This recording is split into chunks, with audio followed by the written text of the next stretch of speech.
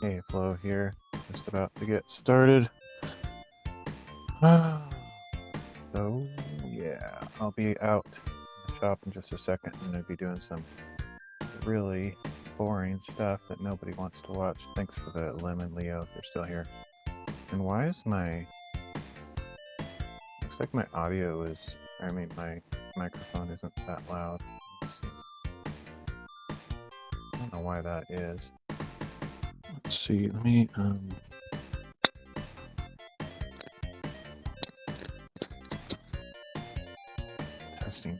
Testing. I mean, it's fine, but it's not as loud as I normally have it. Let's see here.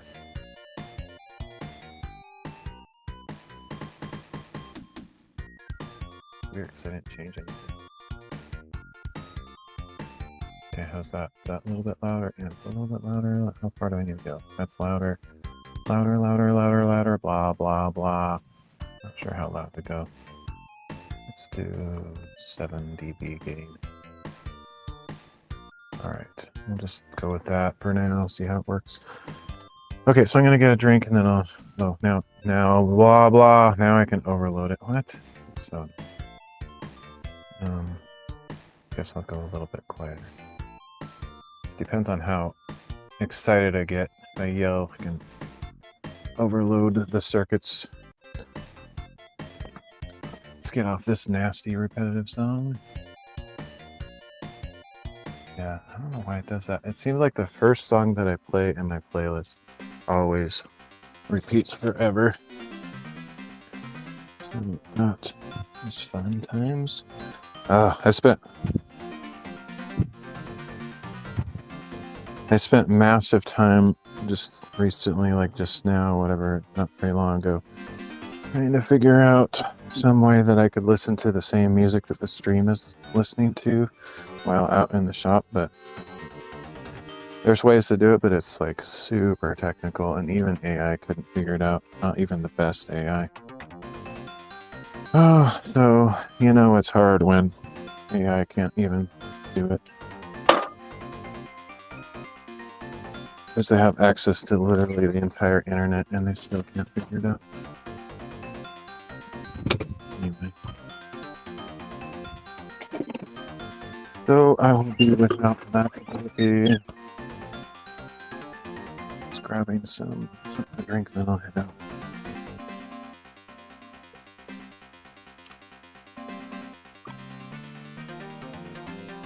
Reminder to self, don't forget to chat.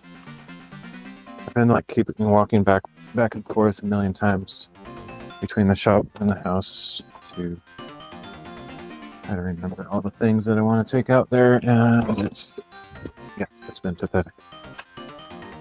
I'll probably make a bunch of trips before I get started. But so basically what I'm doing today is trying to clean tiles. It's really fun. This isn't about like presenting, my channel in general, overall anyway, is not about presenting content that's actually going to benefit your life or help you learn something. I'm basically just streaming my life as another human being, connecting across the cosmos, across the ether, whatever you want to call it. And if there's common interest or personality congruences, is that a word? I don't know.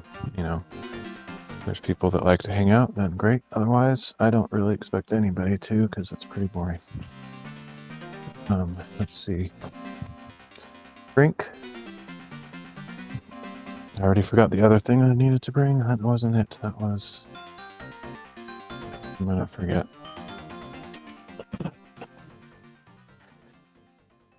I'll have to come back. What's that I'm forgetting? I wonder if I should have a jacket out there just in case it gets chilly. I don't think it will for quite a while, but... What was that thing I wanted to bring? No. Well, I see something right here that I want to bring. It's not the thing. Oh, chat. Yes, chat. That was it, for sure. It's the most important thing of all. Oh, by the way, last stream I forgot to open my chat windows, and actually a ton has changed in Social Stream since I last had a successful stream. So yeah, anyway, I had to like do a bunch of testing at the beginning of the stream because stuff had changed and wasn't working the same way anymore. Like a lot of the pop-out chats now duplicate, cause double messaging on some platforms, and it didn't get to test every platform, but I tried a bunch of them, and some of them had changed since the last time I updated my Social Stream. Okay, so let's change the scene. I don't think I'll need to change scenes once I'm out there, but because I'm just doing a one camera setup this time. But hopefully I'll be able to if I need to. I guess if I do a BRB or something like that, then I might want to change scenes, but I don't think I'll do today. Okay, I'm out. Hope I'm not forgetting too much stuff. I'm sort of anticipating something, but okay, I guess I'll leave this on. Oh. We have so many bugs out here in the country, like especially, I don't know, every kind of bug, I guess. I like to leave the lights on so I can see where I'm going outside, like the outdoor light, but that means a zillion bugs are around the light, which is right by the door. Actually, a zillion bugs get inside.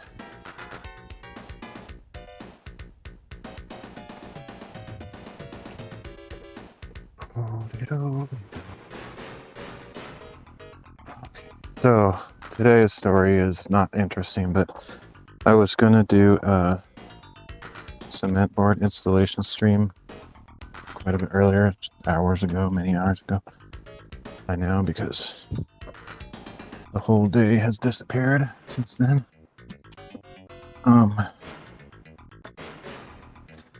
And I came to realize that I didn't have any staples for my staple guns, so the next step I need to do in the process is staple that piece of insulation over there. And I didn't have any staples because I don't want to make the same mistake twice where I try to put the cement board on before putting that insulation on, and then I can't get it in. So anyway, once I realized that, I was like, oh crap. I was literally almost ready to push the go live button. I was that close. So I was like, okay, let's stream. I'm ready. Everything's ready. 100% everything was ready. And I'm like, oh, I can't do anything today because of that. So instead of streaming, I had to drive to town and get more staples. I actually did a thorough search throughout the shop and everywhere that I think the staples could be. So what I'm guessing happened, can't confirm this for 100% because I don't remember, because it's been like, I can't remember, it's probably been 9 months or a year or 6 months at least since I did the installation stuff. But since then, apparently I forgot that I probably used up all the staples, and I could probably watch my replay and confirm that one way or the other. But alright, so let's see. Rather than get all ready and stuff, since this is a stream of consciousness, sloppy type stream anyway, I'm gonna do all the prep work on stream because I'm just hanging out anyway. So why try to make it all polished and ready to go when the whole stream is not ready? It's all about doing stuff, like working on stuff. So I'll include the getting ready in the actual content of the show. And what a show I have for you today. Basically nothing. So let's see. I have several things in mind that I could work on, and just play it by ear which things I'll actually work on. It's annoying that I can't do wide angle with the Video Ninja app because the general thing I was thinking to do is wash tiles, but I might get completely distracted from that. That's what my stream title's all about. That's what my description on YouTube and Rumble and everything is all about. But I might completely sidestep all of that, and instead of cleaning tiles, is already boring enough.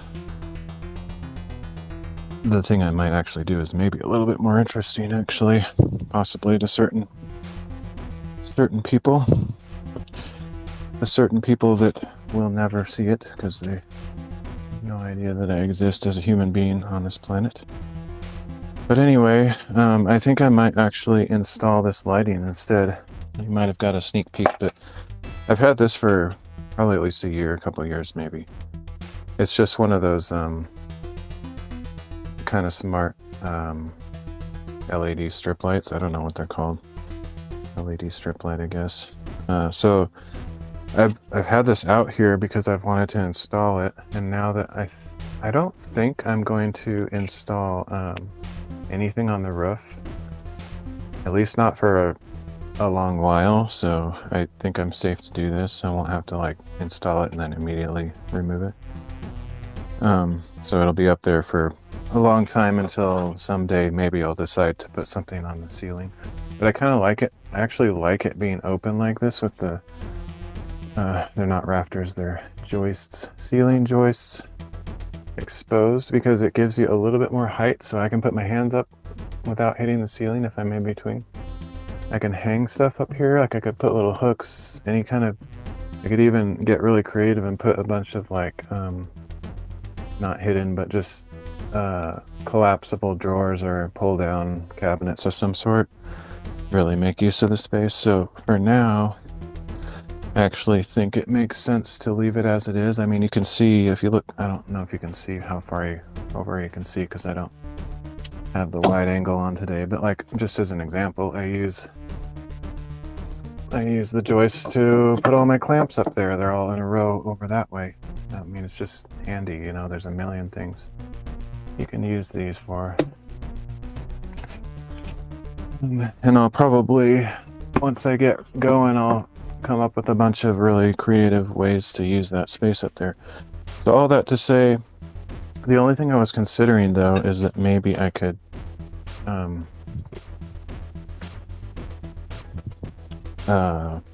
put some insulation up there, and that would keep the heat from rising up into the loft area of the shop, and it would keep the work area where I'm actually going to be more heat regulated, you know, cooler in the summer and warmer in the winter, kind of a thing, because we get pretty extreme temps here. We get well below freezing, tons of snow in this winter, and it can get up to like 100 degrees Fahrenheit or even more in the summer, like it has been. It's been about 95 or so lately. So it would eventually make sense to put insulation in there just to keep the heat down here, or the coolness, but I'm not going to worry about that right now. But let's see what I want to do first. I brought a ton of stuff out here. I'm sure I forgot a bunch of stuff anyway, but brought this rinky-dink little card table out here so I could just set it up and put stuff on it. So currently I have a couple chairs with some stuff stacked on them, but that's pretty hokey. I have a lot of stuff that I might work on today. I actually kind of just thought of the light insulation thing sort of the last second. If I realized that's really what I was going to do, I probably would have changed my stream title, because the stream title really has nothing to do with that. Oh well, I don't care. I can change it later, the replays. So this is just a pretty common brand. I've seen it around. Govee. The only reason I bought this particular one is because I already have a Govee product, And most of these you have to install like a custom app on your phone to run the things, to change all the colors and program them. And since I already have that app for something else, I just figured I'll just get another one of these. I have no brand loyalty whatsoever. I paid for this myself, all that jazz. The only reason I chose it is because I already have that app installed. But there's a million brands out there, and I don't know how they compare at all. This may not even be a good one at all, I don't know. But it's fine for me. So currently it's in sound activation mode, that's why it's like all jumping around as I'm talking. If I stop talking, it stops. So, you can also change, I think you can program every single light on here to do different things, you know, like certain patterns and stuff. I've kind of messed with it in the past. So what I need to do is figure out how long it is, because I need to prioritize how I'm going to route it around the shop with the limited length that it comes with, which I don't know. So let me check the box here so I can come up with a strategy.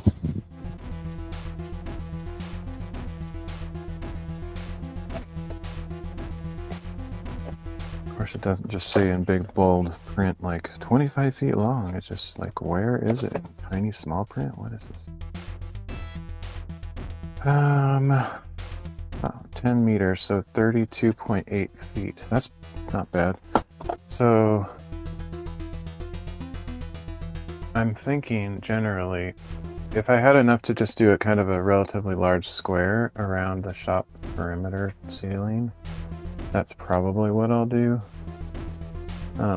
What would actually be kind of cool is if I already had the cement boards installed to put it on the wall closer down to where I am, so that I could better appreciate it, except that one might argue that having it down at eye level or down there might just be like, whoa, little dazzling. But yeah, I don't know. But since I haven't got the cement boards installed yet, I can't, that's not an option for me. So I think it makes generally more sense to have it on the ceiling, because then it's not like blasting my eyes with light. But yeah, so that's generally what I'm thinking to do. Hey Matt, or Mate, I'm not sure. How's it going? Alright, where did I put my drink? That's what's important right now. I'll probably put it in a stupid place. Yes, I did. So what I bought, I think I've had these for like years, couple years. I used to live in my parents' basement for a while I was in transition from, I was living in another state and then moved back and lived with them for a while. And that's where I started my live streaming, is when I was living with them, because I happened to, it was actually, I think it was a God thing. I moved back with them right during COVID, and I'm so thankful that I did, because during that time, so many business shut down. It was really depressing. I was like in another state where I didn't have any friends or people around me that I was in community with, so I probably wouldn't have had a real good time if I stayed there during those 4 years of ridiculousness, or however long it was, 3 years at least. So that was a good thing. I think I bought these tracks while I was living there with my parents, thinking I would set them up. And I have this like streaming frame that I set up. It's kind of like, basically like cast iron pipes, the black kind that you can get at like Home Depot or Lowe's, just metal strong pipes, 1 inch. I have like a frame set up around where I used to stream, where I could hang lights and green screens and stuff. And I was thinking originally to put these up in that area, but that's all past and gone, and I'm kind of glad I didn't bother, because then I would have had to tear them down and set them up again. There's at least 2 general versions of this, though. There's like this paper thin kind, like absolutely fragile paper thin. And then there's kind of an outdoor kind that's essentially the same thing, but it has this like bubble of flexible plastic or silicone transparent stuff around it that makes it more rigid and feel like it's not going to break just by touching it.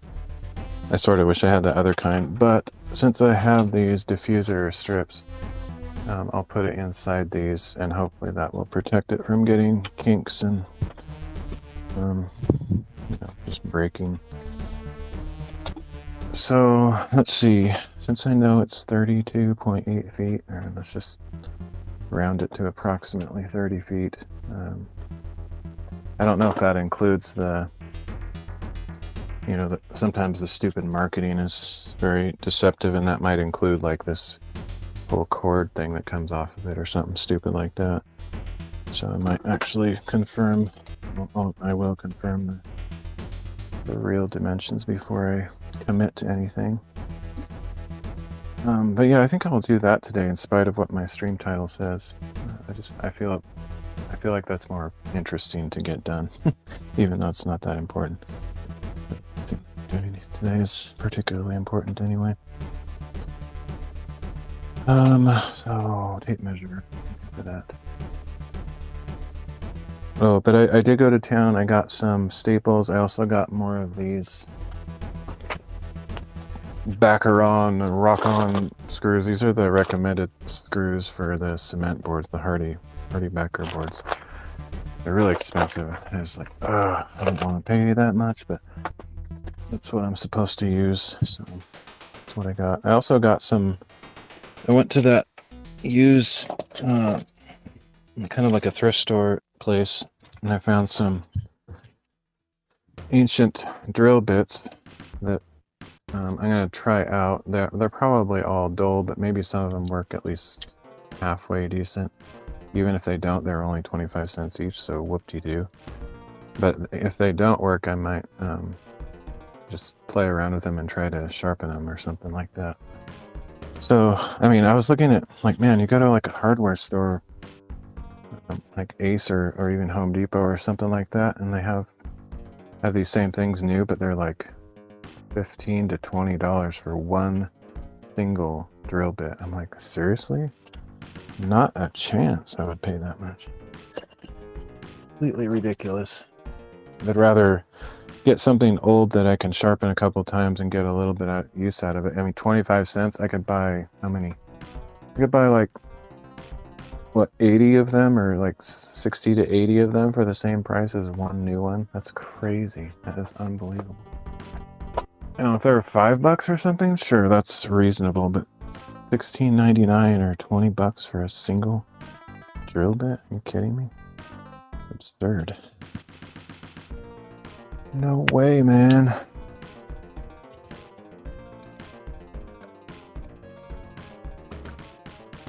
I don't actually know what happened to my old worn out drill bits, to be honest, because if I still had them,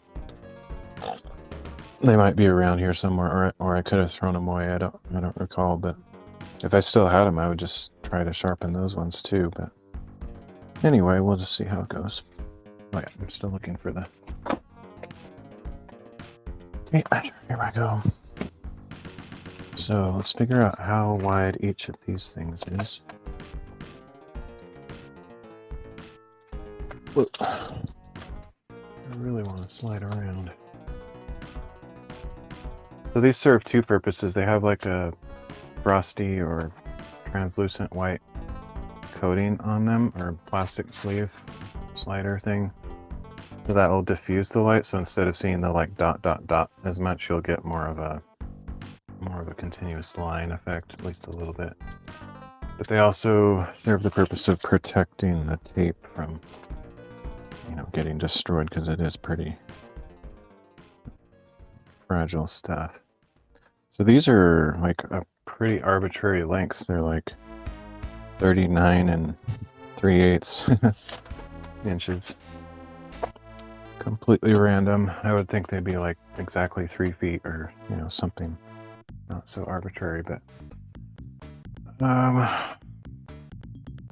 the annoying thing about that is I can't do two of them end to end, because that would be too long for this space. one is pretty wimpy.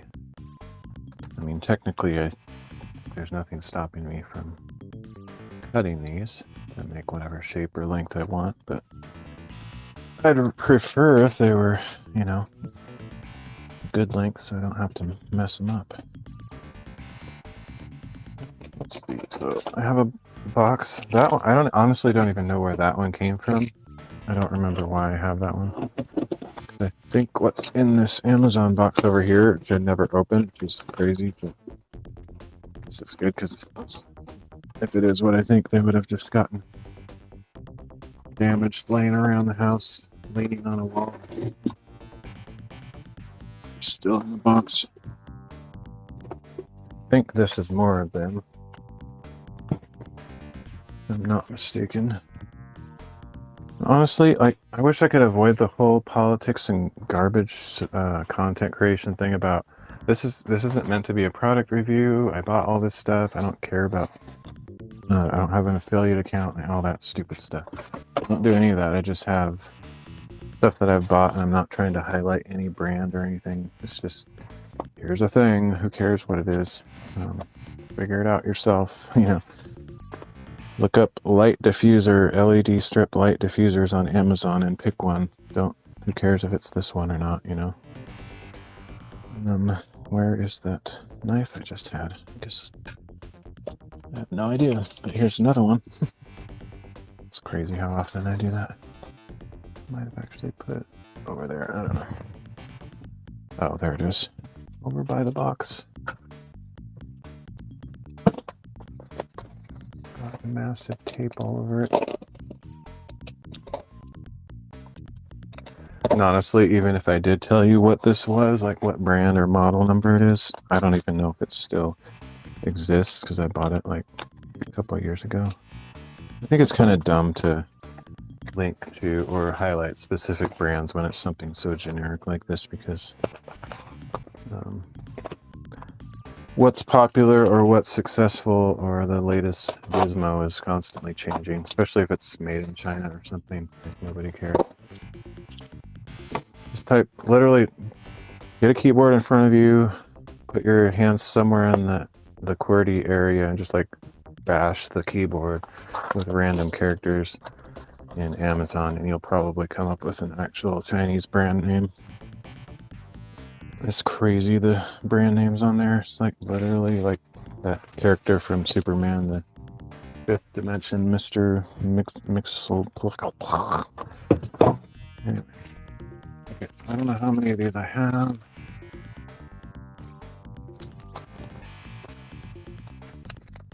This is a lot. This looks like a huge amount of these things.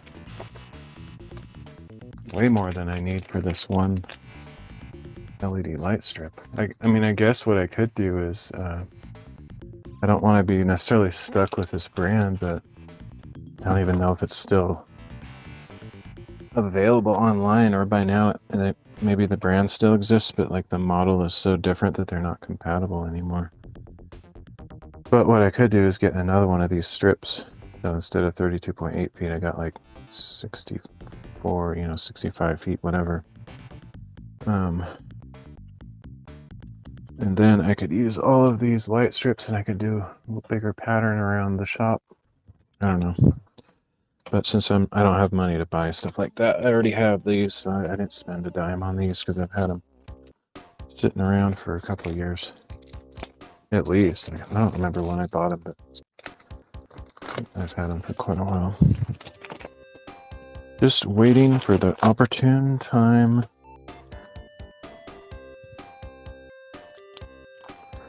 I don't think this will happen, to be honest, but there's a slight chance that I could use, like the general primary purpose for the shop is for trying to start a small business and do that stuff, but there's also a slight chance I could do some live streaming out here for different projects, because I'll have some woodworking tools out here, so whenever I'm working on these kinds of DIY projects, I might still occasionally do them out here in the shop.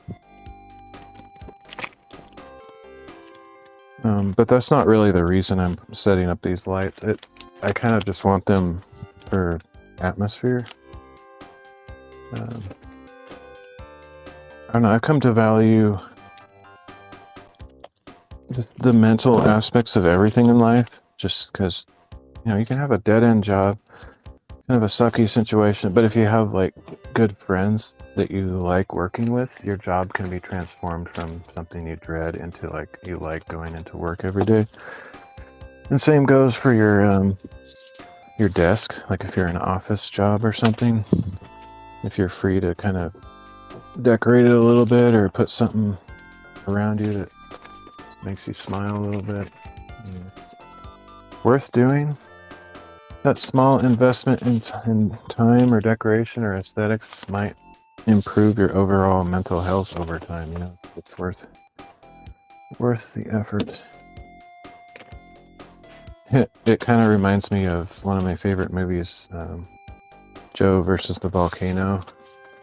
Love that movie with Tom Hanks, and I think it's from the 80s, might be in the 90s, but it's a very 80s-ish. I guess maybe more of a 90s. I don't know. Anyway, it's a cool movie. Tom Hanks, what's her name?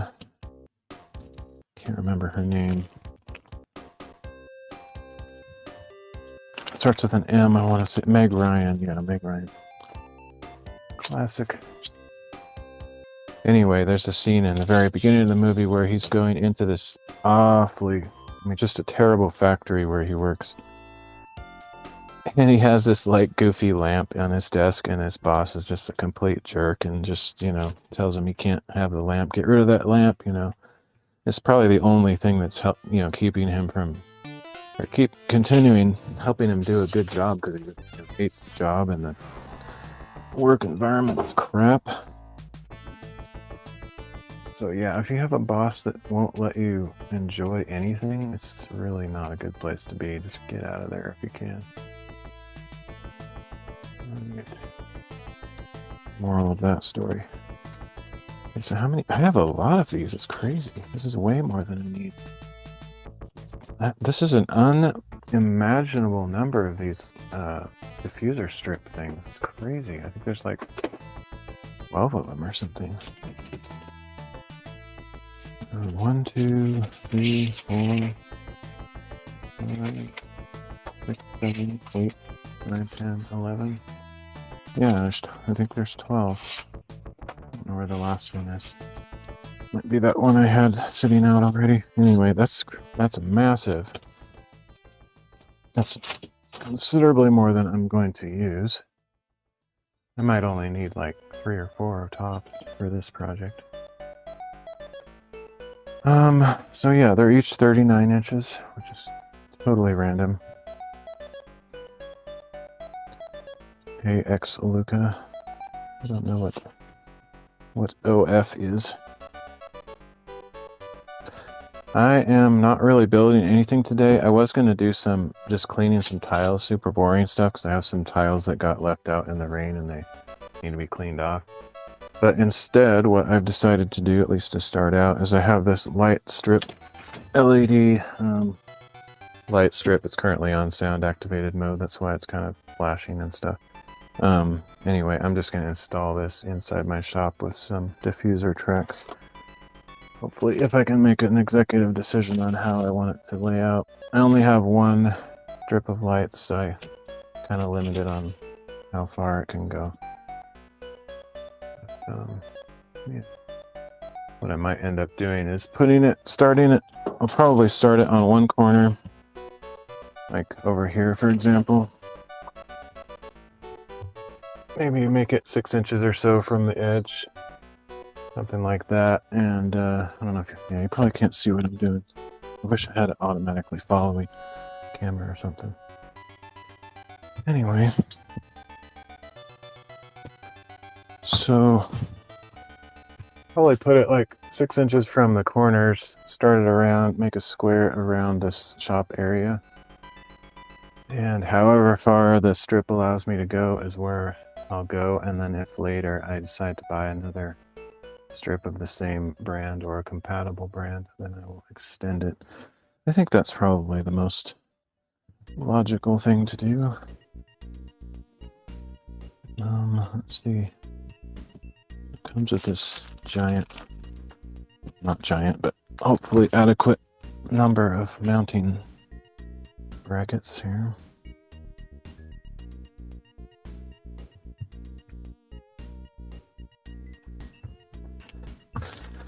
Okay.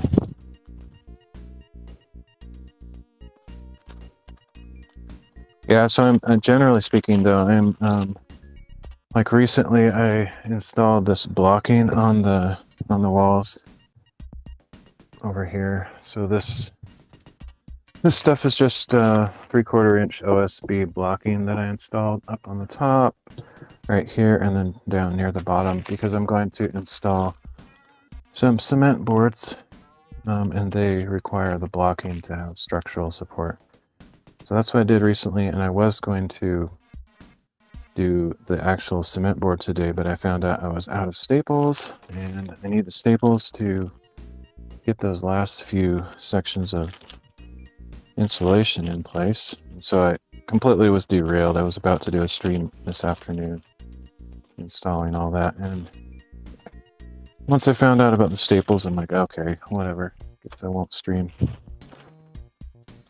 And then I had the idea of working on cleaning tiles, which is very boring,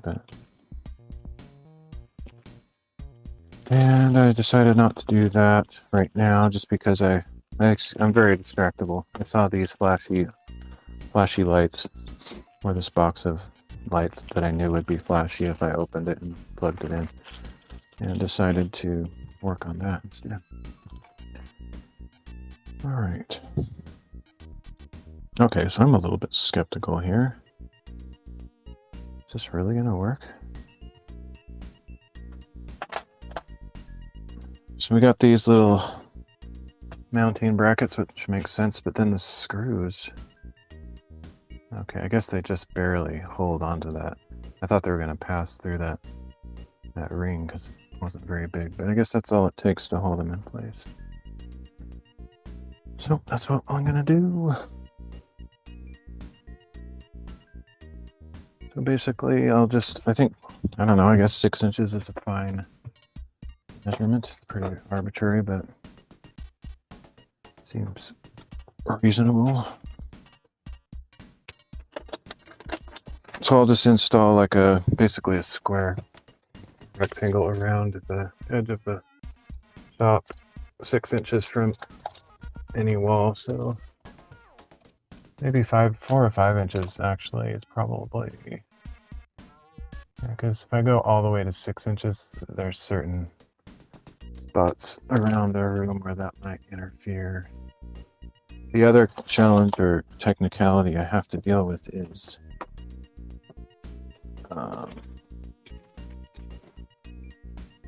it's easy to choose any length here because I got enough support here, but on going this direction, got nothing. So that means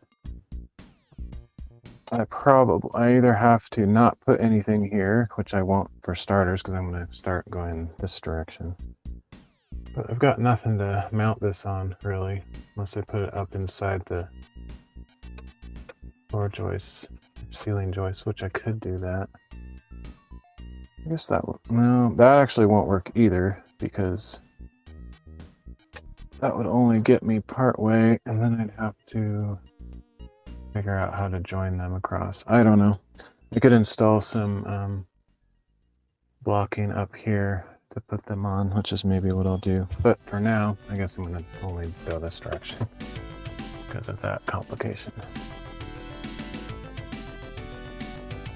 The other issue is these lights that are already up here are going to be very useful for my shop, but they are sort of interfering with the path that I might otherwise take with these things if I were to do exactly the way I want. Actually, you know what would be amazing if I had unlimited money?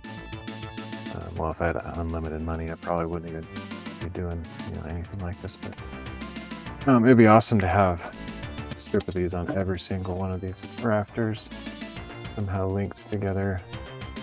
That would be amazing. That would be the best setup of any possible setup. But That's a little extreme. I don't have enough for that, and I don't have money to buy all that, so not gonna do that. Back to this. Maybe 5 inches is better. Or between 4 and 5 inches. Doopy doopy doo.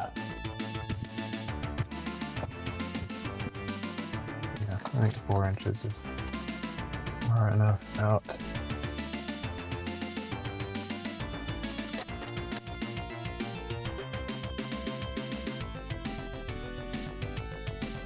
I really only need 2 mounting brackets for each of these diffuser slider panel thingies.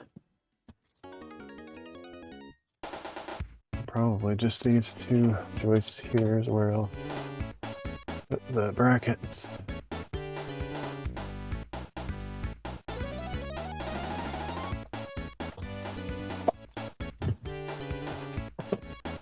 Okay, that should be pretty simple.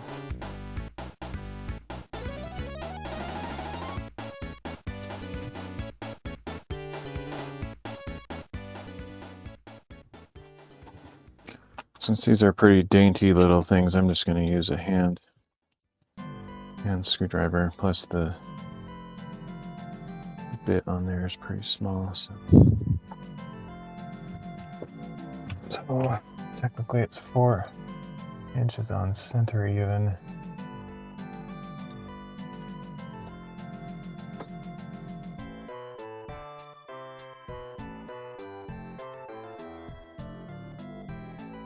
Kind of sucks to have certain things that you can't even really use. Like, what I mean is, what I'm referencing specifically at this point, the thing I have in mind is, I have this shop, but can't necessarily just do whatever I want at any time.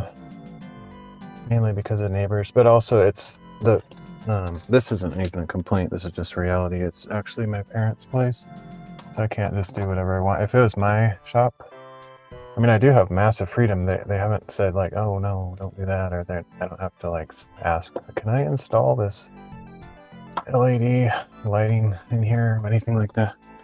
They don't really care. And actually my dad really likes flashy lights and stuff, so he would like it anyway. But yeah, if it was my place, I would totally do everything a certain way and have the freedom. But that more actually what I was thinking about when I said that is because even though I live out in the country, I don't have like 20 acres or something crazy like that to where I don't have to worry about what my neighbors think. Sound carries pretty well out here in the forest for some mystical reason, and so I feel like I have to keep it down late at night. But I still have yet to do an official sound test. Maybe when, I think my friend's coming over at the end of this month, maybe. Probably forget, but... Oh, this wood, I don't know if I think I got into a knot. I should have paid attention to that. Of course, the 4 inches that I marked is right in that knot. I'm not able to screw this in. I might just try the power tool because of that. We immediately strip the head on this.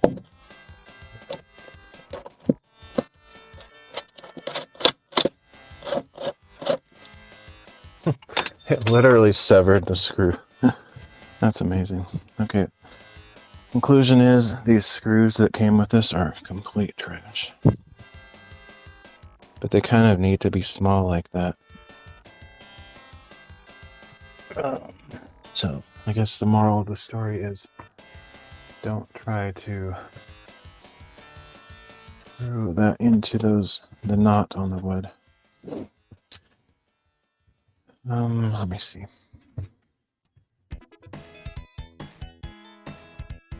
It kind of has to be this one though.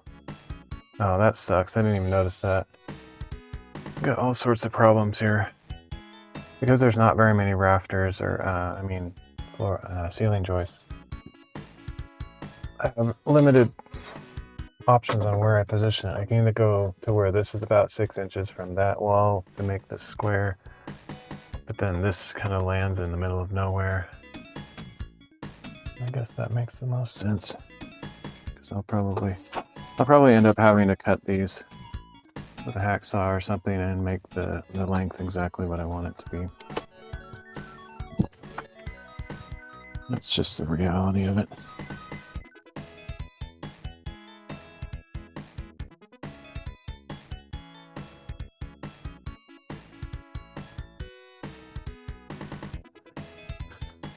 Okay, I'll try it again with these garbage screws. If these don't work, I might look through my pile of screws and see if I have anything not so trash.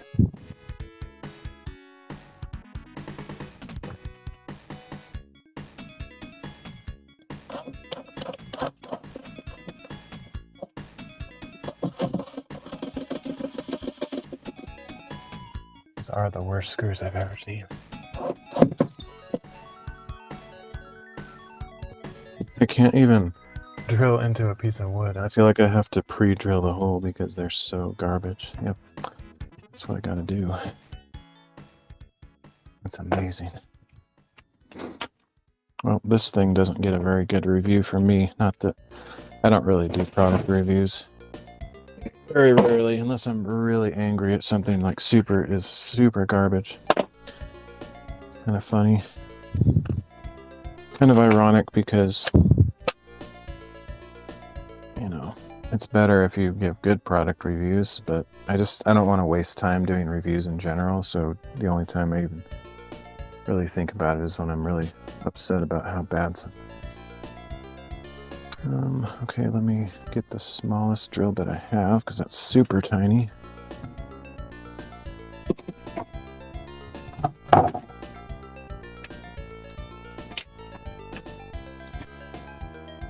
Who knew this could be so complicated?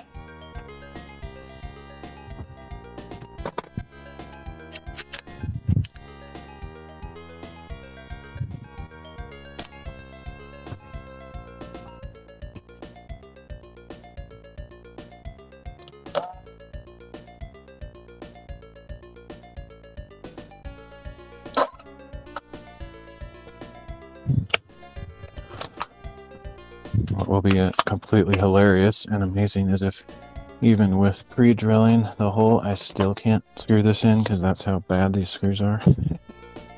Honestly, that wouldn't surprise me. Where did I put the screwdriver? There it is.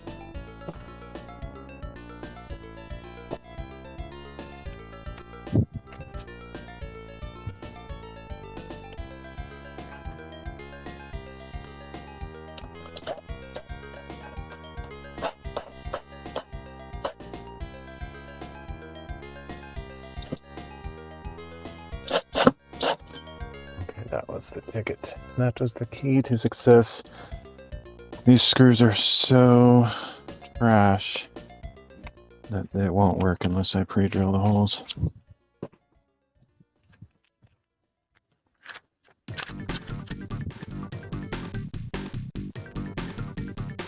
Not sure what the most common use case for these would be, as far as like what kind of material most people would mount them on. Maybe drywall, maybe, I don't know, I actually don't really know.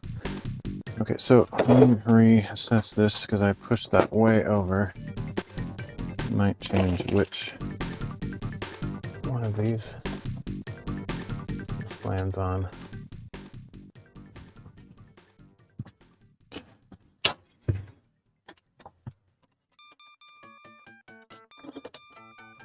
They're supposed to slide in there, but I feel like it's not. It's not like a super obvious sliding process or clipping process. I think what I'm going to have to do, I guess I could read the instructions, but I think generally what I'm going to have to do is probably pry them apart because it doesn't really slide into the end of it. It's too clamped shut. So I think I have to, oh, there we go. I think we got it there. Basically, you have to pop it in, snap it in there, not slide it. Problem is, it's so stinking tight that it like scrapes the edge of the thing if you don't where you want it. Okay, yeah, so what I was getting at is, originally I was gonna screw it into that one, but I have to screw it into this one if I want it to be close to 4 inches from that edge over there. And that's what we'll do, I guess. This is a weird setup.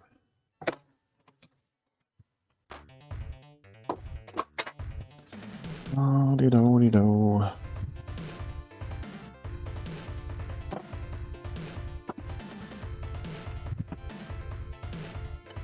Seems kind of silly to me to install extra ceiling blocking just for these light strips, but that would definitely make this a more seamless process. It would work better.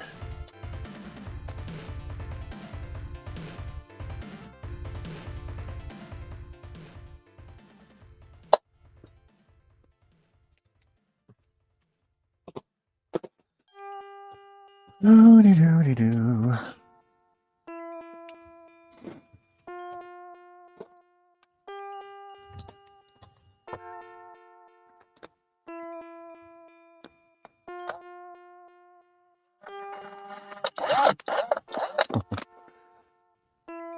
Didn't have the drill bit tightened in there enough, so just came right out of there. That's the wimpiest drill bit too. I mean, it's just because it's so thin, but it's definitely a risk of snapping it in two as I move it around a little bit. Oh, I think that's gonna snap off of there if I pull it. So what we're gonna try to do is tighten it straight up on here.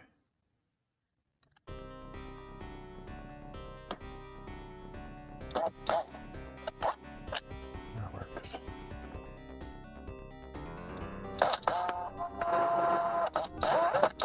Yeah, I guess this wood is surprisingly rigid.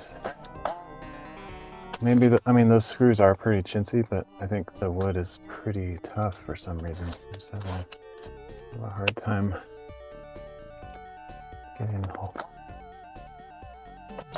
getting adequate piercing going on. Piercage is the official term that the pros like to use.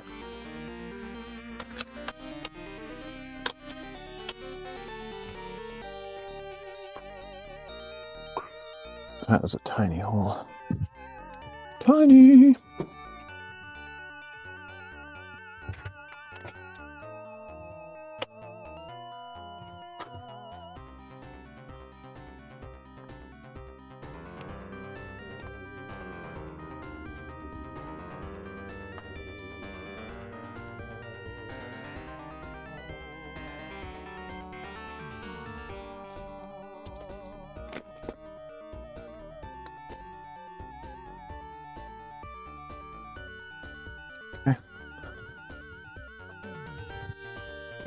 These metal brackets are pretty wicked. Like, my best friend is really tall. I think he might even hit this, honestly, if he was just walking in here. I can't remember if he'd... I think I've showed him in here before.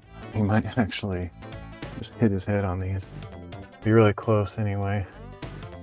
But anyway, these metal brackets are so sharp that if I don't have this sliding in here and those are just hanging down, probably cut your head.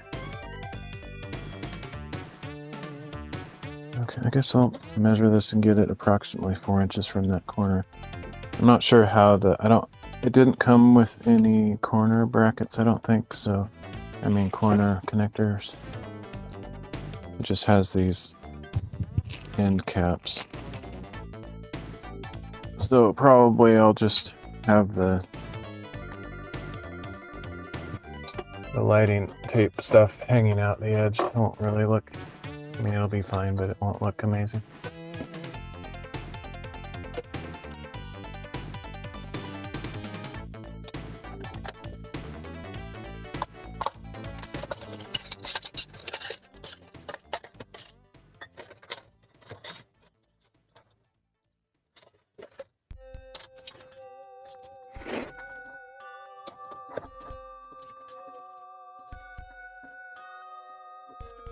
But the closer I can get to where the other one is going to be, the less the light tape will be hanging, dangling down.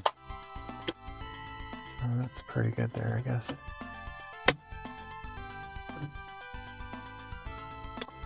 And that's all there is to it, I guess.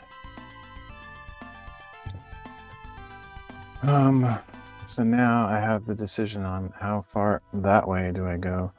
I don't even know if this comes with, like, I don't think that it comes with any kind of connectors, so you really just have to butt them up end to end. So I would just have to place the next one right where that one ends, right there, and keep going that direction. But I'm definitely going to cut this. I don't know if I want to do that today. So annoying. Because the problem is I have this fluorescent light up here already. That is kind of where I would like this to go. So I'm not sure what I'm going to do, to be honest.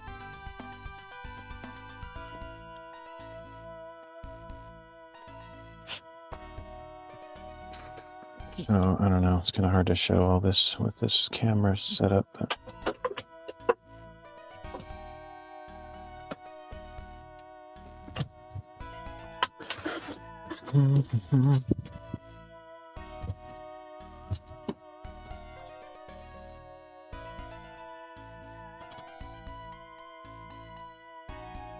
as high as I can go. Yeah.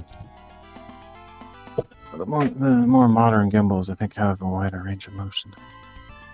Okay, so I have to take that around because I want to make that 90-degree turn there.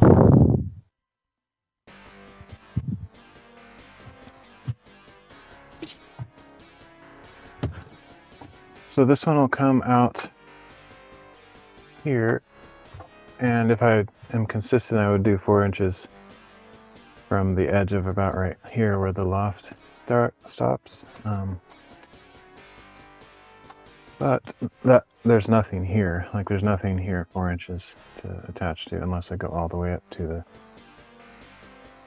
the flooring up above, which seems kind of dumb.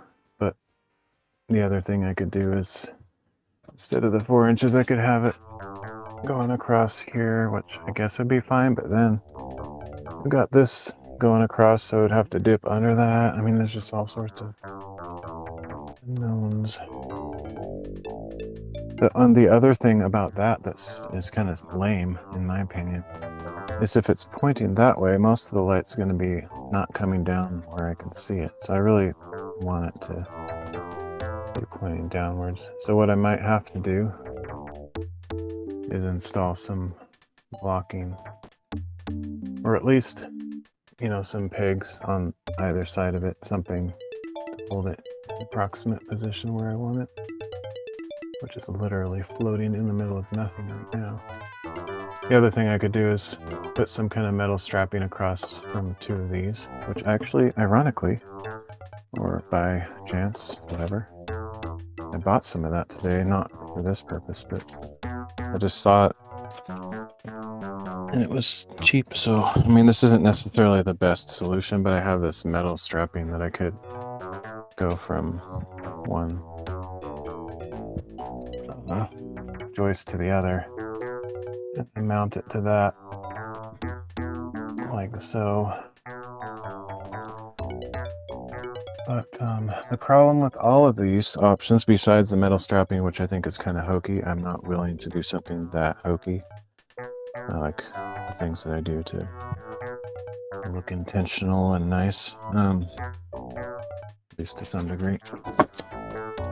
Problem with that is that I need to cut some boards. Like, if I'm going to have a couple of boards going across on either side to where I can mount this too, which is probably what I'll end up doing, I have to get all my power tools out and make a bunch of noise, cut some boards, and I can't do that right now, so that's unfortunate. But maybe this whole project is hamstrung today.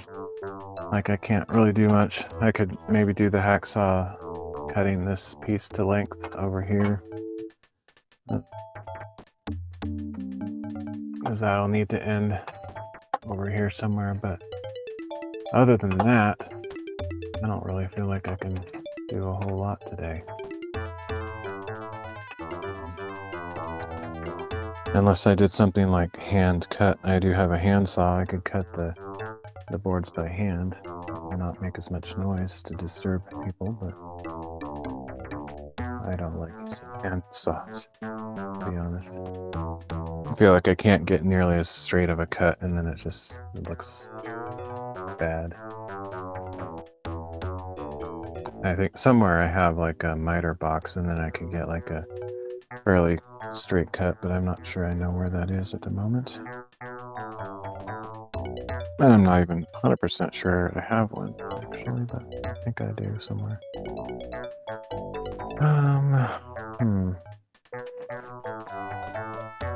Oh, I forgot. Actually, I have another strip of lights out here that I was messing around with, and I kind of bent it around too much. Ended up damaging it, so it no longer works properly. They're very, those LED strip lights are very fragile, so you really want to get them mounted. Don't ever touch them again. You just like move them around a little bit too much and they break their circuitry connections. It's pretty wimpy stuff.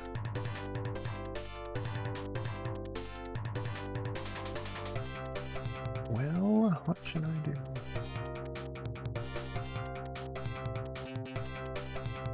The other reason I'm hesitating to put blocking up here for this, where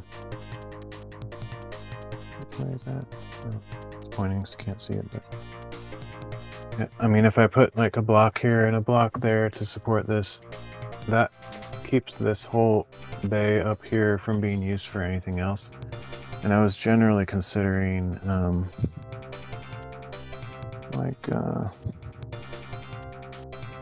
got this scenario over here where I made this huge wall. I made this on stream last year or something.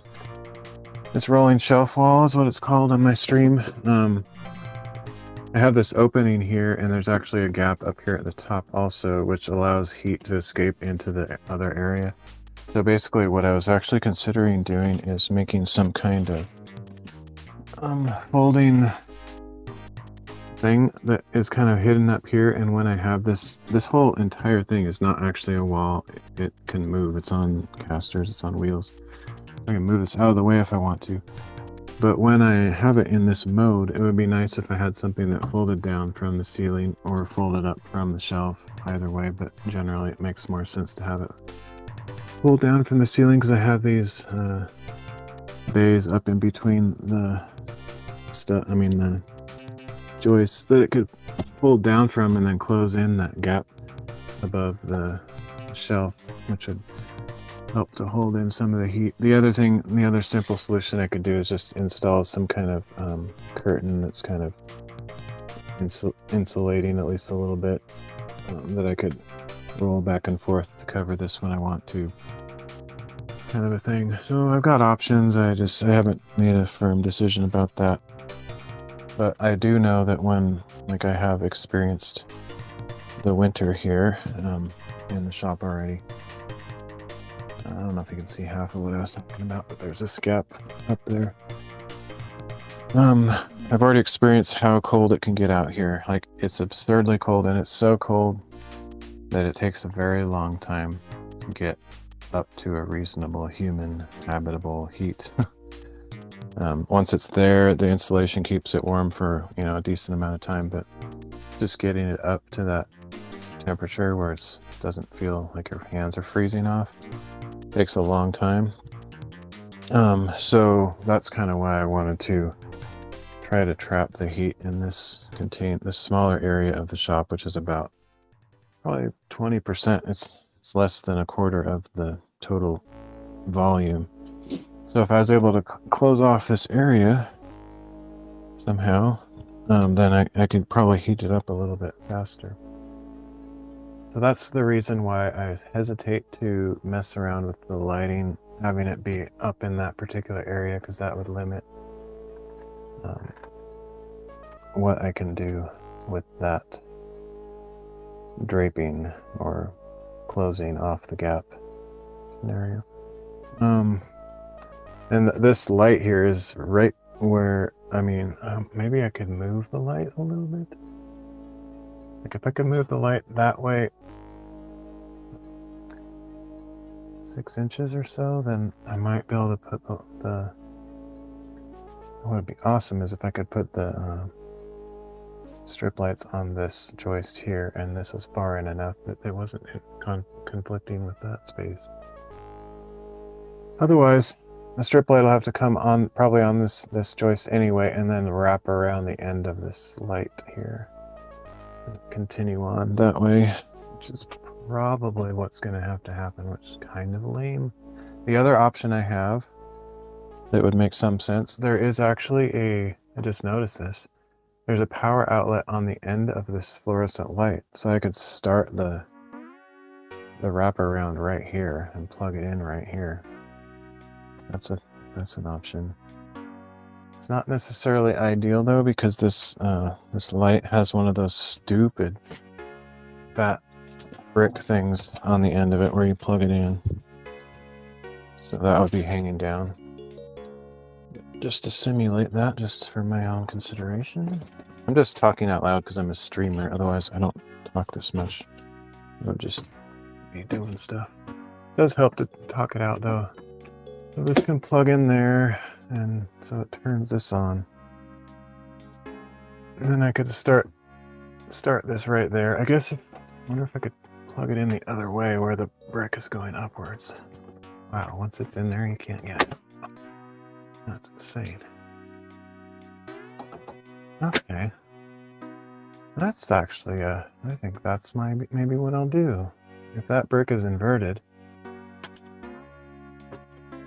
then I can just like Velcro this up into a loop and put it up there somewhere. And then I can start the strip on this joist here. I think that's a pretty good way to go. Then I don't have to worry about like how it intersects with this thing. I think that's what I'm gonna do. Absolutely solved problem. I need to take a break though. I need to go to the bathroom, so I'll be back in a few minutes. Let's test if I can change the scene from in here. That's always a fun experiment.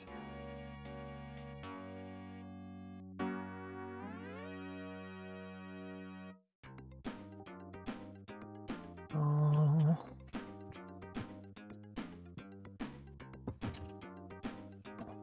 right, I'll be back in a few minutes.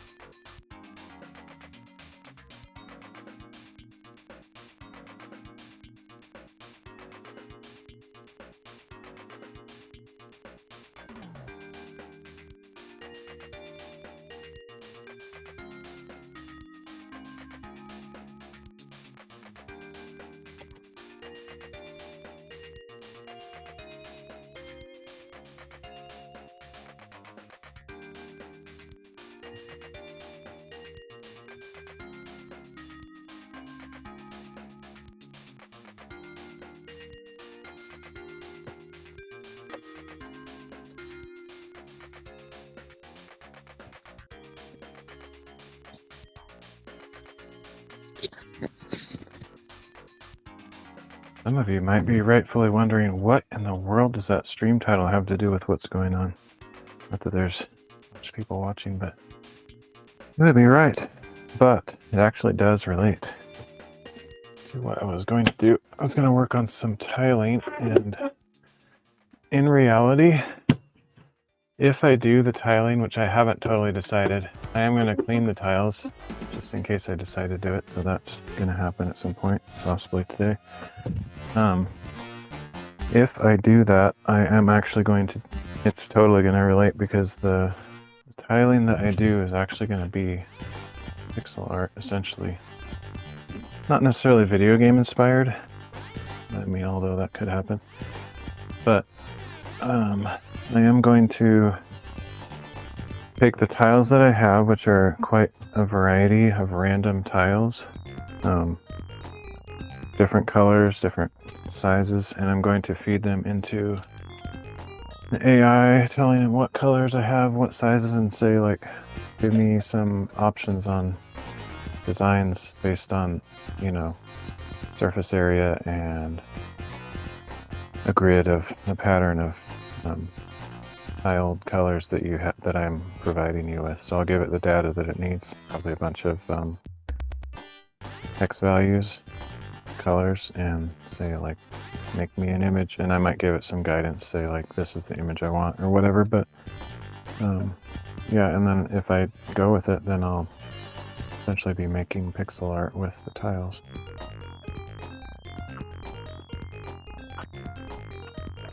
So for those skeptics that are thinking, like, oh, this is clickbait, it has nothing to do with what's going on. Well, currently that's kind of true, but that is eventually where I'm going with this series of streams, possibly. The only problem is that there is a chance I might not actually go through with it. If I decide I'm not going to do the tiling right now, but I am going to start along that journey by preparing the tiles and then making a decision. What I might conclude in the end is that I don't have enough tiles to cover the surface area, and then I will have to wait on the bigger aspect of the project.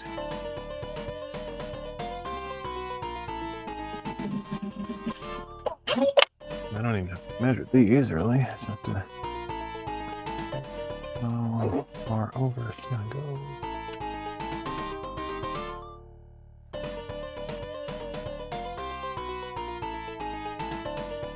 Okay, I'll make one right at those divots over there.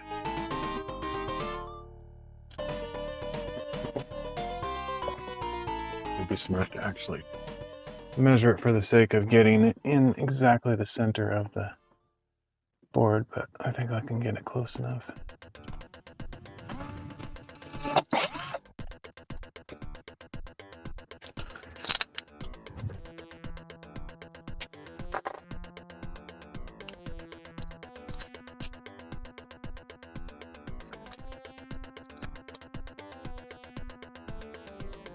Honestly, if I had my way, oh man, you'd have no idea how creative and wild my workspace and living space would be.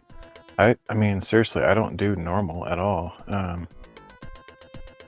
Like, I would paint murals, I would like hang random objects on the ceiling and walls. I'm not even kidding. I don't know if you've ever been to a Pizza Schmizza.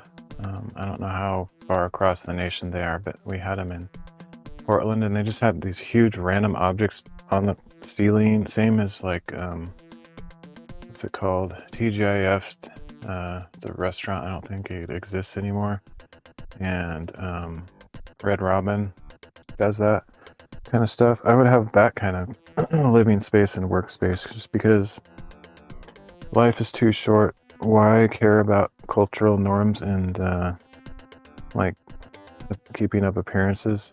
Like, I understand if you have like a wife and a family to keep sane, because usually when you're married, your wife is the one that makes all the decisions about how things look. It's just the way it is. So I get it. Not everybody has the ability to make their own choices.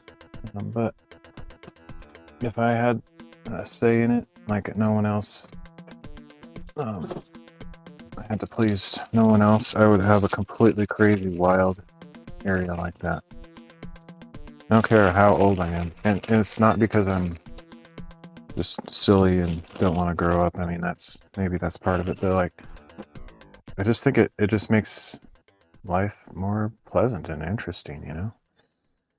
Like white walls with either nothing on them or boring pictures. Like, what's cool about that?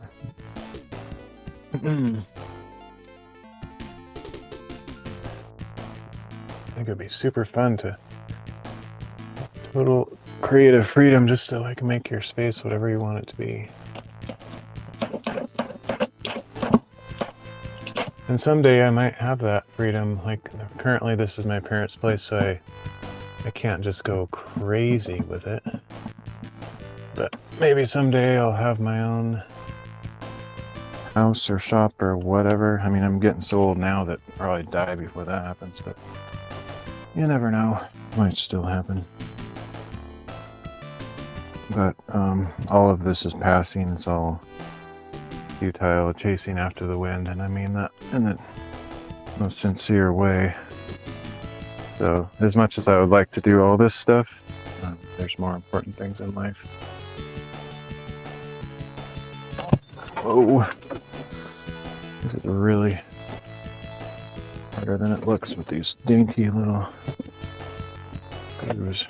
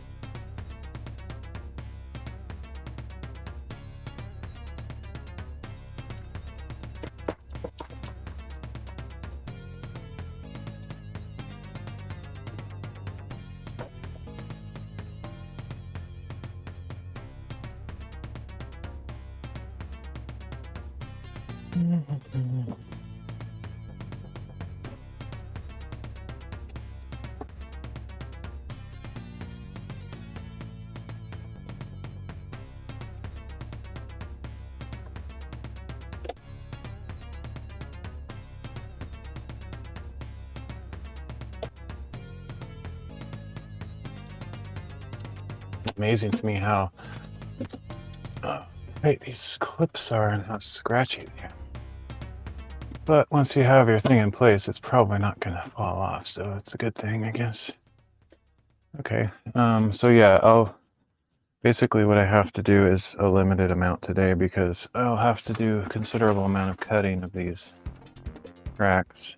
I have to cut like a foot-long piece to finish out this end, and then wherever this lines up with that. Yeah, I'm gonna have to do a fair amount of custom cutting here, but I guess I can do the same thing on this other side. I guess probably what I'll do for now is install the tracks, assuming that I'll get enough of this lighting to go around. And actually, the more I think about that, to be honest, it makes a lot more sense to not use this set here at all, because it's only 32.8 feet long, which is not, pretty sure that's not long enough to go around, though I guess I could confirm that by doing the measurements. Maybe it is, but I don't think so. Not quite. It would make more sense to buy another set that is longer than it needs to be, say 50 feet or so, and then just cut the end off of it.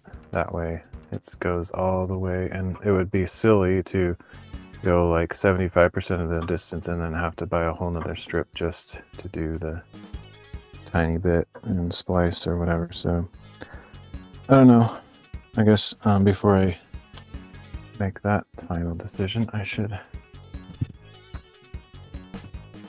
measure what I have and see how far I can actually go. Maybe I'll be pleasantly surprised and it's exactly how far. I have exactly how much I need. That would be amazing. But I don't. So.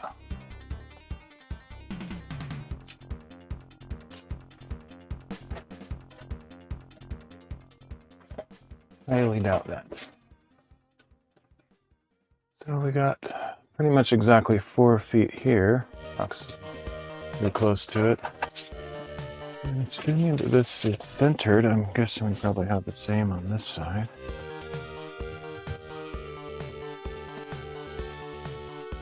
Yeah, let's just call it 4 feet. That's 8 feet just going across that way.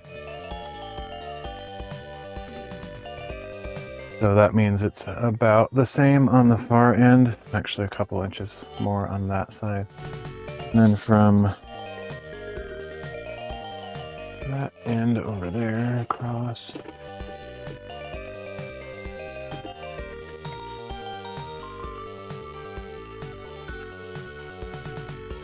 It's about 5 feet.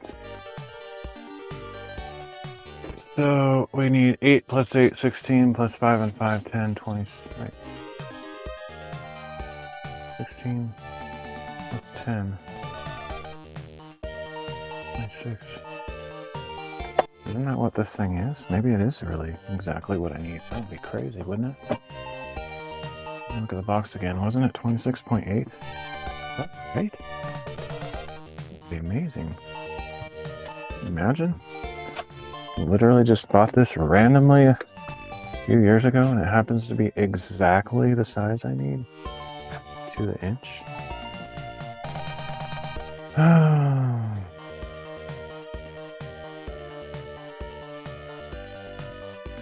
Already. Where is it? Man, the small print. It's not just put on there in an obvious place. It's like,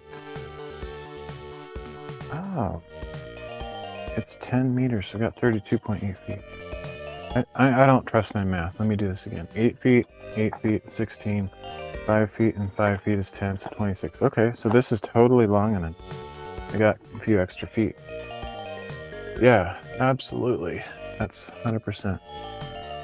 True. I mean, sometimes I do some really stupid math and then later I'm like, oh my goodness, I actually said that. But I think that's right. 8 feet. Wait a minute. Yeah, it's 4 feet on each side of this. That's 8. Approximately the same over there. Give a few extra inches.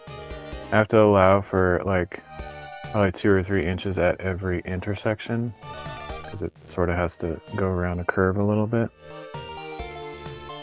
But I think I have enough and actually a little bit extra. So that's amazing. I'm really surprised. Pleasantly surprised. That's cool. Okay. That's exciting. So I can just keep going. I don't have to stop. I don't have to, like, what's the word? Pontificate. I don't have to, like, decide whether this makes any sense or I should wait to get a different set. This is literally made just for this scenario. It's just the right length. Yeah, so we can keep going. I don't know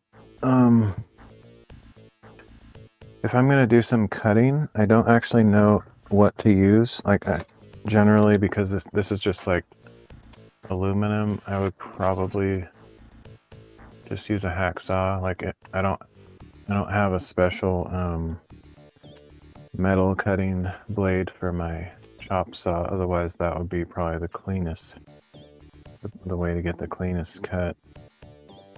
I do have a jigsaw with metal cutting blades. That's probably also a good way to go.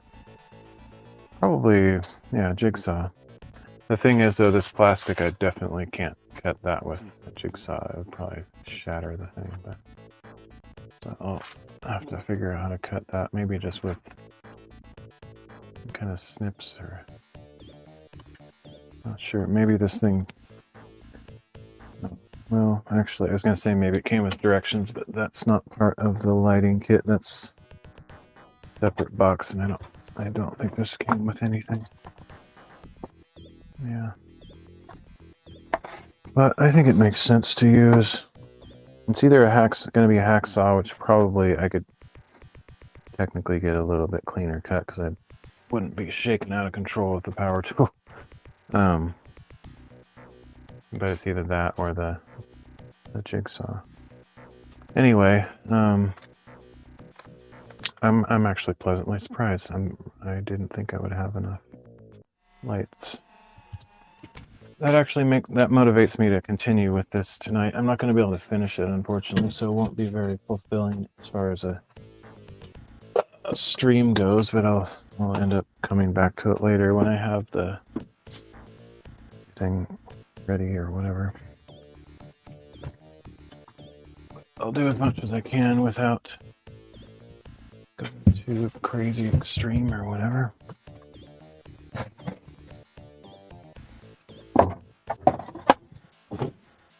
Everything this is my trade secret or my personal preference revealed, whatever.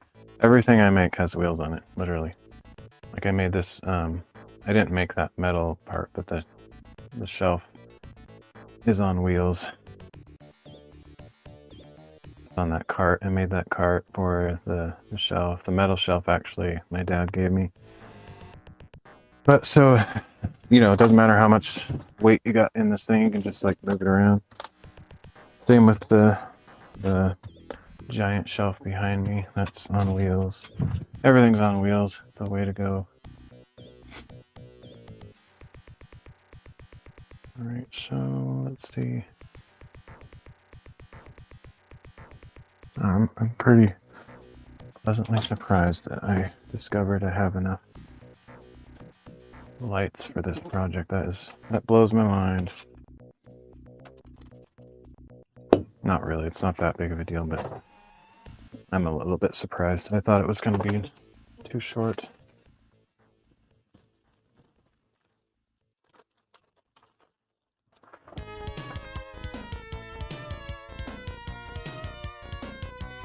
So I need to pre-drill the holes.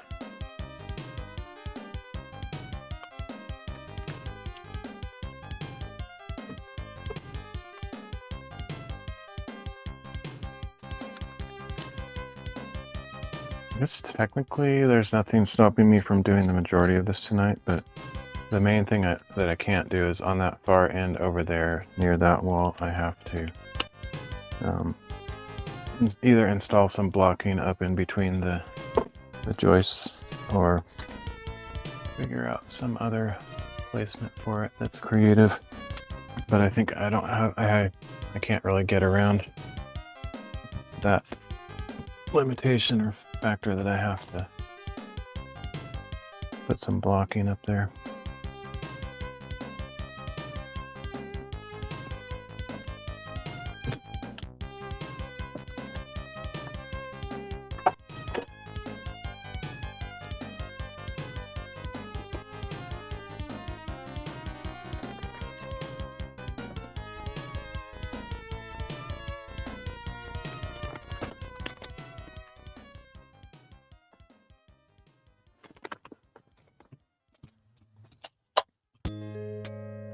Alright, let's see which joists these screws will have to go on. Looks like I can do it on this one and then the third one over there.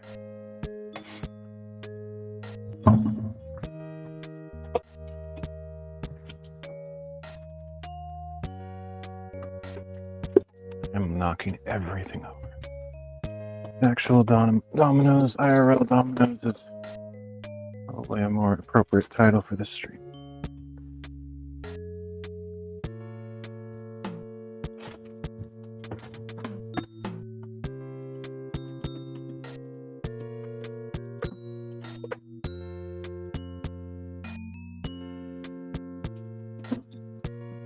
Avoid that domino. It's not coming.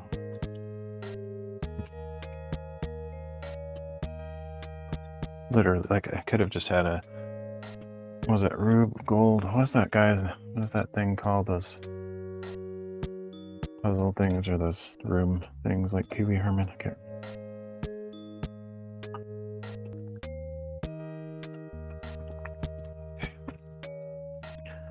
I refuse to let it be activated. It's like touch one thing and all, there's like 5 million things happen.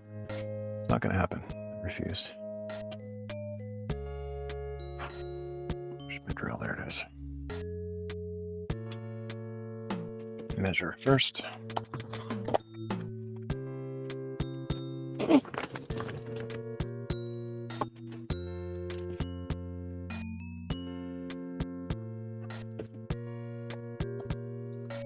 And I definitely have enough of the diffuser panels, or whatever you call them. Got tons of those.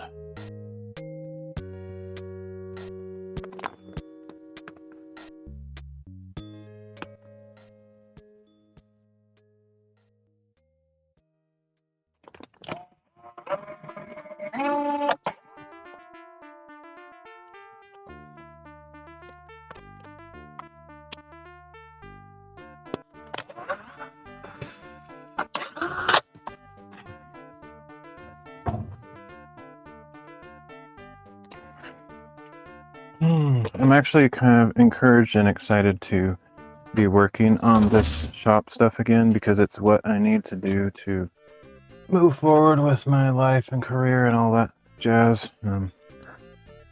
I felt held back for a long time, just in kind of a mental funk, and for reasons I won't get into, because it's not just about me, but yeah, and so I just need to, I feel like I need to just move on with it, just keep trekking forward in spite of the roadblocks. And this is one step that I can take. Obviously this lighting that I'm doing, like right at the moment, is kind of irrelevant. But actually what I was realizing, a second.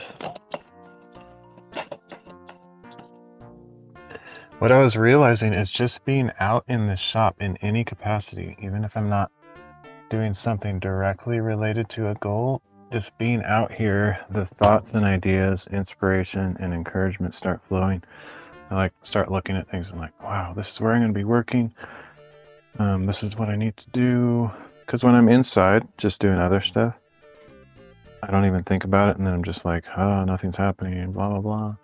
But yeah, when I'm actually out here, the ideas start flowing, and I feel like I have the capacity to move forward with it.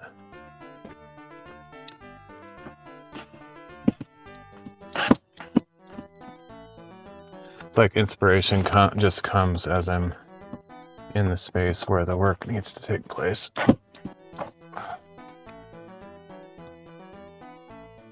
So really, if I wanted to actually really move forward, obviously, you know, set some goals, write a list of things that I need to do, but just on a more basic level than that, just being out here once a day or 3 or 4 times a week would help me actually get things done, because I just haven't come out much this year, really, to be honest.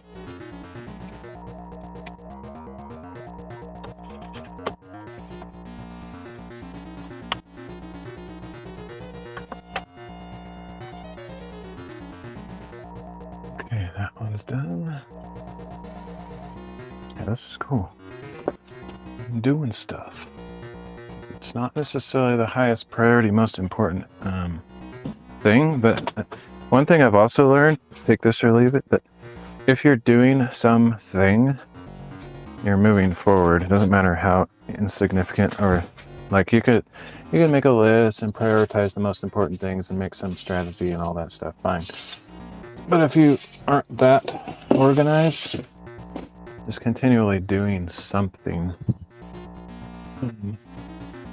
that takes you one step further along your pathway or goal is good. Like, it's just a good thing. All right, so I think what I'm gonna do is I'm gonna mark where to cut these, and I'll either do the cuts right now, or at least I'll have that figured out. I need a Sharpie though.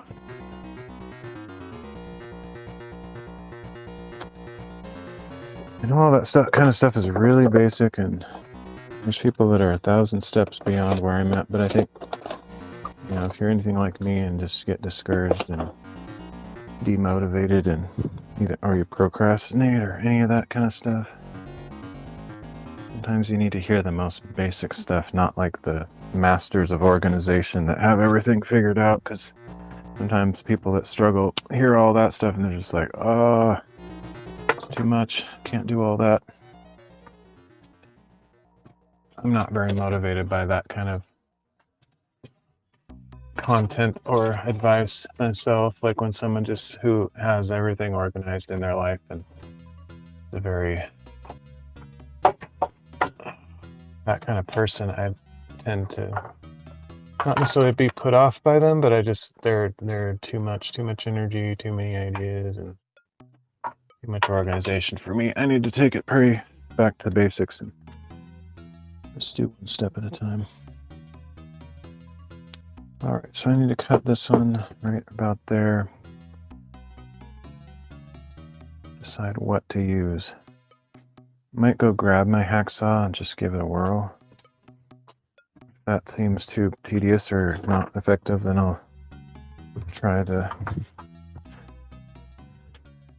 jigsaw, but I'm kind of thinking the jigsaw is going to make a horrendous noise, like the worst of the worst. Squealing, terrible, grinding noise.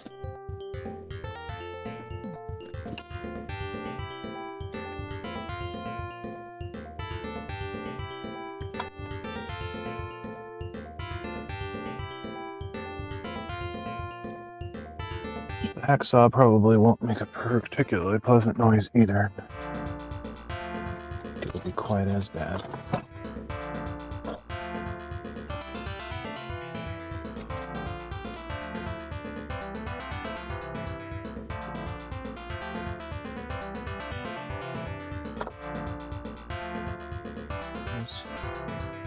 A bit of a chore to find out what kind of blades, what kind of saws I have to use. I have several different hacksaws. I'll just find the one that's ready to go.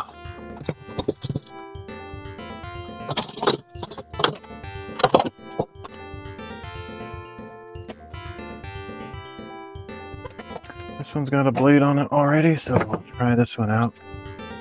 I don't know which one is the best for the job necessarily, but matters too much. Standard hacksaw, give it a whirl. It would be a lot easier if I had it in some kind of clamp, so let me just do a absolute hack job on it because it's a hacksaw, but also the easiest thing that's right in front of me is right here. See if I can clamp it. Just like that.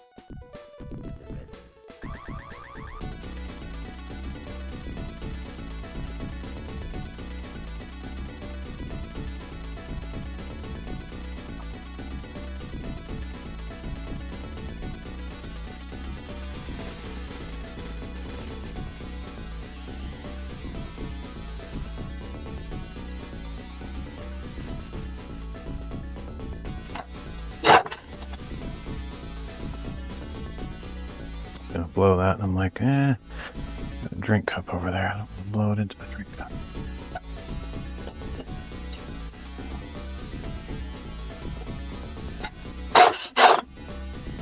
Nasty. Metal against metal is like the worst sound ever.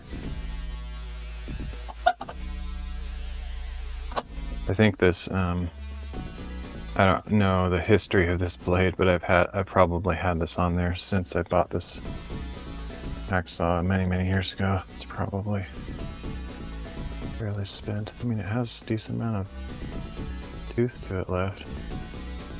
This is fairly completely dead.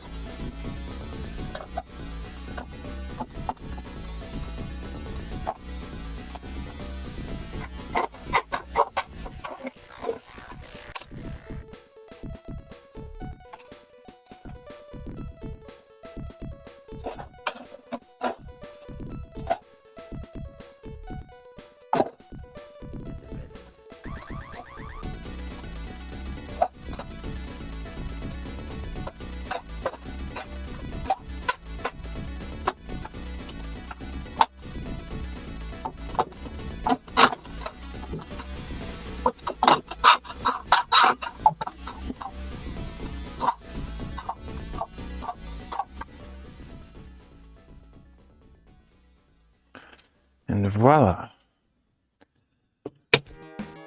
So I'll probably try to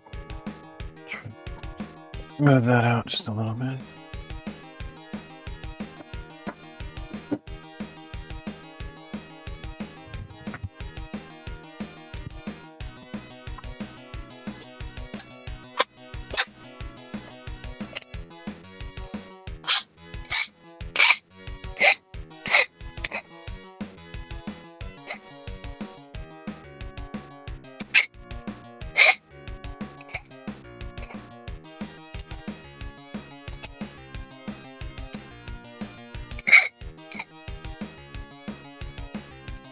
Good enough.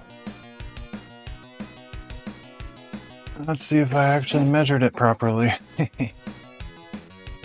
It doesn't need to be exact, but it's pretty good. It's basically perfect. Okay. Good. Yeah, that's how I can do it today. Just cut them with the hacksaw. Works just fine.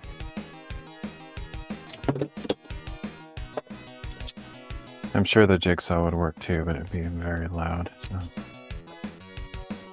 But with this, hopefully I have enough of the brackets, so with all these extra cuts I'm doing, I think I'll have enough though, because the number of brackets that they give you is probably enough for using all 12 fuser side things. So I'm not using all 12, so I probably have enough. Didn't count them though.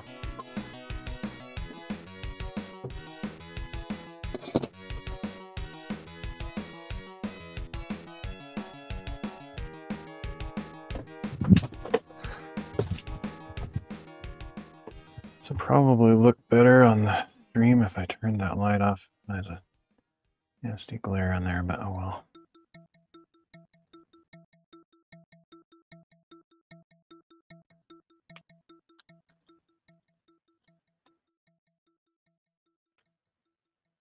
Gotta be able to see what I'm doing. Maybe just as an experiment, could turn this on and then off if that looks better. Probably.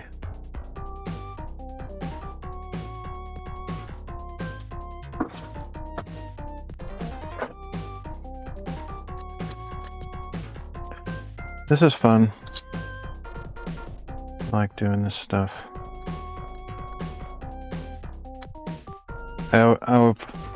For a long time, even actually probably my entire life, I've thought that I could do something like in construction or building or whatever, because I always I'm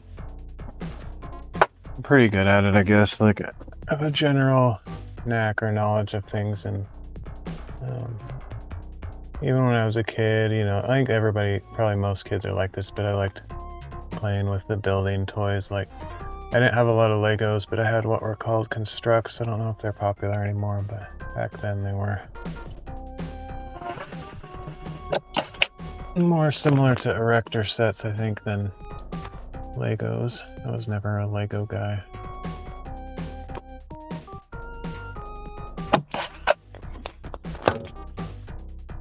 It's amazing how far Lego went. Like, why did they get so popular? Like this random company in, what was it, Sweden or something? I don't remember. But like they became like almost like a monopoly on the creative building kid set type stuff. They're definitely unquestionably the most popular toy in that sector of products, whatever category. No question about it. I mean, they just took it so far too. I don't know. I've never watched a documentary on that story, or like, I wonder if they've ever gotten close to bankruptcy or something just because they had some crazy wild CEO or marketing person that just spent too much money on marketing. But they like got the movies, they got so many TV shows they've done, and just different singular episodes, and all the video games. I mean, it's completely crazy how far it's gone. In every single, I mean, I don't know, not every movie, but just all the popular fantasy and kids or comic books and all the different intellectual properties have some Lego set. It's just completely nuts. I think the thing that turned me most off of the Legos is the original ones, the original sets. You could generally only build in one direction. I mean, they had hinges and like changes of direction, but generally like you put a thing with a hole in the bottom downward and the knob is on the top, and so you can kind of only build upward like with bricks, whereas like constructs you could go any direction imaginable. Same with erector sets, and so I didn't like that limitation. It was all kind of almost like a gravity based set where everything was from bottom to top. I know that's not the case anymore, but I never liked that. Plus the thing that was actually the biggest turnoff for me is the fact that they were always so expensive.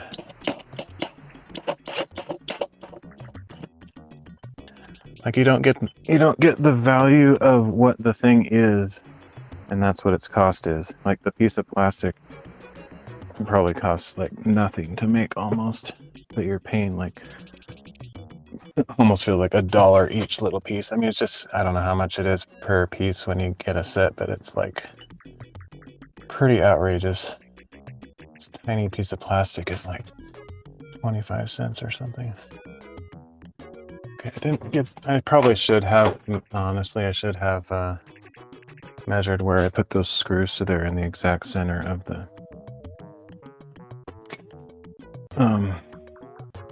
beam or the joist, because these won't line up exactly with the previous ones, so it won't be like aesthetically 100% perfect. It's okay. Good enough.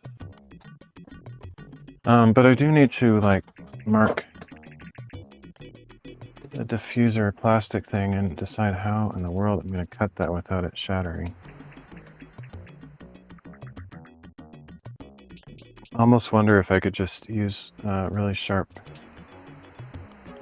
utility knife or razor to cut that, but even that I think would be somewhat challenging. Maybe I could cut it while it's in here like that, just with the razor, just like as I am. Try that. Definitely need to get a sharp blade, not one of my dull ones that I've been using for a million years. But actually, I think even these old ones, if I just pull it out a little bit farther, it should be sharp on the inside. Let's just try that. I don't know if it'll work, but we'll give it a shot.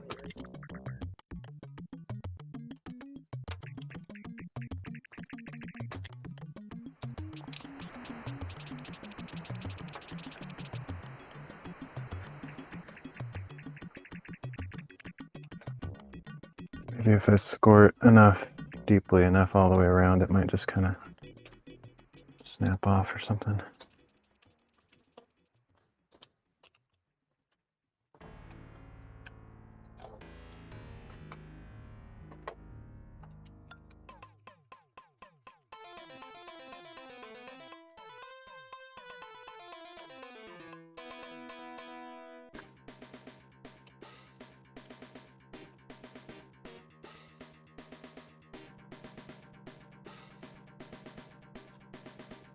I don't think the scoring thing will work, but another thing I could use is Dremel with a cut-off blade. That would probably work okay. Might kind of bunch up the plastic and melt it sort of around the edge, but I think that's probably... I think if I went at this long enough, I could get it through it with the utility knife, but I want to make sure I don't like slip it off there and cut myself or something. I don't like using utility knives when you have to apply a lot of force, because that's when it gets dangerous. If you're pushing really hard and it slides off what you're cutting or something, it's dangerous.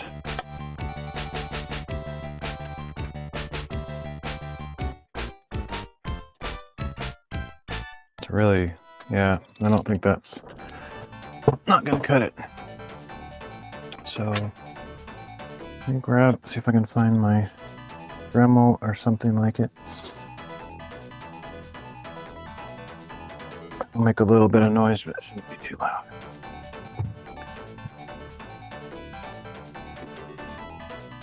Challenge really will be just getting to it. It's way over here. I could try the hacksaw. I guess, let me try that real quick. I already have that, and that might actually do it.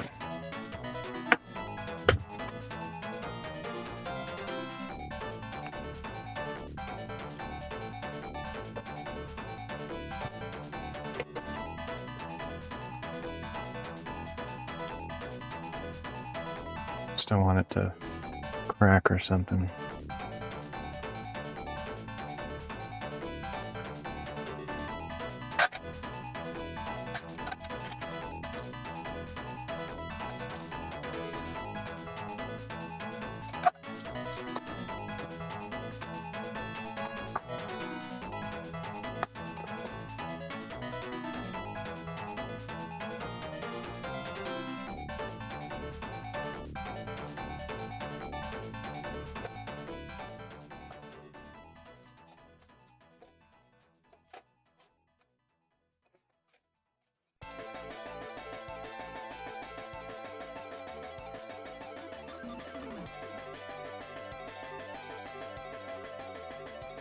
Yeah, it's fine. Not the cleanest edge ever, but I don't think the Dremel would have been completely clean either, so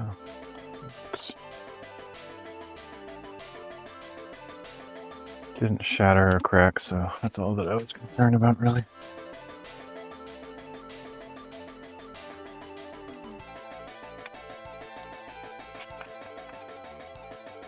All right.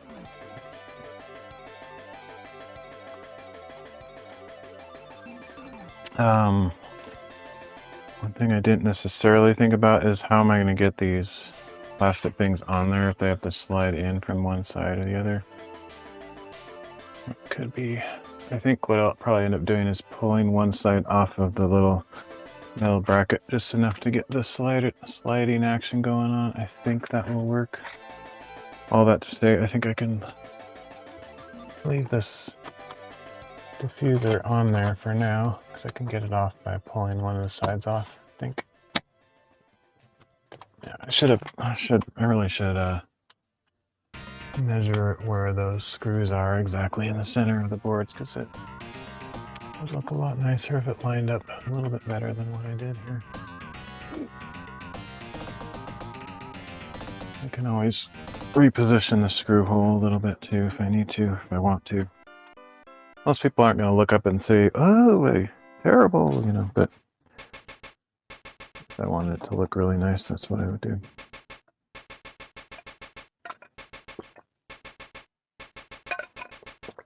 So technically, once I get the tracks in position to a certain point, I could start mounting the light up in there, but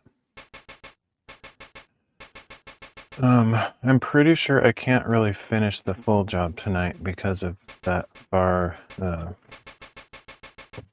wall, the final spot there up there. There's nowhere to hang it, so I think I will be stuck leaving that till tomorrow when I can cut a couple 2x4s and hang them up there. But the rest I can do, so I can still continue cutting pieces for over there.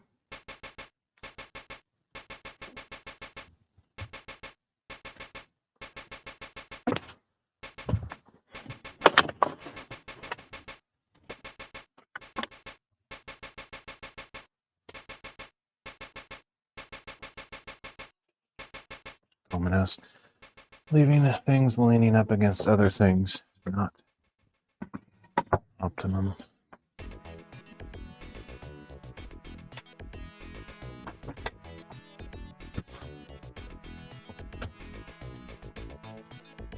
I have the staple, so I could also install this insulation, but that is one of the loudest things you can do is using a hammer. It just reverberates like infinitely. Where is the tape measure? Here it is.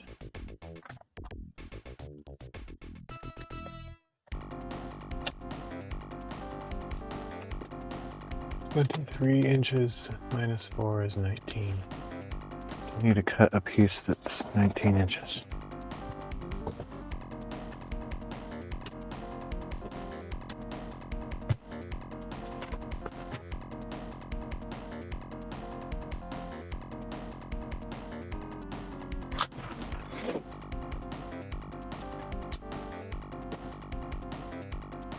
I had big visions for this shop too. Like I kind of built it with the ability to set it up as a movie theater, like if I wanted to.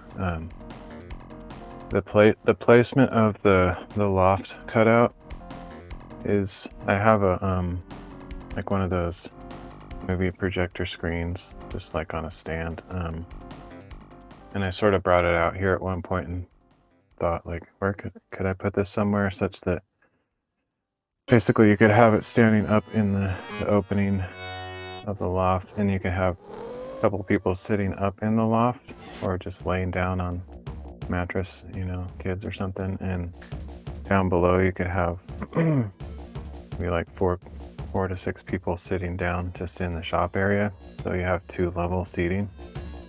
for the movie screen, and then you could mount the projector somewhere, and I could use it to play games, you know, live stream, do all sorts of fun stuff. But I did kind of play around with that a little bit when I first started doing stuff in the shop, and I discovered that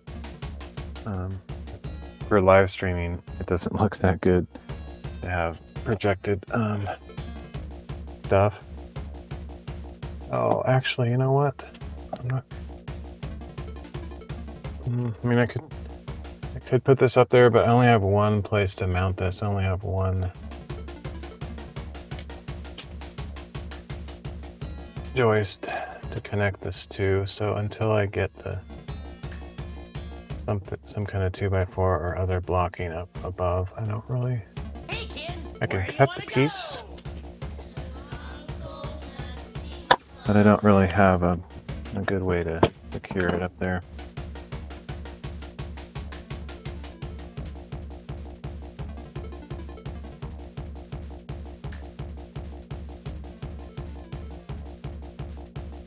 Okay.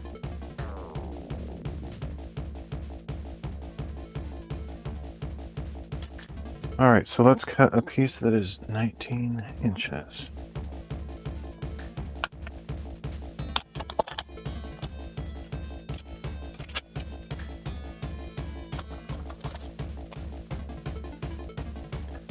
Cut all the pieces, and then some of them I'll have to wait till tomorrow or whenever to actually mount them, because I'll have to do the cutting during the day.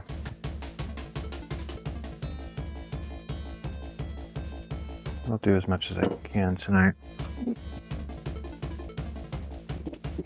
or until I get kind of tired. I'm moving at such a slow pace because I'm kind of thinking out loud and trying to.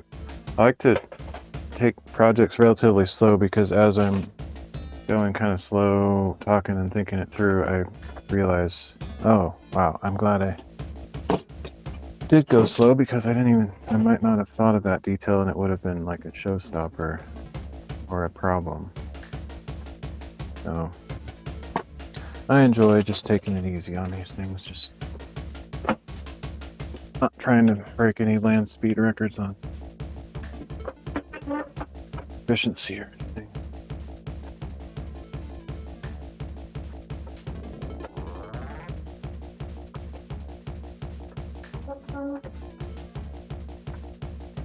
Plus, you tend to do a little better job. Pay attention to the details if you're not rushed, typically.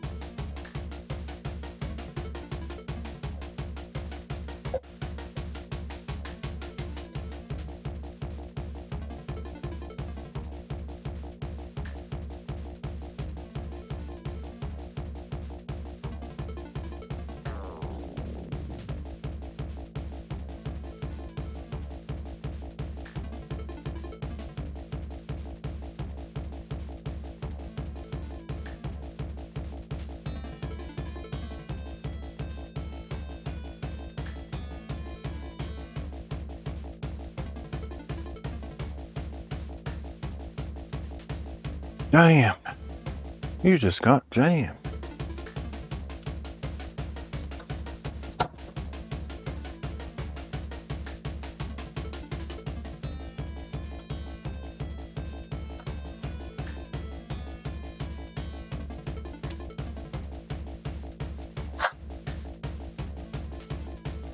Oops.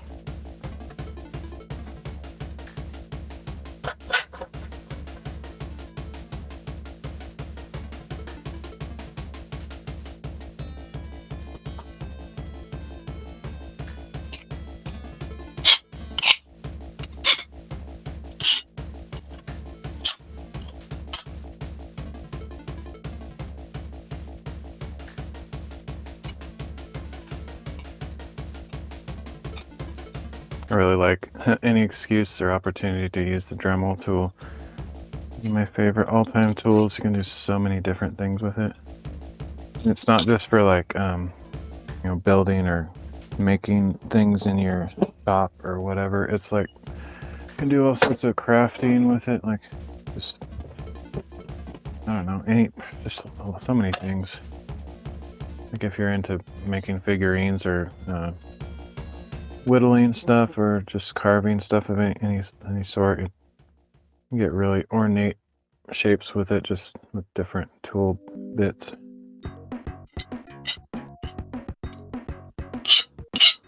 Just feels very precise. Enjoy using it.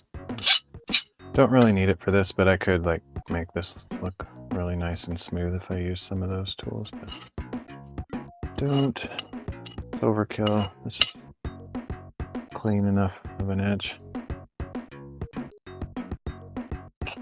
Really just making it so it's not sharp and jaggedy, so I don't cut myself at some point, but very unlikely because I'm not going to be reaching up and grabbing these things so much.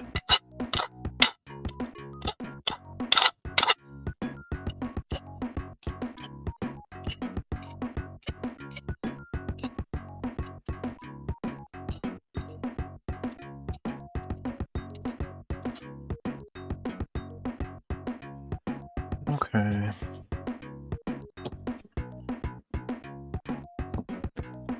Some goopy stuff on it, but it's fine.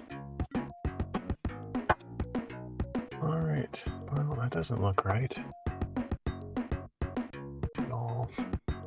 I don't know why. Probably measured it wrong. One of those situations where you measure 16,785 times. And somehow I measured from the edge of this board instead of the actual base over here, which I guess that's okay. That's fine. I'll go with that. So when I install this, I'll install it 4 inches from the edge of this board rather than 4 inches from over here, which actually makes sense anyway. It's fine. It's kind of made me second guess my thoughts there, but I think that's okay.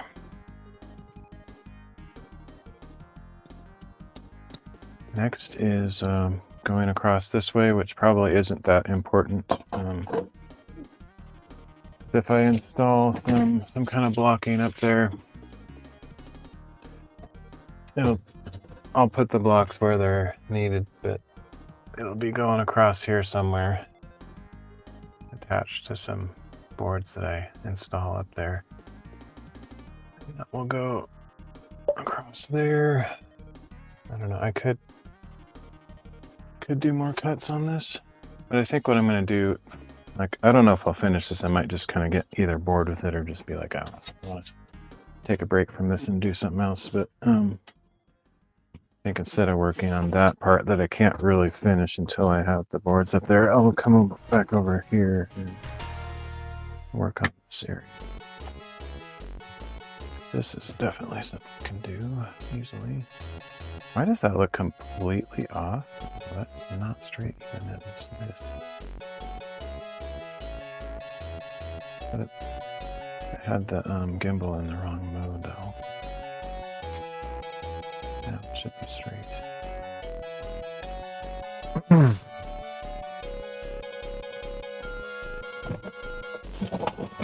Actually don't even use the other modes on the gimbal, and it sometimes arbitrarily changes to the other modes, like when I turn it off and on. It's just like, what in the world? Why would anybody ever use that?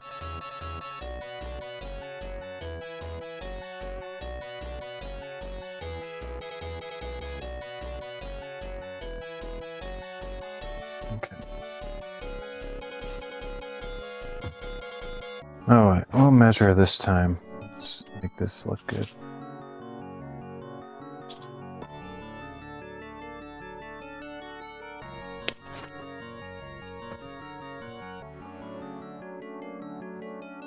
I make this look good. I wonder if anybody knows that reference.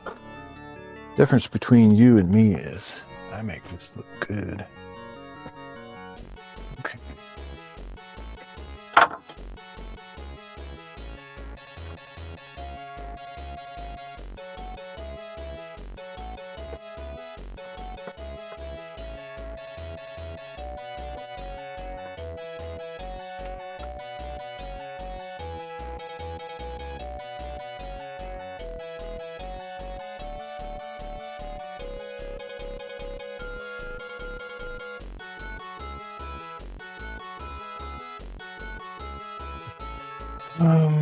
Let's see.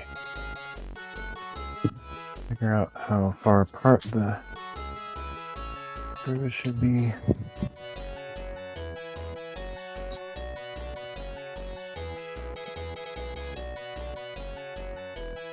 Right there.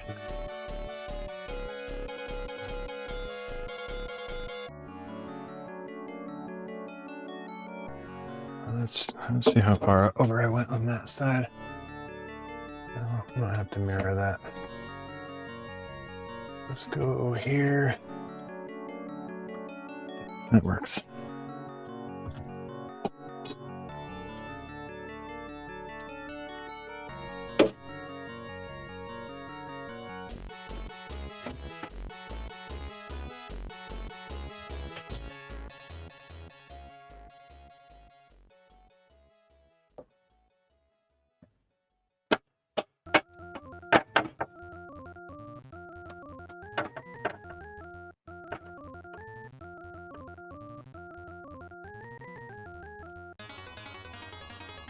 Even if I measure these, it's like surprisingly challenging to get the screw exactly in the center of the board. I feel like it should be, but it is. Especially trying to hold this super awkward thing up there. Should have a smaller ruler. That's kind of ridiculous.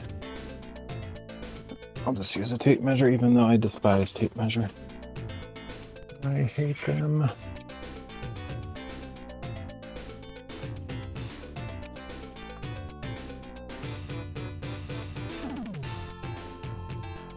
They're not accurate at all. It's stupid. It's just funny to me that a device that's made for measuring is completely inaccurate. Not really reliable for any purpose whatsoever. Certainly not when you need precision. Okay. Kind of like I could eyeball it just as close as I can achieve with this instrument that's supposed to help me get accurate. It's like kind of a waste of time.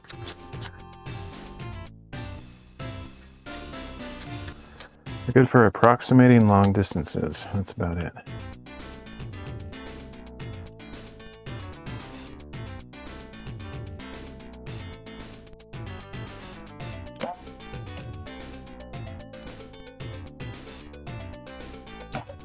Even if I measure stuff, try to do it all right and everything, nothing ever actually works out exact. Because like the drill bit moves around. I mean, I could punch it, like, punch a notch where I want the drill bit to go, but just everything just moves.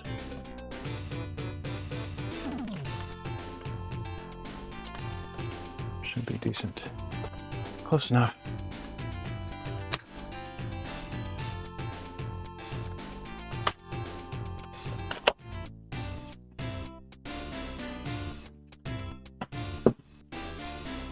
I actually feel like they didn't give me enough screws.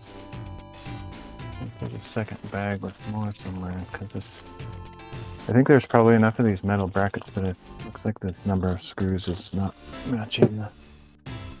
Maybe it is, but it doesn't seem like there's very many screws left.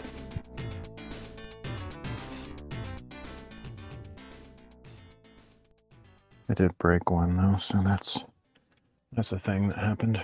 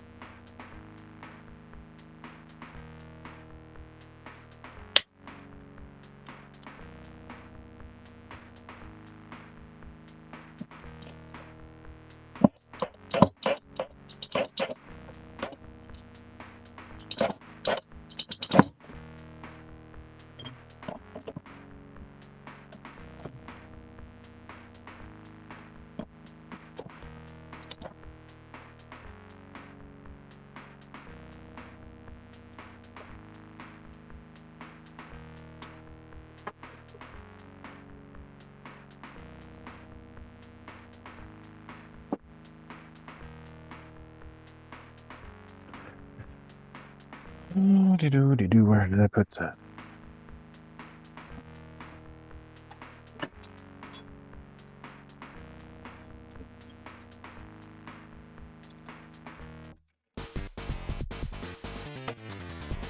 Not sure how much light this will provide. Like when I'm working on stuff, like if I'm using this as a workshop or just a place that I'm making something, it'll have to be bright, so I'll have all these fluorescent lights on and it'll drown out the color coming down. But I wish I had like night vision, to be honest.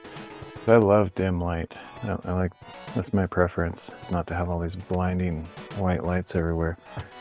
But it's not good for your eyes to strain to see what you're doing, so I guess if I'm ever just out here and I'm just like, okay, I'm done working, I just want to chill for a minute. Maybe I'll eventually have a laptop out here, or just like a 32-inch TV or something. I could just chill and watch a movie, and then I'd use these lights for just kind of dim atmosphere. That would be pretty sick. I don't know. I don't actually know what's going to happen out here exactly. Can't predict the future. Maybe nothing.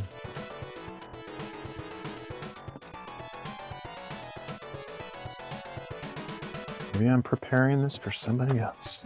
No idea.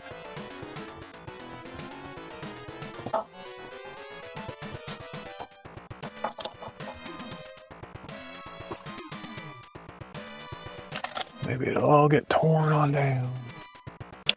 Okay, so this is 15 3/4. So we'll do 11 3/4.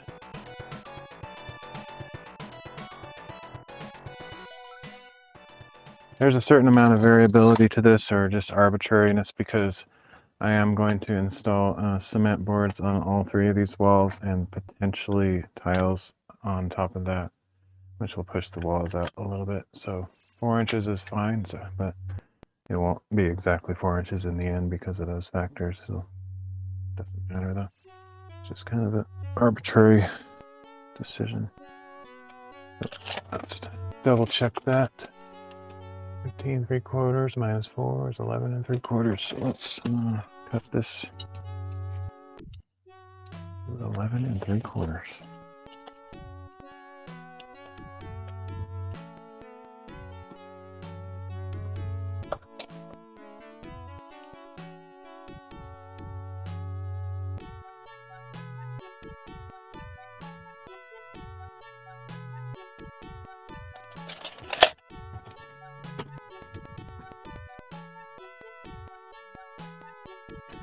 One thing that's quite fantastic and amazing that I may have known before but don't remember, pencils write insanely well on aluminum. At least this brushed aluminum or whatever it is, it's like better than paper. It's like absolutely amazing. Like seriously, you could actually, if it was white somehow, anodized or something, but it still had that same texture, I think it would be the supreme writing surface of all materials in creation. Better than anything. Better than any paper you can imagine. Bristol, watercolor paper, you name it. Just hot pressed watercolor paper. Whatever your favorite is, try this sometime. Writing on this, whoa, that was a life-changing experience right there. Just making that little mark where you have to cut it. It's like, whoa! Seriously, I'm not even joking, really. It felt so incredible. It's just, I wish I could share that experience with everybody watching this stream. Amazing. Okay, let's see.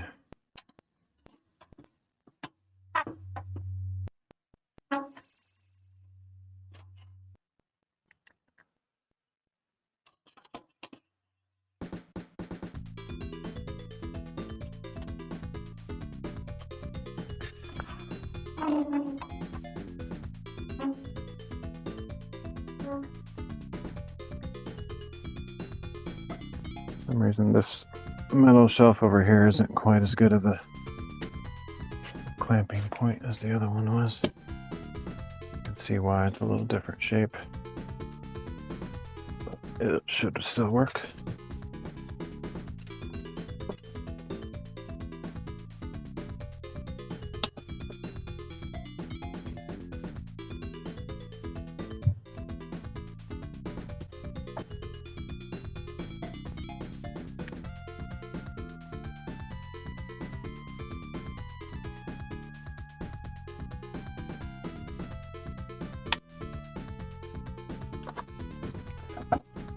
Oh, I know every person is different, but something cool. I mean, don't have to be a man, it could be a woman, whatever, but something cool about being a guy and having a bunch of tools. Took me a while to get here. Like, I don't have every tool there is. Like, I don't have like Norm Abrams' ridiculous amount of tools, which is like kind of aging me because most people have no idea who that is, but he's kind of that ridiculous guy on OPB from the 1980s that had every possible tool, and he's just like, oh, just pull this tool out, you know, trying to teach people how to do DIY stuff, and it's like, spend $150,000 to get this tool and it'll be easy for you. And there's some YouTubers that are like that, which honestly, like, I don't have any animosity toward them as humans, but it's totally disingenuous to be a DIY person and pull out ridiculously ornate, expensive tools. That's not DIY. That's like, literally not even professionals have any of those tools that you see on YouTube or the PBS stuff.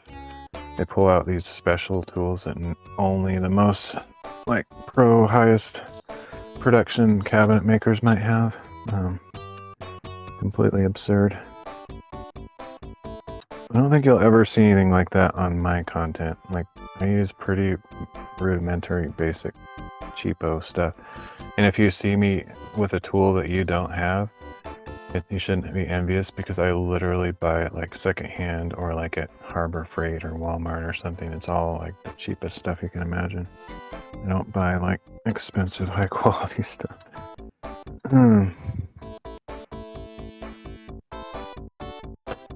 And look what I'm doing. I am literally clamping this to makeshift to this random spot on my shelf. And I don't have this like fancy vice grip setup that's implanted into my table to look like perfectly flush and amazing.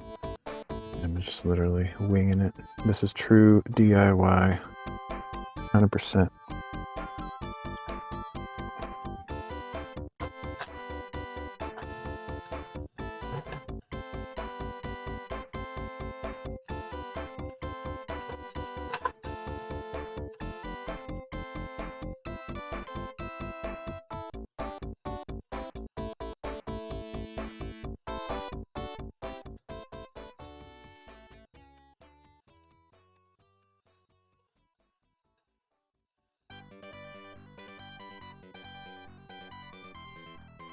Same with streamers.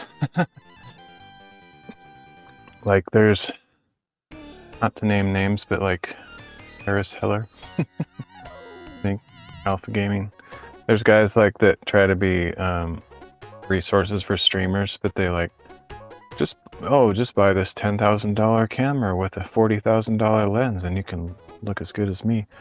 Or just whatever, you know, they have like every Elgato product and every name brand and everything, and I don't know, I feel like, what's their target audience? Like, there's basically like probably less than 0.1% of streamers who have much money.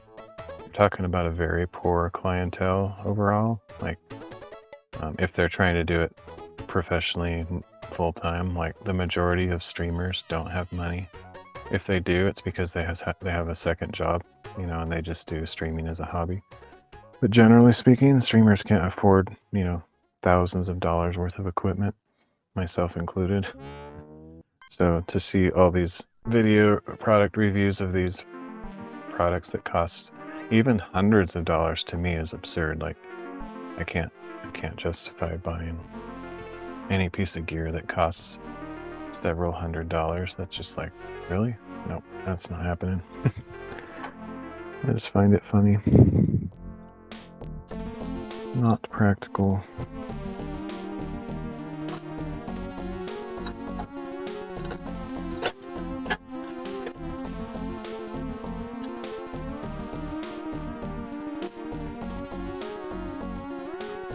I literally just use my cell phone. The most expensive piece of gear that's in operation right here related to streaming is about an $80, I think.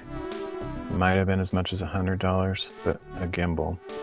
I bought that years ago and I've been using it. A gimbal for IRL streaming is not a must-have, but it's a game changer. And so that for me was a very worthwhile purchase, just buying a gimbal. And you can get them for about $80, $70, $60 even. A good one costs between $80 and $100. That's not very much, but that's probably the most expensive thing other than my phone. Like, I'm literally just using my cell phone, which I already had for my cell phone. You know, most people have a cell phone. So you just use your cell phone and that's really all you need. I do have a wireless mic, but that was like, I think that was $80 too. But I found out later that there's one that's almost the same thing for $20. But the one I have is a little bit better, but it's superfluous. It's not really necessary. The $20 one is essentially the same quality and same capabilities for the most part. But yeah, it really doesn't have to be that expensive of a hobby.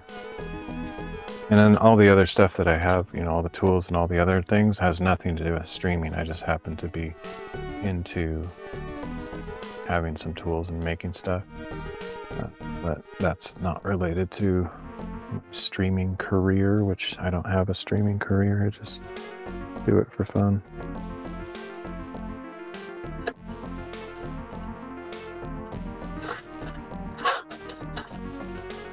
I think actually have made 0, but I'm pretty sure I've made negative to a considerable degree on streaming. Because, you know, like I said, I did buy the gimbal specifically for streaming. I bought this microphone specifically for streaming. If I wasn't into streaming, I probably would have never even thought to buy those things. And then all the gear that I've bought has put me in the hole because I think I've made 0. I've never cashed out or been able to cash out on any platform other than DLive, which the only reason I could cash out there is because I bought Lino back in the day, so I basically cashed out what I bought myself. So I didn't make any money. I think in all the 6 years that I've been live streaming, I've made 0. I've spent money on objects related to streaming, and technically you could say that the computer that I bought for streaming because I needed, you know, at some point I would have needed a computer anyway, so it's kind of a general purpose piece of hardware, but I might not have cared so much to get one with specific specs that were good for live streaming and so on. So I've definitely lost massive money on streaming. But I enjoy it, so it's a hobby. Like most hobbies you don't make money from, you actually spend money on. Kind of a drain on your finances, but in the same sense, like I don't have any hobbies that are like continual drains. So like once I have the stuff that's needed for the hobby, I'm not like going out and buying more and more and more stuff to, you know, keep the drain going. So, but sometimes that happens naturally. Like eventually this mic might fail, or the gimbal might fail, or my computer actually has died a couple times, and then you're just like, oh man, if I want to keep streaming, I need a new phone, or I need a new microphone, or a new camera, or whatever, and it just keeps compiling the expenses. But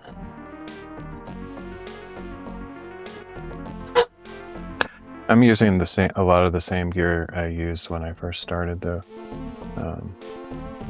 I have bought a few new things, but like the computer that I bought 6 years ago when I first started, it's the same computer. I haven't upgraded. And I did upgrade my phone, but not for live streaming. My phone network pulled a fast one on me, and they said, you have to upgrade your your phone to something that's compatible with our network because we're switching to eSIMs. And I'm like, ah, seriously. So I had to do that anyway.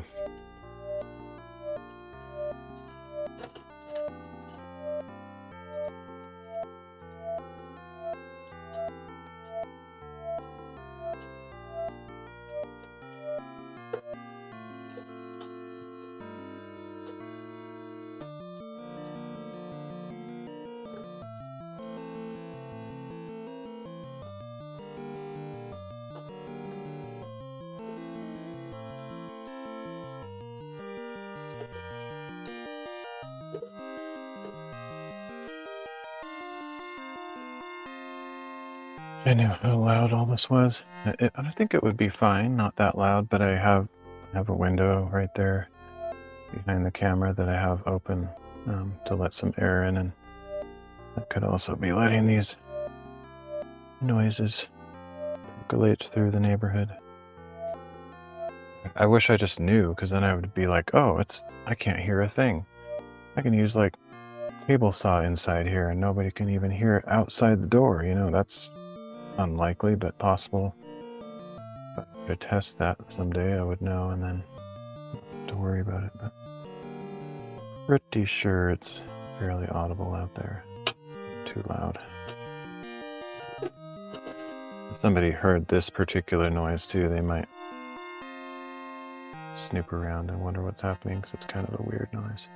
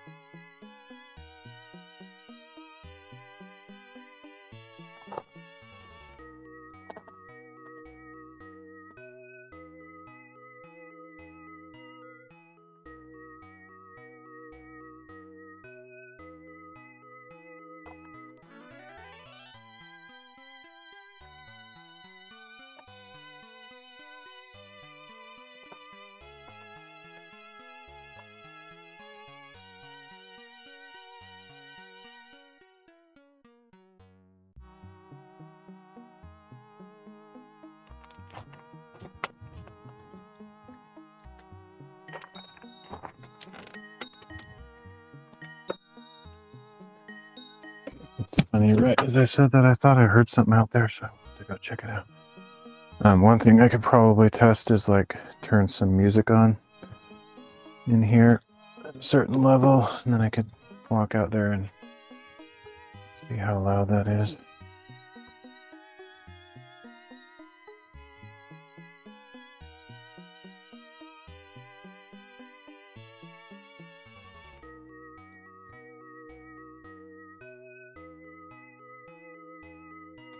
I don't know where I put the hacksaw. It's weird.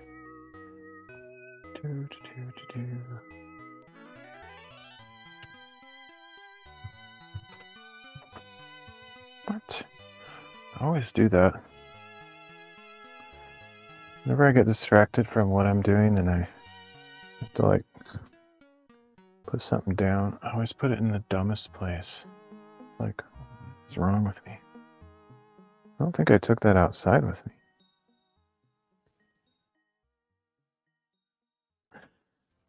Plus, I've found out, especially through my friend, this pen pal friend, that they are super observant. And I came to realize through talking to them how unobservant I am. Like, I've discovered that if something is right in front of me, I'm less likely to see it. It's almost better if it's in an obscure place. Maybe I did take it outside. That's crazy.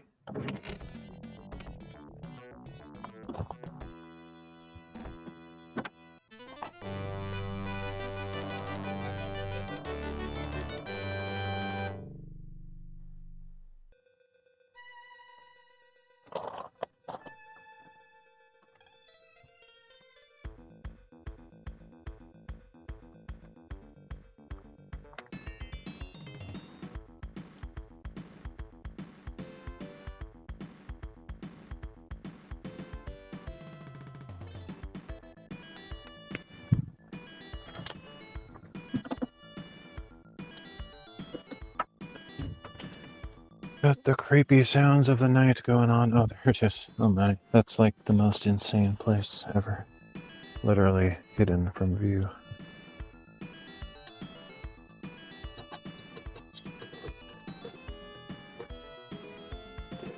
It's kind of cool, like for streaming purposes, like the sound reactive lights. I wish I had those up already because it would be kind of cool to look at. It's maybe a little bit too, what's the word? Oh, I can't remember when you have this, seizure like inducing, maybe a little bit too flashy.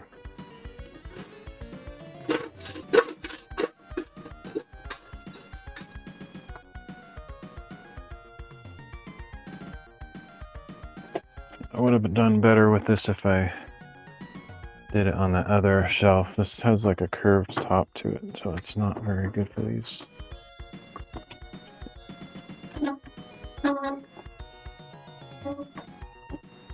Almost done.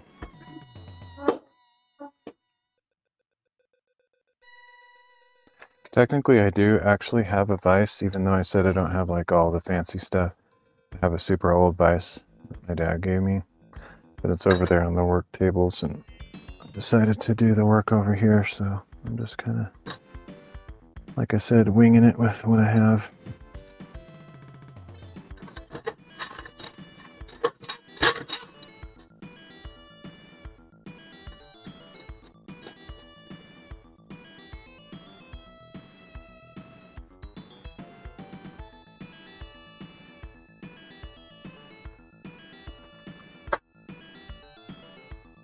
Just in time.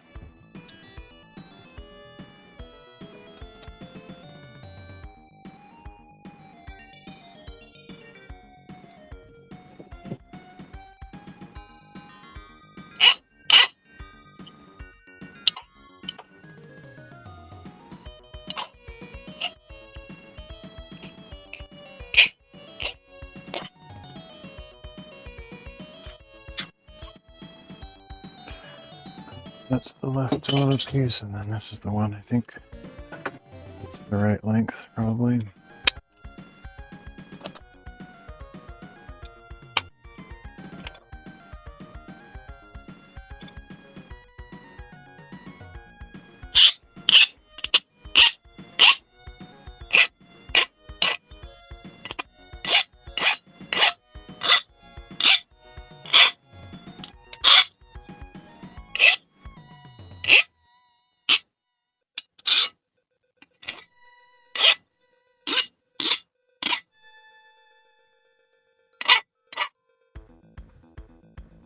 I think garage sales and certain kinds of thrift stores are really good places to get old tools, because some people like on Craigslist or Facebook Marketplace or things like that, people think like what they have is like worth its weight in gold, you know, like, oh, I paid $1,000 for these tools, so I'm going to try to sell them for almost that much. You know? But yeah, I go to garage sales, people realize I just need to get rid of this stuff, nobody really wants it, so I'll just practically give it away. That's the place to get old tools, and just because it's old doesn't mean it doesn't work. You know, a lot of the stuff I have is ancient. It still does the job, and honestly, they don't make it like they used to. Some of the ancient things that look like they're totally rusted or terrible looking, they might actually be better than something you'd buy new because of the quality of manufacturing from the old times compared to what they do now. Because these days everything's made in China and it's pretty crap. So it might not look beautiful, but old tools, there's nothing wrong with old tools. Same with old cars, you know. They used to make some pretty good cars back in the day that lasted forever.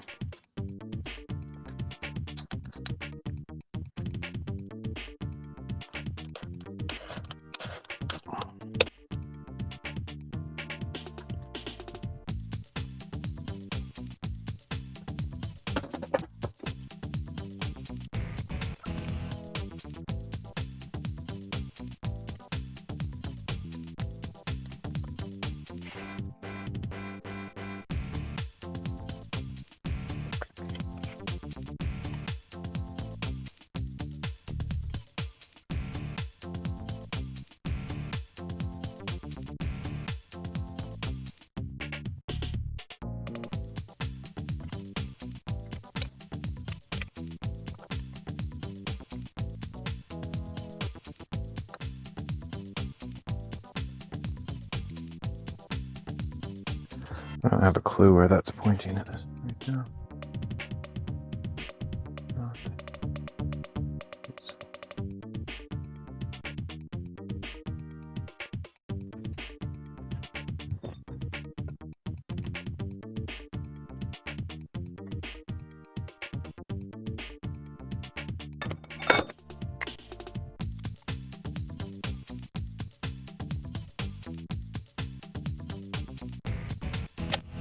It's the least precise mark I've ever seen in my life. These kind of pencils are good because the leads don't break so easily. Same with carpenter's pencils, you know, like these chunky things. Super strong leads, but man, they're thick, so you can't get a precise marking. So I really prefer mechanical pencils for anytime I'm marking stuff. But this is a fairly imprecise craft or activity or whatever you want to call it that I'm working on, so it doesn't really matter that much. Unless I wanted to make it look completely perfect. I'm not in that frame of mind right now. I'm kind of in a turning off my perfectionist mode, which I can choose to be absolutely OCD and just no, nothing's good enough. Gotta make it even better. Microscopic level accuracy, do that. Or I can just be like, doesn't matter. My choice. Some people can't choose though. And I used to be like that. I used to be like, can't do a half not great job.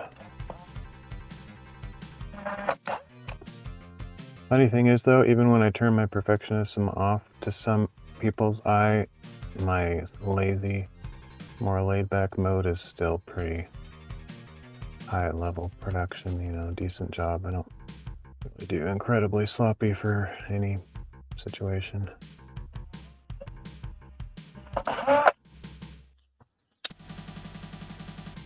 Kind of a bare minimum standard that I have to keep.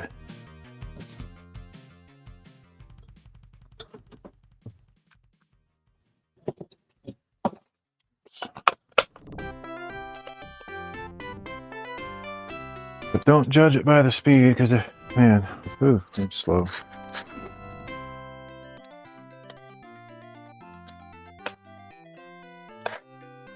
Speaking of speed and time, I have no idea how long I've been streaming, how long my batteries are expected to last, etc. I could actually keep it going even if a couple of my things wore out, because I have a backup. Cool thing about this wireless mic that I bought, for example, it comes with 2 transmitters. And the receiver doesn't really need a battery because it's kind of charging itself as it goes. But the transmitters, the thing that's on my chest here, I have 2 of those, and it comes with 2. Even the $20 one I was talking about comes with 2 of those. It's crazy.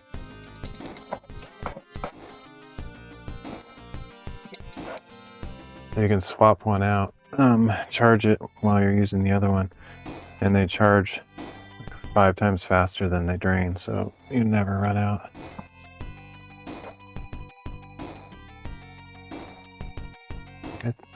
I've never actually run one out that I can remember, but I think they last like, I want to say 5 to 7 hours. I don't really know.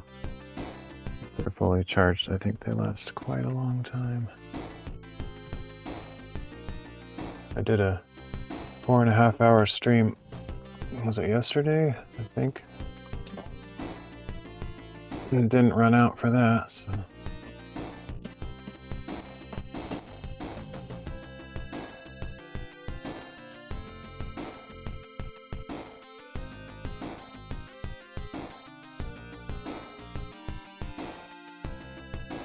Also, it's really late, and even though I'm a night owl, like I'm not like a high energy night owl, like I'm not like bouncing off the walls, you know, 4 o'clock in the morning, but I'm usually awake. But I'm kind of moving slow because I am a little bit low energy. I'm just kind of a little bit low-key tired, I guess. See, that's a pretty good lineup right there when I actually take the time to measure it. The one on the other side, I just like eyeballed it. I might actually go back and fix that over there just because it might bug me. Although it's acceptable, but yeah, I'll probably fix it. So yeah, so now I just need the piece to span from there to there, which I don't know how big it is, but very. This is cool having this, and check this out, like how smooth is that? Having this on a gimbal, it's got built-in easing as I'm like rotating. Gimbals are cool. I don't know how they work, but they're cool.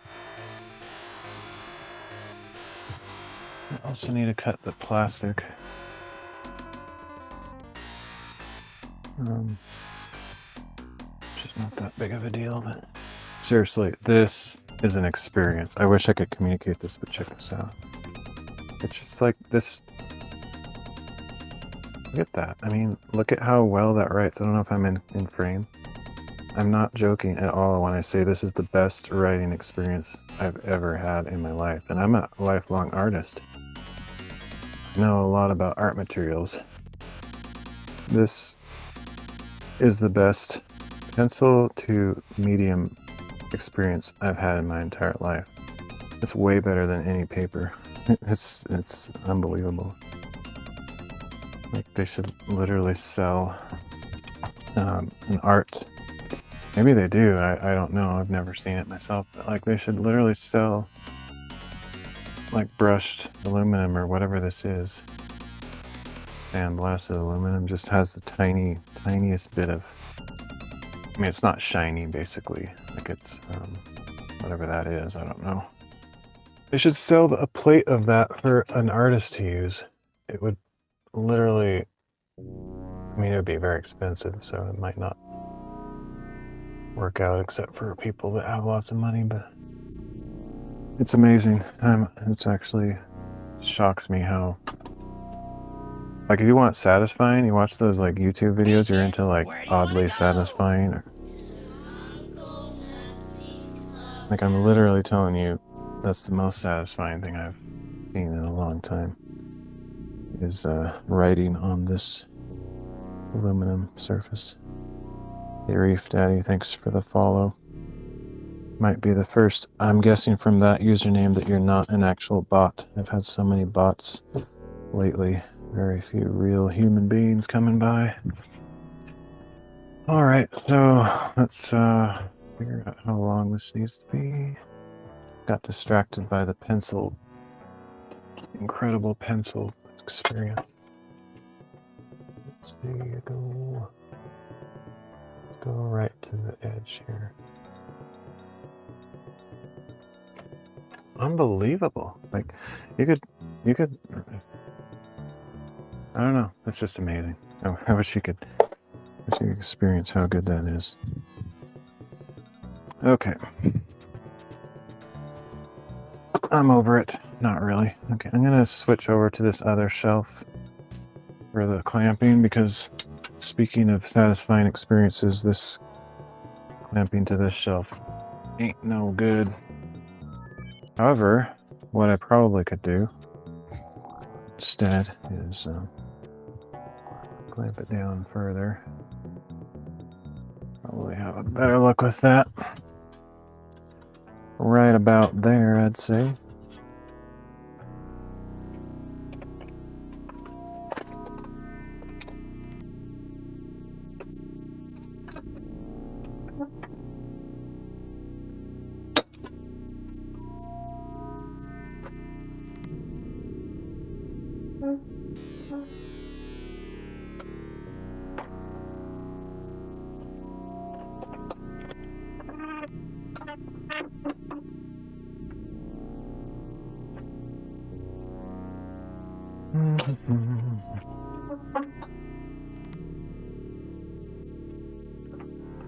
That ought to do it.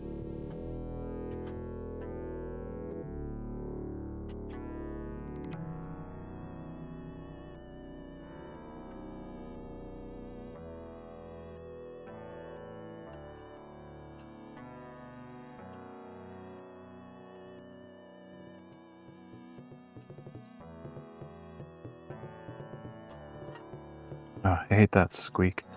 when it just gets the right resonant frequency as the two metals together, it's like, oh, it's awful. It's the worst. It's like scratching the chalkboard. I wonder if people even know what a chalkboard is anymore. Like, do they still have those at schools? I doubt it. Like, if they do, it's just for like tradition or something.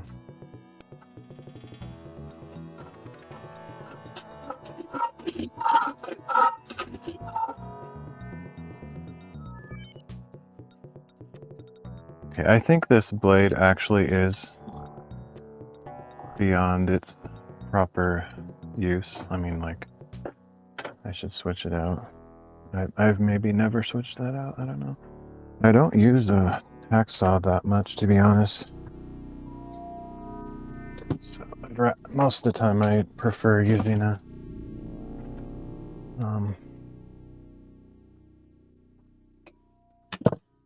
jigsaw or something else like a cutoff saw. Either angle grinder or a Dremel with a cutoff saw on it. Cutoff blade. This isn't even the right length for this. Let me check what we got over here.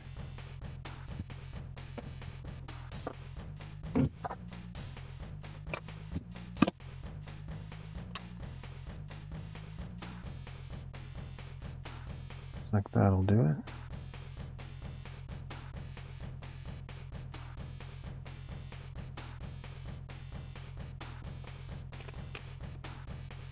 We got a lot of blades. I don't remember when I bought them, but probably like 20 years ago. I mean, I've had some of these tools for practically my whole adult life. I don't remember when I bought them. I think it's about time to retire that blade.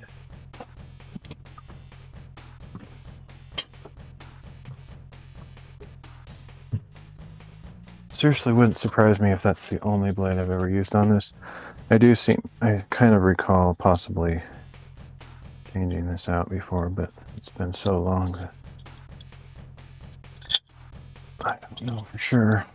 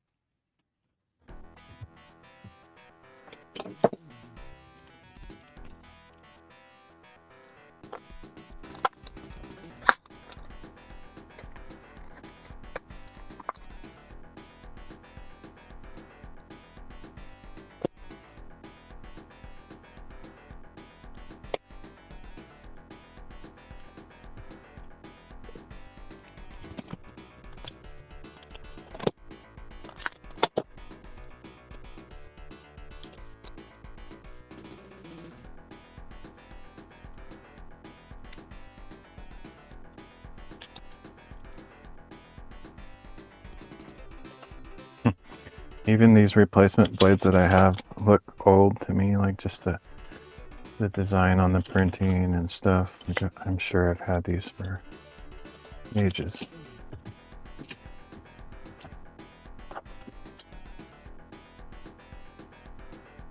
Ages. Mr. Ages. All my cultural references are so ancient, nobody knows what I'm talking about. Good movie, though. Good movie.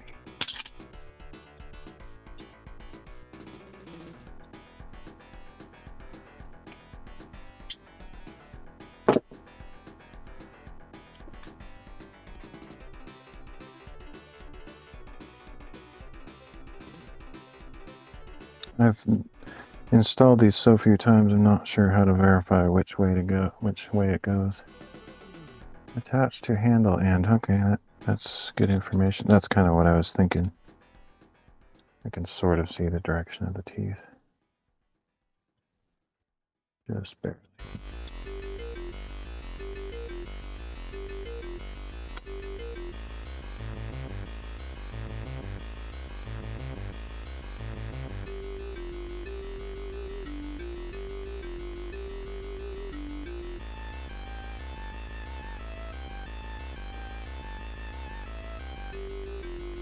Let's see what that makes any difference.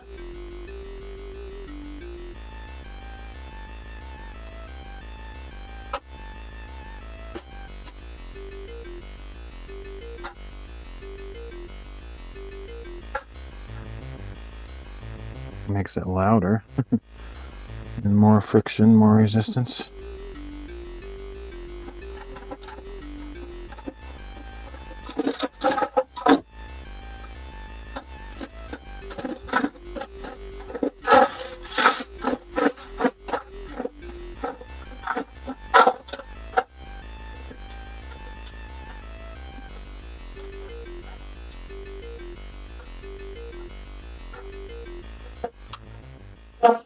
Yeah, it's a huge difference.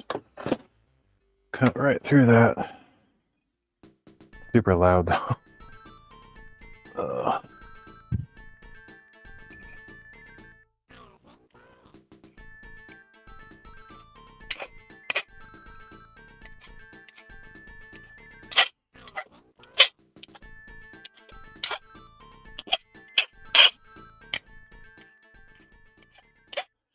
In case you're wondering, like you're seeing me do stuff, but you can't hear anything. If that's the case, it's because I have noise cancellation on my stream, just on purpose, because I don't think anyone really wants to hear these horrendous noises. It's pretty nasty.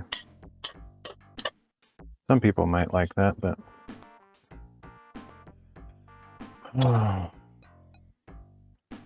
the proximity to my microphone, like if I'm holding it right here, right by my mic, it would be absurdly loud.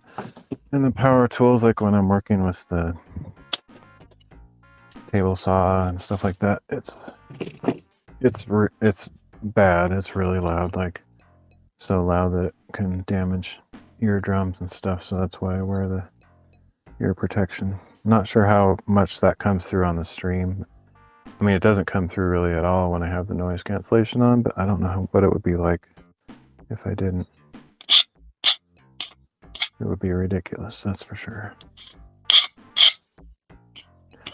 One thing I kind of wish I had, though, I mentioned this years ago, it'd be nice to have a noise cancellation algorithm that basically isolates the noise and ramps it down to like a percentage that you can specify in the software. Like say, take anything that you detect as noise and reduce it by 80%, so you can still hear it. You can tell that I'm using a saw or a file or whatever, but it's not like insanely loud and ear damaging. That would be cool.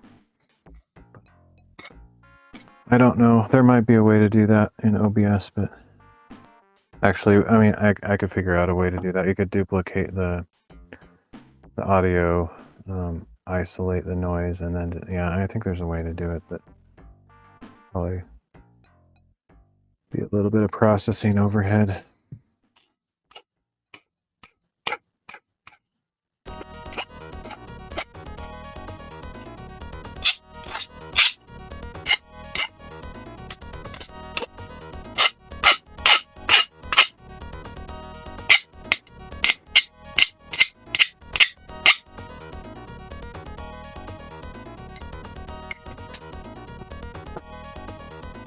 All right.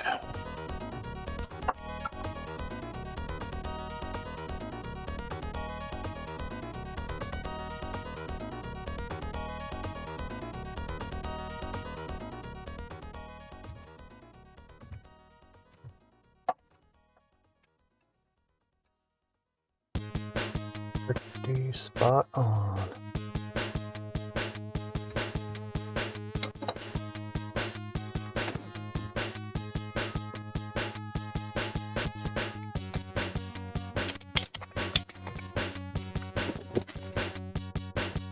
Just tell you how many times I've moved objects and then had to move them again because of, like, just keep putting them in a stupid place. Ridiculous.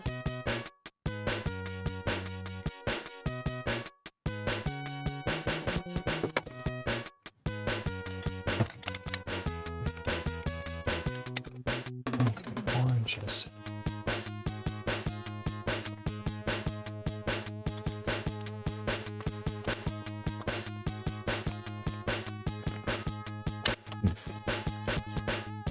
kind of need this out of the way for a minute. Make my life easier, but once again, everything I make and put in my shop is on wheels, so I can move things. Oops. I can also dump stuff on the floor.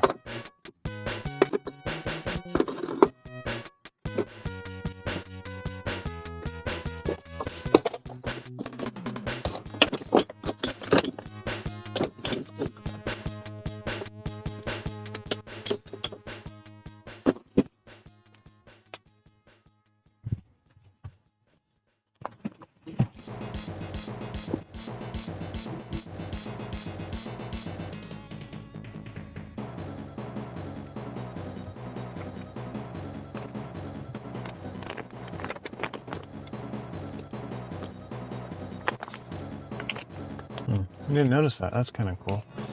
This is like a really cheap, ironically, super cheap tape measure. I haven't checked it for accuracy as far as where the measurements are on the thing, but it's actually a better one than most of the other ones I have. It actually has centimeters. I've never seen one of that on there. That's awesome. Got centimeters, and the lock actually works. Like so many of the ones that you buy, it has some new fandangled way to do the locking mechanism. It just doesn't work with this standard old kind. Not just the standard old kind, but like a good type of it. It's like really solid. This was like $2 or $3. I was looking at one the other, like it was today. I was looking at one. I was at a store and it's like, I don't remember how much it was, but it was shocking. I was like, seriously? Somebody pays that much for a tape measure? Are you kidding me? All right.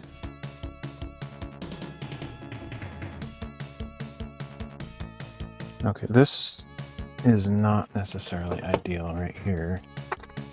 I have to put this little bracket right on the edge of that board.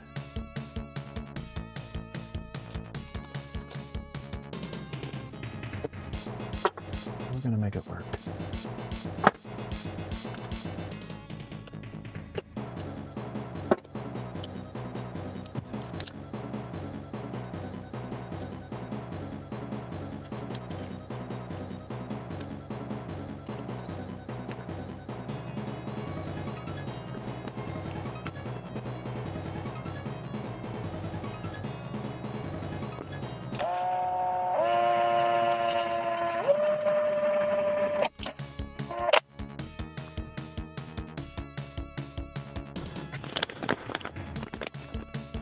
Remember why there's two marks there.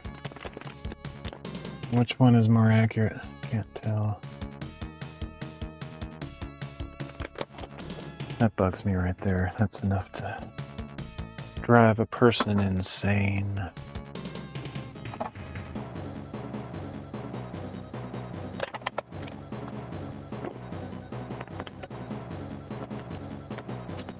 Okay, that one is more accurate. Okay.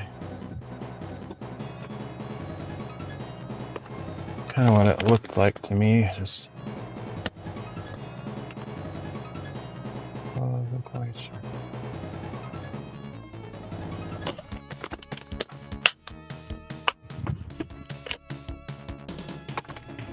I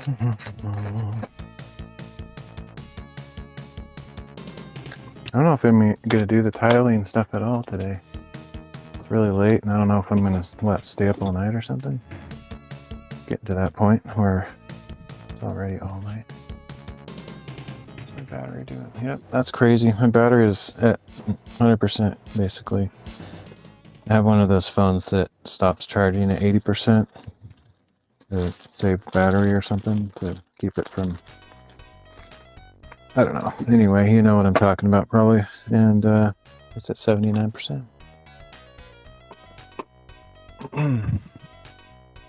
I could just keep going and going forever. Actually, I think technically I can. I forgot I'm not hooked up to my battery bank today. I'm hooked up to the wall power, so probably eventually. I'm sure there's some limit to that. you probably couldn't do 24/7 streaming on your phone. It would just eventually have a hardware failure or something, would not like what you're doing to it.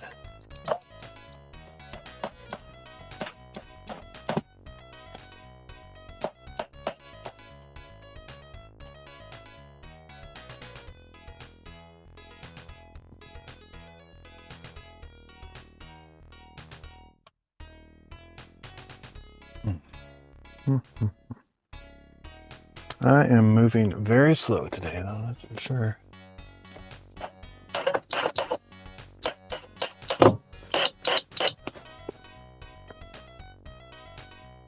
I partially blame the fact that I'm trying to be quiet, though.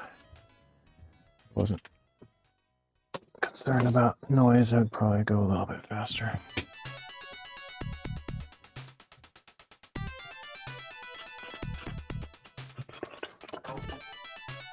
Wait, that's not the right piece.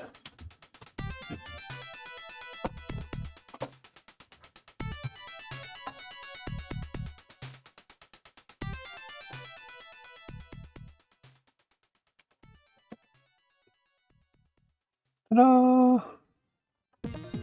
That's a little bit problematic. Probably, actually, I didn't even think of that.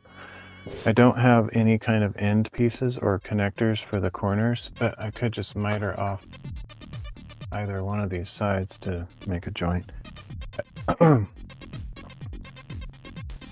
I don't think I'm gonna do that though, but what I will have to do on this side is cut off the end of this one so that there's not a break in the connection there. Hello, not outlandish Sam. Hello, Sam. I am. Is that a Dr. Seuss reference? Because my name's not Sam. Is your name Sam? I don't know. Sounds a little bit outlandish to me. All right, so I'm missing one piece over there, and then the entire span going across on that back firewall. But I'm not going to do those until I can make some noise during the day. But generally, made some good progress. Oh, I didn't actually cut the plastic. I could do that. I don't really want to. I need to do it at some point. These pieces that I have to cut to size. I guess I'll do it. There's always something in a project I don't feel like doing, but if I know that if I put it off, it's not going to get any better later. Like, I'm not going to feel like doing it later. So I should just do it. Keep with the flow of it. This plastic is absolutely nothing like that aluminum experience. You can't write on plastic with a pencil. Certainly not like the aluminum, that's for sure. Okay, I think I might grab my Dremel. I don't really like the experience of trying to cut this plastic with a hacksaw, so there's probably some other tool that I have that would work just as well, but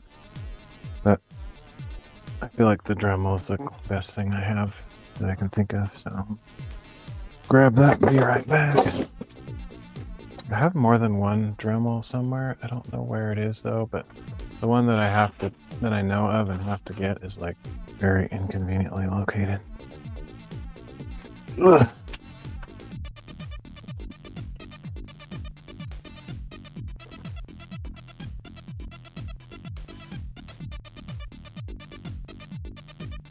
Because of these stupid objects that I keep moving around, like those shifting block puzzles. The area that was once clear is now filled, and it just keeps going on and on. Oh, I forgot I had this tool. That's probably the loudest tool I have. It would work really well. I have one of those. Ooh. I don't know what they're called. Oscillating saws. Actually got that recently.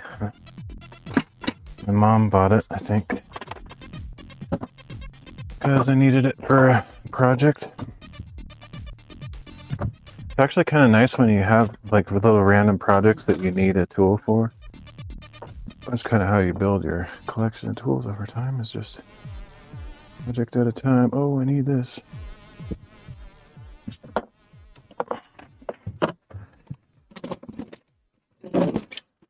Crazy thing is, tools aren't very expensive anymore. Unless you're really particular about getting quality brand names or something, but I actually don't believe in any brand names anymore.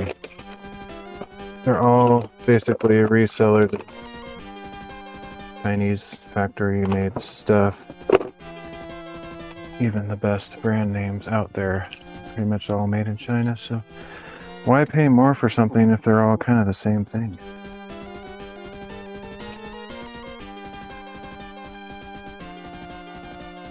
Got this cheapo little Dremel thing. I have a variable speed one that's better, but I also have this little one that's kind of made for crafting and lighter duty stuff. I think it'll be adequate for this purpose. I'm sure I'll be able to find that mark I made because it's so light, but I think that's it. It's always a good idea to wear safety glasses with Dremels, especially with cutoff saws, because they can literally explode. So even though it feels like overkill, it's actually a pretty good idea.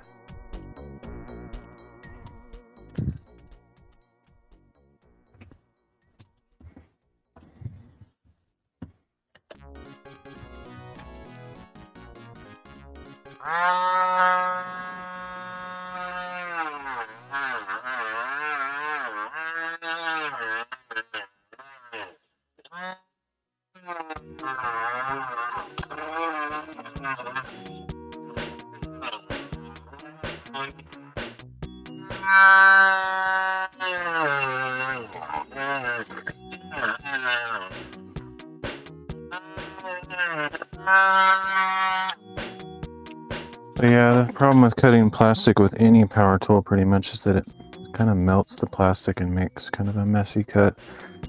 It's nice and easy, but the results aren't stunning. But honestly, I don't really care at this point. You can always clean it up with some other kind of tool.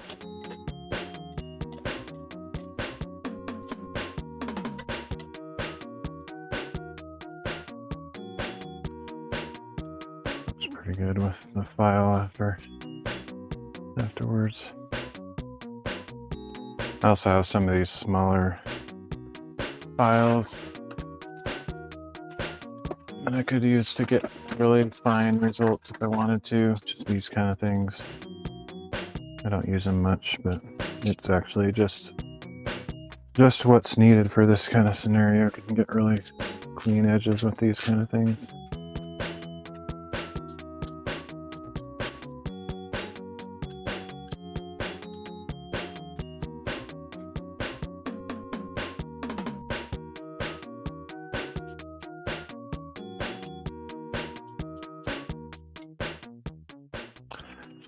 All right.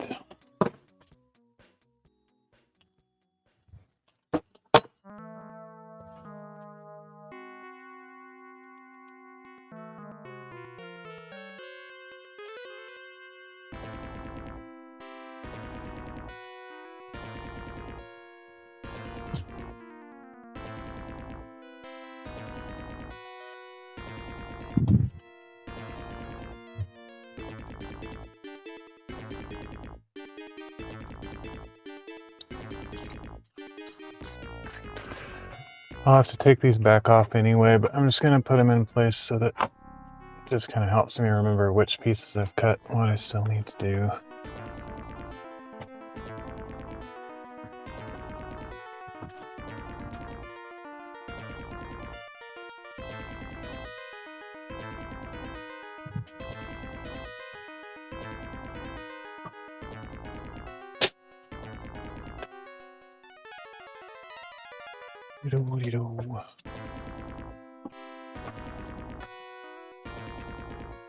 Speaking of Sam, you know who? Oh, this is random, but anybody that watches Kentucky Ballistics, what's his name? Scott. He would make a perfect Yosemite Sam voice if they ever redo like the Warner Brothers cartoon characters. He has the exact voice of Yosemite Sam in some of his character skit things. Not sure if anyone else has noticed that, but I have.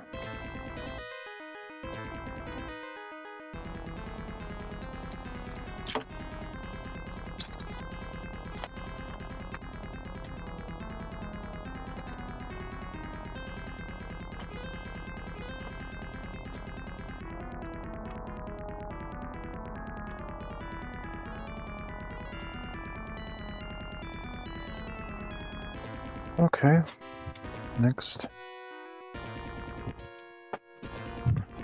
About the right length for, what was I looking at? This thing. Huh, it's basically exact. I mean, an 1/8 of an inch too long, and that's not really hurting anything to have that extra on there, but I guess I'll cut it off just to make it look a little nicer.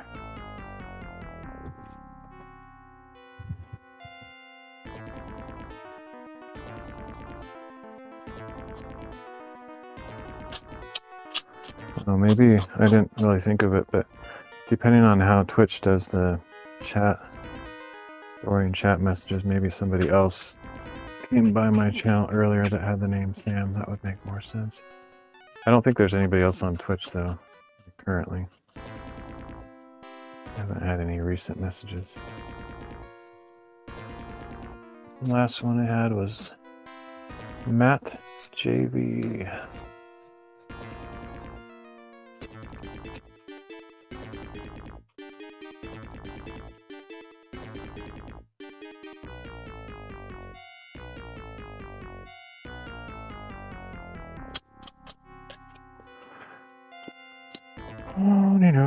Okay, let's see, how much do I need to cut off?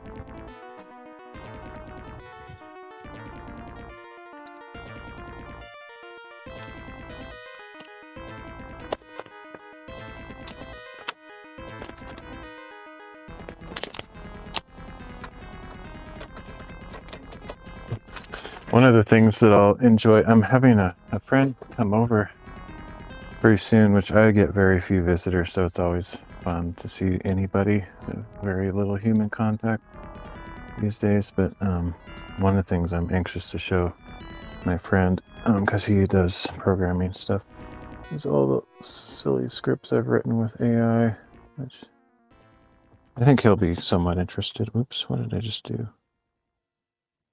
I don't think he really likes AI that much.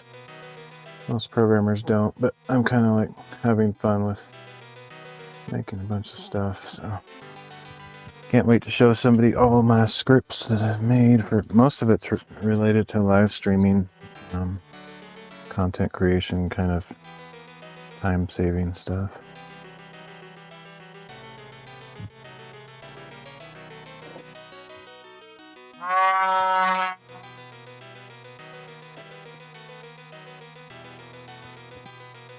I hate it.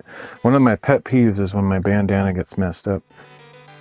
I don't have a mirror, I can't see it. I like it when it's down low like that. I think it looks so stupid when it's like way up here and got a huge forehead. Ugh, that's the sickest thing I've ever seen. And I'm not talking about the cool kind of sick. I'm just like, oh, I feel sick when I look at that. Okay.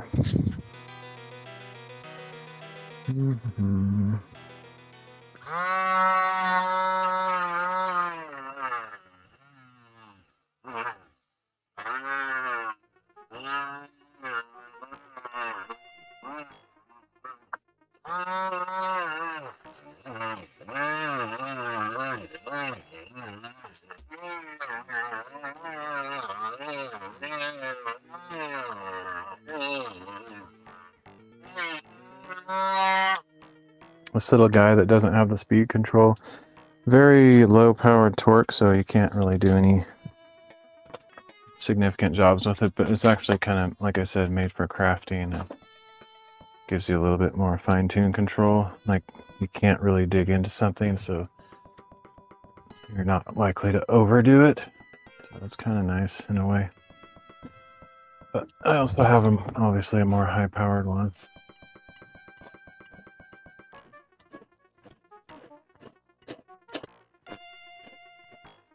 Most of the time, this little on-off switch one is underpowered for what I need to do.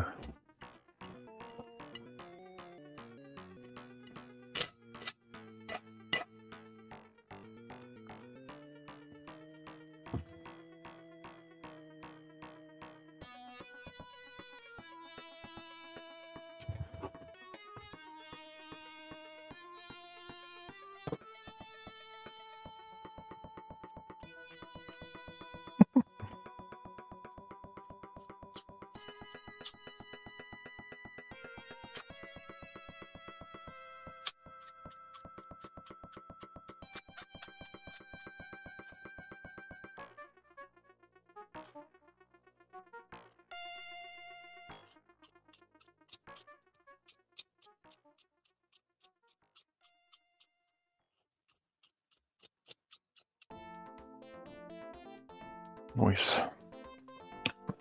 All right. Keep forgetting what I'm looking at. One thing I wish cell phones had for when I'm streaming is like either a really good camera on the selfie side or like a monitor. And I think they make such things. I don't know. I've never really looked into it. I would imagine there's such things because you can hook up a USB-C monitor to your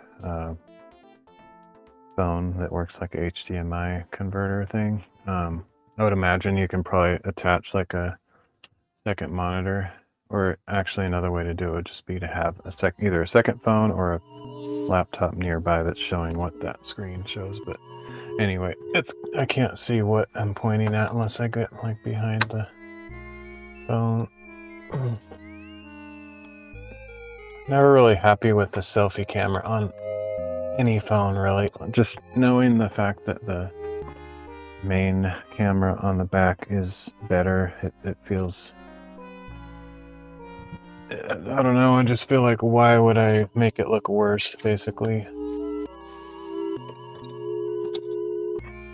But practically, it would, from a practical standpoint, it would make sense to use the selfie camera so I could see what I'm pointing at.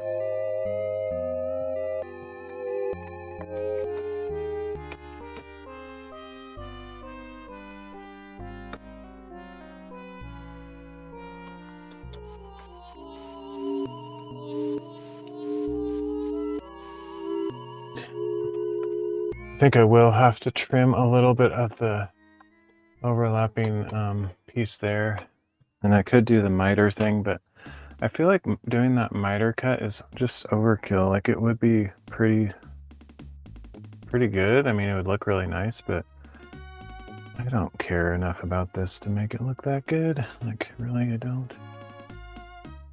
But that would be the way to do it. You know, just cut each corner at a 45-degree angle, butt them up together, and then you'd have a cleared path between the two tracks. I just don't want to mess with it. I genuinely don't care to do that good of a job on this, because this is not for anybody else. This is not to impress anybody. It's literally just, I want to have some cool flashy lights in my shop, and nobody else cares. Not even flashy, just colored, basically colored lights. Not into the flashy stuff.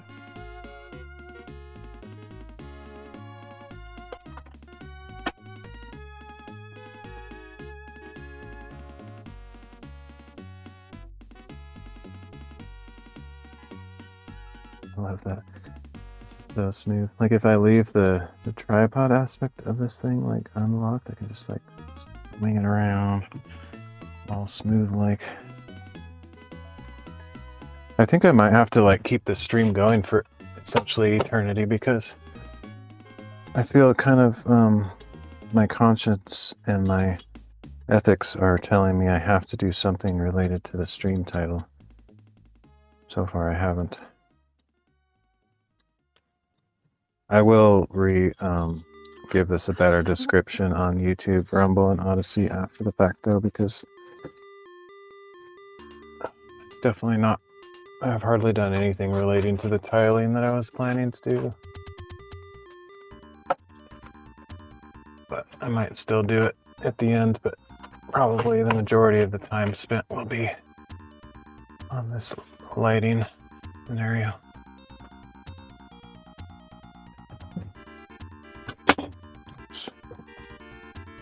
And sadly, I'm not actually going to get to show you what it all turns out to look like because I'm not going to mount the stuff in there until I get the whole thing in place. It would be very foolish to do that because this whole other side over here on this wall hasn't been mounted yet. So we got tracks coming all the way over there, but it needs to come across this way. And I can't put those up. I can't put that track up until I put some 2x4s up there to give it something to attach to. But otherwise, everything all the way around that way, except for that missing gap. The reason I didn't do this missing gap here from there to there is because that also doesn't really have anything to attach to. Actually, can't remember if I cut that piece to length. I don't remember. I feel like maybe I did, but the funny thing is I might have cut it to length and then I might have like forgot which piece that was and then probably picked it up and used it as a scrap for one of these other spans. So I might have to cut that one again if I even did it before. I have a couple pieces here that are cut and I don't know if they're the ones that fit that gap or not, but it doesn't really matter. But essentially, I'm kind of done for as far as I'm going to go tonight. I could do a little bit, there's a couple more pieces that I didn't put the actual diffused plastic in, but you get the idea. Pretty much done it all. Deal. But I think I will work on the tiles a little bit, just so I can say that I did. I am going to have to reassess the title of this stream after the fact because it really has very little to do with what I did. Let's see.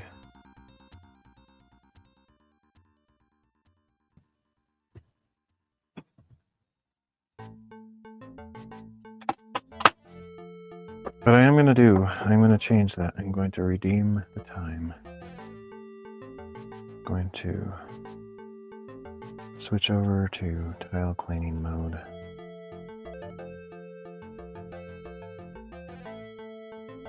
Which is why I brought this table out here primarily. It's also nice to have a place to put some of my supplies, but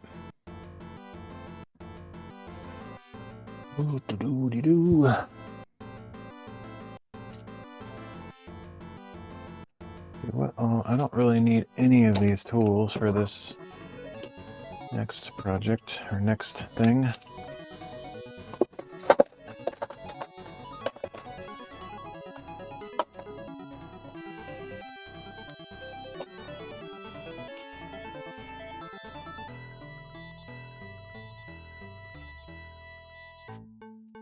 Perhaps I put something away for a chance to change. What a concept.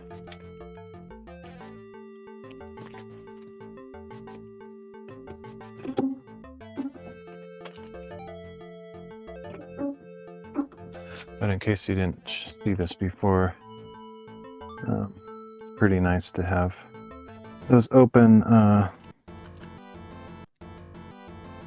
ceiling joists up there where I can just hang those, all my various collection of clamps up there. Quite handy.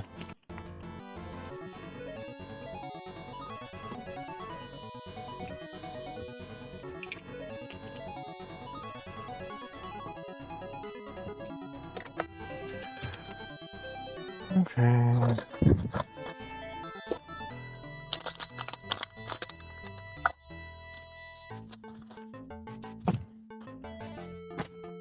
up a little bit just so I have room on the table to work on the tiles. This is the whole stream title and actual intention of what I was going to do in this stream. I don't remember exactly when I changed my mind to do the lighting. I guess I sort of had that somewhat in the back of my mind that I might do that instead, but I kind of thought it wouldn't take very long. I'm always underestimating how long things take, and I just decided to do that first. So I was thinking, oh, this will be a little introductory thing that I do, and then it's like, oh, 10 hours later, I guess that took too long. I wonder which one of these chairs is more comfortable. Got two chairs here.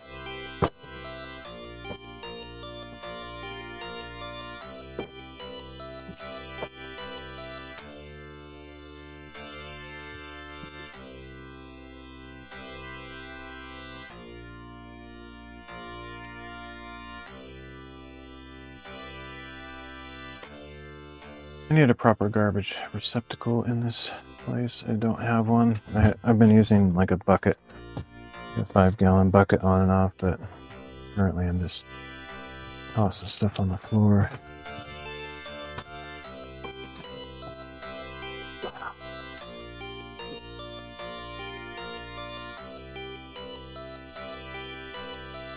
It'll be nice when I finally get done with all the active projects that I'm working on the shop. And what I mean by that is making up the shop itself, not necessarily using the shop for projects, but actually finishing the shop, because it's in such a disarray while I'm working on the shop itself that like there's just like objects everywhere that I trip over. Tools that I can't find because they're just stacked all over each other. It's a total mess. And while I'm definitely not the most organized person ever, not even close, I do like to have things in their place, like in my work area, so it's not just impossible to find everything. So it's been kind of annoying lately. And the actual worst thing is just tripping over stuff all the time. It's like obstacle course in here.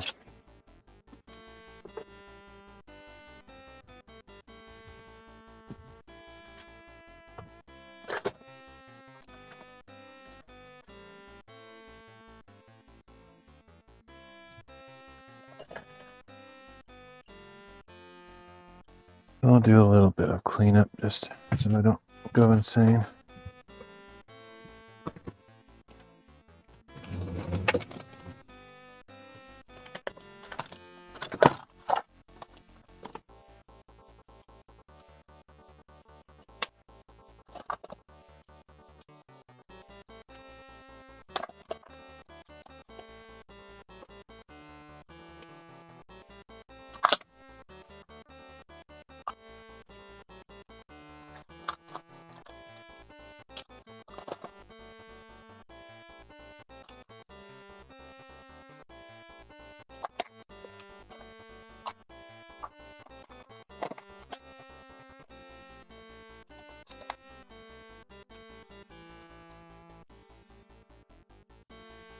Tools are amazing. Can't imagine a period of time before like modern tooling and stuff. Like,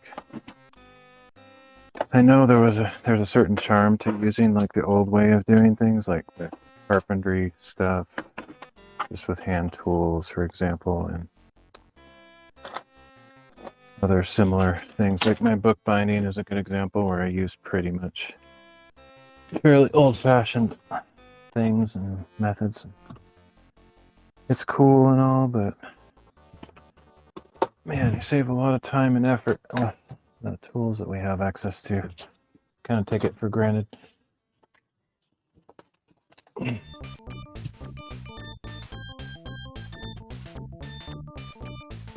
it's starting to get pretty almost usable space here. Almost.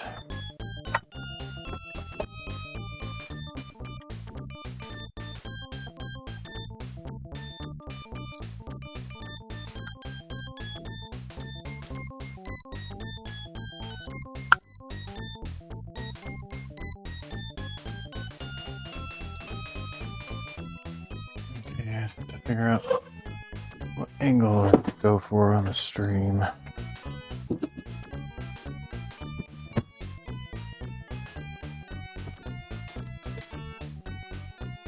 This is where things will start actually picking up on the speed and the feeling like I'm doing something.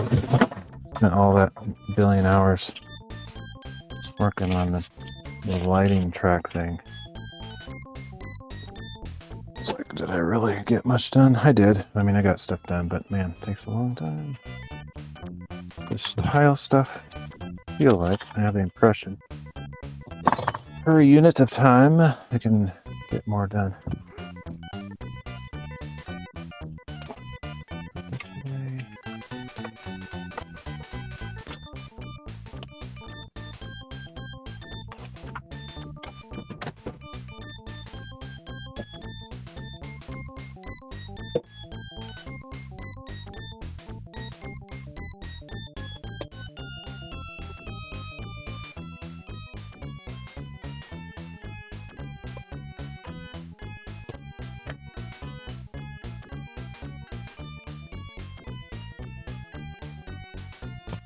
Actually, one of the best ways to get a tool collection though is to have a dad that's into tools. My dad is just kind of crazy with tools. He has like 10 of everything, so if he can get himself to let go of a few things, not hoard as much as he has, just like give up 10% of his duplicates, and he can like supply me with anything I could ever need, that's for sure. A lot of my stuff is hand-me-downs from him, so if you think I'm being a little hypocritical and like, oh, you say you don't have much, but you have a lot of stuff, it's primarily because of at least half, well over half, I think, he's given me over the years.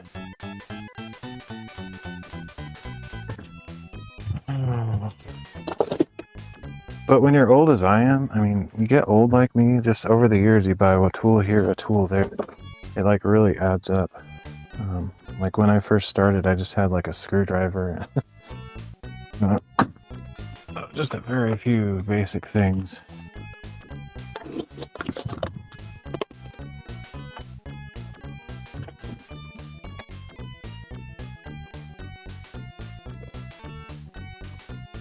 But like I said, you have one project. It doesn't matter what it is. You have to do one project. That project requires a few tools, and then you buy those. That greatly expands your tool collection each time you have some kind of project.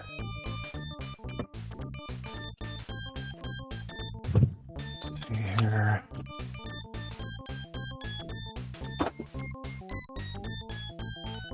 Shop scenario, shop situation, whatever, has been in such chaos that I haven't even really had a chance to figure out where I would put things. So the organization hasn't even really begun. I've sort of just thrown things on shelves, but certainly not in their final positions, final resting places.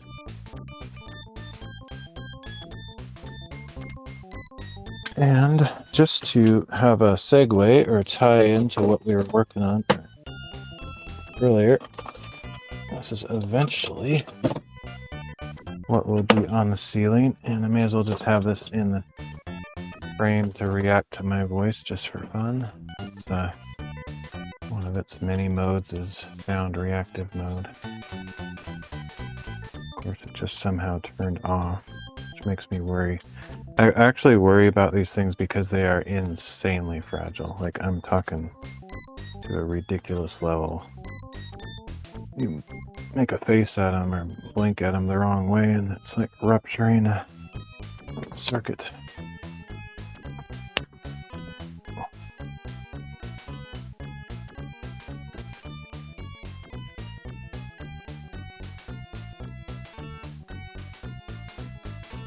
Ugh.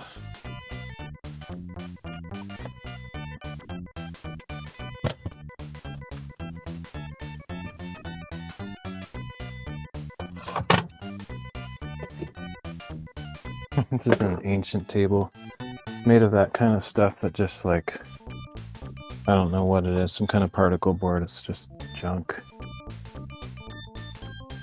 I don't really have any sentimental attachment to it, but it's been at this property, my parents' property, probably since I've been a kid. I think it's probably older than I am, which is hard to imagine, but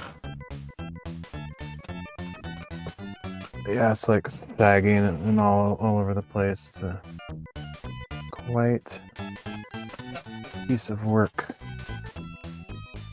in the negative sense. Okay, so I can't really see where I'm sitting and if my head's getting chopped off by the frame, but I think it goes up pretty high.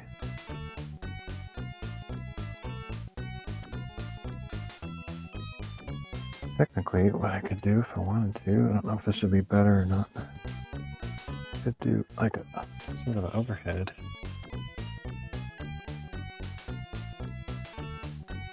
Sort of.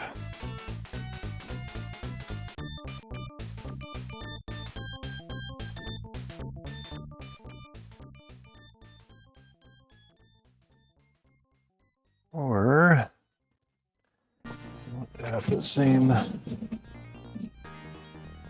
be on the same plane. I could do something like that.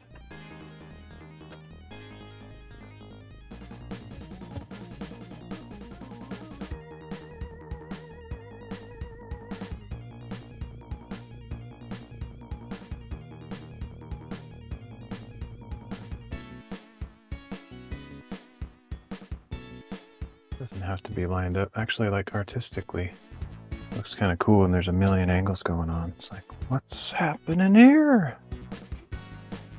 All right. So this is actually what the stream title has to do with in the description. Like after all that time, I hadn't really done anything related to it yet, but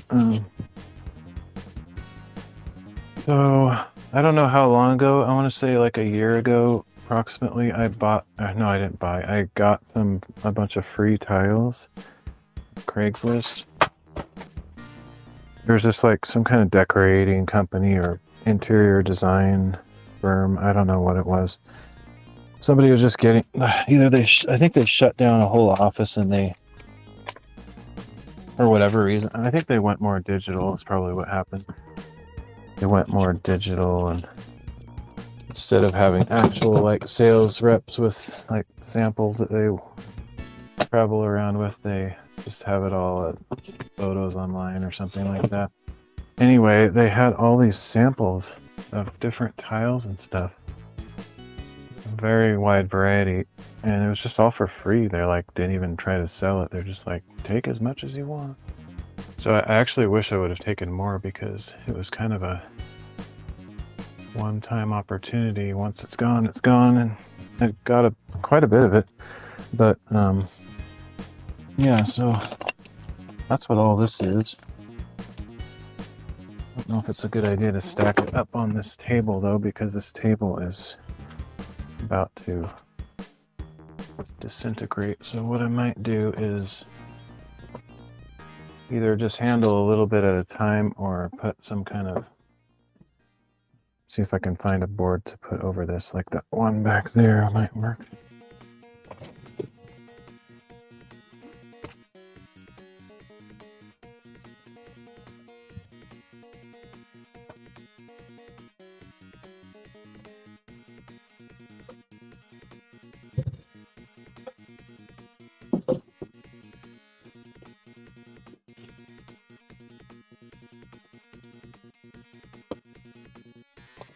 Should give it a little bit more structure. It's somewhere around here in the house, at least at one time, there was a pretty nice table. Well, compared to this one anyway. Anything is nice, but I can't remember if that was taken away or not. I don't know if it's still here.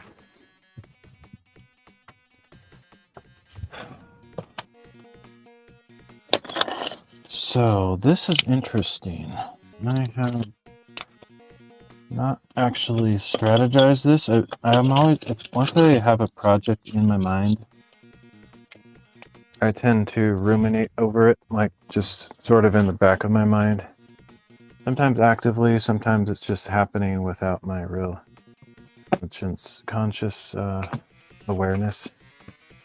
But I've known about this, the possibility of this general idea of a project for a while, and the general idea is that I have all these cool colored, multicolored tiles, different styles, and originally my thought was to use them to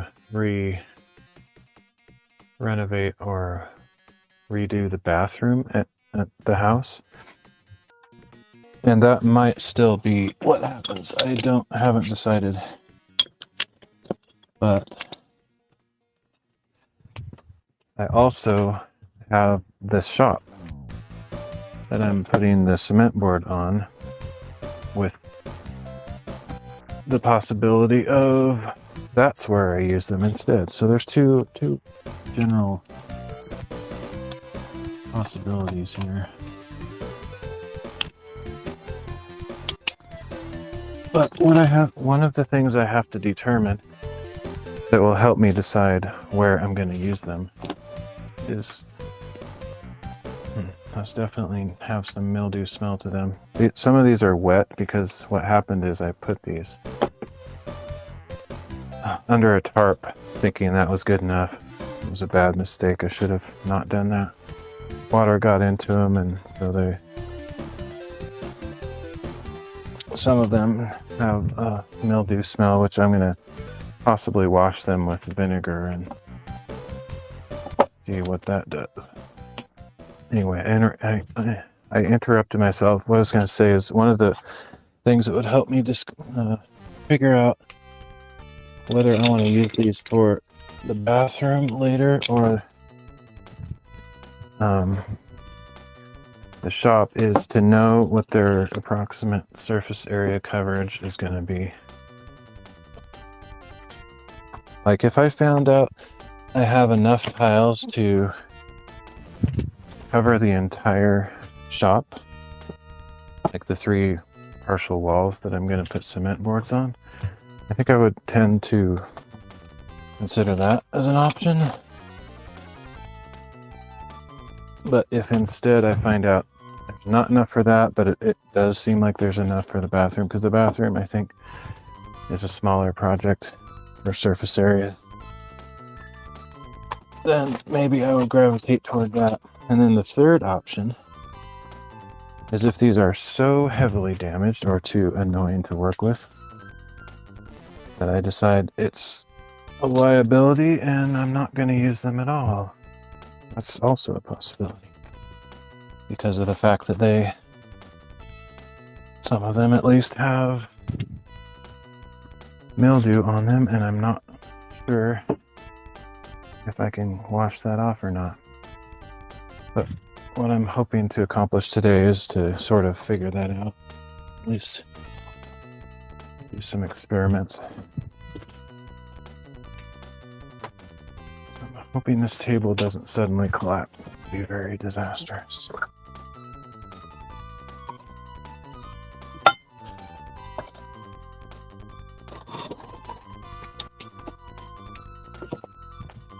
I think I can soak these in vinegar. I have a giant tub, and I think I might just stack them all in there and pour a vinegar, part vinegar, part water solution or whatever. That's not really the thing that I question. It's more, is how effective is it going to be? Is it really going to fully eradicate and cleanse these things? That's what I was talking about, the Levitical priesthood stuff that I've been reading, going through the Bible this year, reading through the whole Bible, and I happen to be in Leviticus and Numbers and stuff. They talk about this very thing in there, which I find quite interesting. There's been a lot of alignment with my Bible readings with stuff that's going on in real life, and I always find that enjoyable because it gives more life to what might be ordinary or kind of boring readings.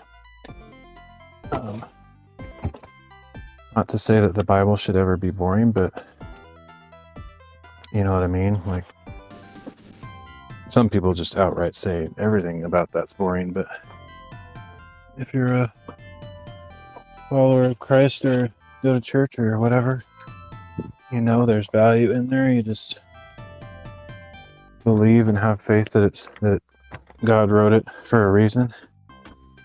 But sometimes it feels kind of disconnected from modern times because of the cultural changes that have happened since it was written. But really, the Word of God is timeless. And this proves it. Like, it might feel some people might feel like some of the traditions that the priests did in Leviticus don't line up with what they understand as modern science and stuff. But it's like well beyond the time, it's way ahead of its time because it was written during a time when such things weren't nearly at what we have in the modern times. So God was aware of things outside of time, and he knew what we could handle each period of time. So he revealed truths to us that we needed for each period of time in history. So one of the things that I'm not sure of is, this is really annoying to me. Samsung, that's crazy. That is weird. It's literally the same logo that my phone has, and it's a tile. So apparently Samsung makes phones, and they make TVs and stuff, and they make tiles. What I have heard though, and I have no idea without doing like research, is that a lot of companies in Japan and Korea and whatever have the same brand names, but they're literally no connection at all. So that's beautiful. It's got little pieces of blue in there, and it's gorgeous. The cool thing though, these are all samples, so none of them are just ordinary boring tiles. Like I may only have one of each, but I could produce something quite unique because I have so many different colors and styles of tile. Some of these are so bad though that I feel like I should wear gloves. I probably should have already put gloves on. And I mean, to be honest, possibly a respirator, but I need to get them in a bath of what do we call that stuff? I already forgot. Yeah, vinegar soon. But I was sort of wondering, I mean, they have all, what I was going to say before is they have all these stupid labels on them because they're samples. I'm not even sure I'll be able to get some of these labels off without using something like Goo Gone or whatever. But it's also possible that, like this one, for example, is not going to come off in one piece. It's possible that the soak itself could help in that process, so maybe I should not even bother trying to remove these. What in the world? This is bizarre. So that first one was Samsung. Look at this. LG. I mean, I'm sure that's probably just coincidence, but like a bunch of tech companies that also happen to make tiles. Anyway, yeah. Does LG even exist anymore? I feel like that's like a dead brand now or something. Anyway, probably, the funny thing is I can't possibly get these labels off if I had gloves on, so like I have to use my fingernails. But it would be good to wear gloves because of the mildew possibilities and stuff going on. But basically, what I was planning to do today is sort of try to get some of these labels off. Super tedious. That's what the title has to do with. If you go to YouTube or Rumble, Odyssey, I think. goofy title and long description with stuff that sounds kind of cryptic, and you're like, what is he talking about? Well, this is what I was talking about. Oddly satisfying, super tedious, boring stuff. Removing stickers, labels from tile samples. But it's a lot deeper than that, because the title and description also talk about pixel art, and I've already kind of revealed what I mean by that, but this is like basically white, so this would be XFFFFF, but you know, I would actually basically take a picture of this, reduce it to a single pixel, and get the color sample of it and call that a tile. So the idea is, eventually, I'll figure out what color each of these are by average, and then I'll feed that into an AI and have it suggest some designs based on the available tile sets that I have. So what I have to do is X, Y size, so give it a pixel dimension, X and Y, color, and then just feed those 3 data points into the AI and say, here's what I got. Here's my surface area, you know, 8 feet by 6 feet high with a window cut out here. Give me some options and see what it comes up with. So it's kind of an AI tile pixel art project. I think it's a pretty unique idea. I might be the first person on earth who's ever done it, but maybe someone else has done it, but I still think it's a cool idea. So that's what I'm going to do. I need to go wash my hands though, because I want to take a drink, but I don't dare touch that cup with whatever I have on my hands. So I also need to get some kind of garbage receptacle to throw some of this crap in, because I don't want it to get all over the floor and spread its disease. Pretty nasty. So there's the premise. That's the big reveal, and that's what I'm going to be working on for a little while. Today and possibly another day, but honestly, this is sort of a break from the larger project. If you haven't been watching my channel, you'll see the insulated walls here with the OSB blocking back there. That's what I've been working on recently. I need to put that last piece of insulation in there, and some other work with the other side there and the corner. I need to cut some special studs to encase all that. Same thing on this corner that you can't see over there. And so probably this will be just kind of a break from that, and possibly tomorrow or soon I'm going to cut the cement boards for applying to the walls where I have the blocking and everything, which is kind of prep work for this whole tile project possibility. And I still need to decide if I can salvage these tiles, or if I foolishly destroyed them all by letting them get water on them all season long. It's not only that, but the neighbor's cat saw the opportunity of the tarp that was kind of, basically I had some boards leaning against my, where I keep like some firewood, and then I had these on a pallet underneath, and then a kind of a slanted tarp over everything, hoping that it would keep dry. So apparently the cats liked that scenario, so they were like getting in under the tarp as well, and probably peeing on the tiles and doing all whatever, who knows what. So it's kind of gross, but I am hoping that I can clean them up and still put them to good use, but I will use good judgment. I will do whatever experiments I need to with vinegar and or bleach or whatever, probably just vinegar. And if after that, and leaving them out to dry in the hot sun, if I can still smell vinegar in them, like the priests, you know, inspected after 7 days. If they're still unclean, then I probably won't go forward with it, or I might do a second cleansing like the priests do. Very biblical.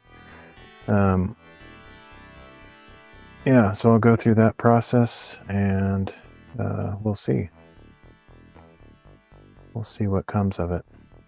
I think it would be a huge shame to have to throw these away, because they're so unique. Like, check it out. Like, it's actual marble I don't know if this one is. Some of them are probably artificial. This one's quartz. But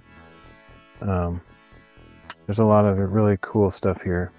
This isn't even half of it. This is just half of one box, and I have like 10 boxes. So we're going to be like Scrooge McDuck or Uncle Scrooge or Scrooge from the original Christmas Carol with his stacks of coins on his desk, counting them like an old grump, cataloging his riches, separating himself from the world in preparation for the visit of 3 ghostly Christmas weirdos.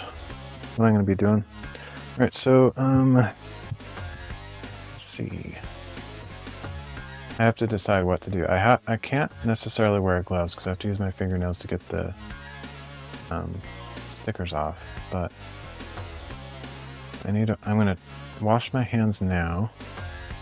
Okay, I'm gonna grab my cup. If I grab it low enough where my mouth is not gonna be, I'm gonna, so you know, I'm gonna take a sip up on the top, and I'm gonna take it inside, thoroughly wash my hands, cleanse the cup, get another drink, just so I can be re-energized for the second portion of the stream.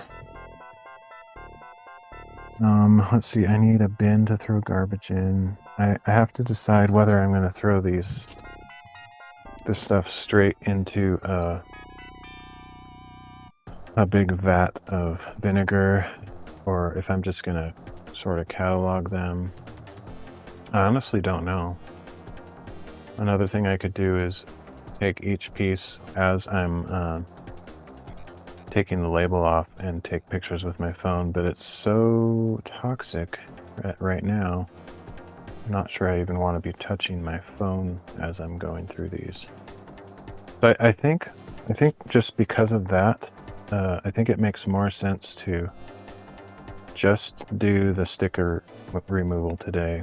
And the actual cleaning and cataloging of the colors and sizes I'll do after I've soaked them in vinegar. So yeah, today I think is strictly going to be about removing the stickers, as many as I can,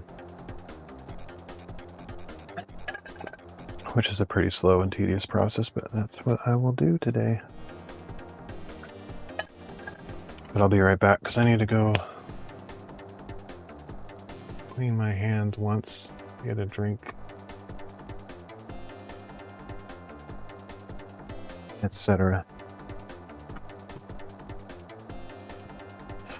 Let me switch out my wireless mic just so I get a good clean charge.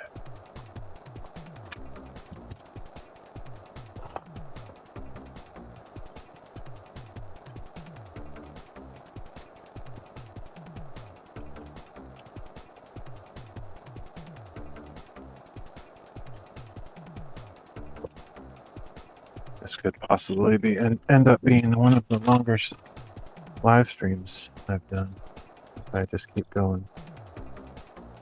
Kind of fun, as long as I don't I don't know how to say it. I shouldn't say lose sleep over it because I will, and I always lose sleep because I'm a night owl. So as long as I don't take it beyond what my normal lack of sleep is, it's going to be reasonable. Not that I'm ever reasonable, but you know what I mean.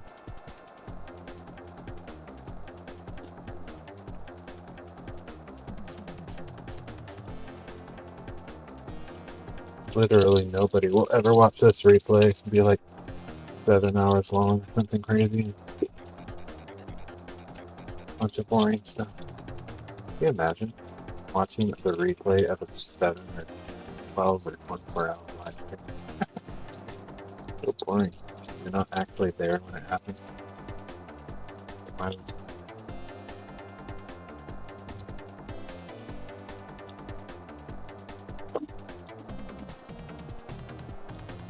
I wish I wasn't handling toxic materials, because I would like to, I would get a snack, man. But once I touch a single tile, I can't touch my face, I can't touch anything that I'm about to eat. Not be a good idea. I'm stuck.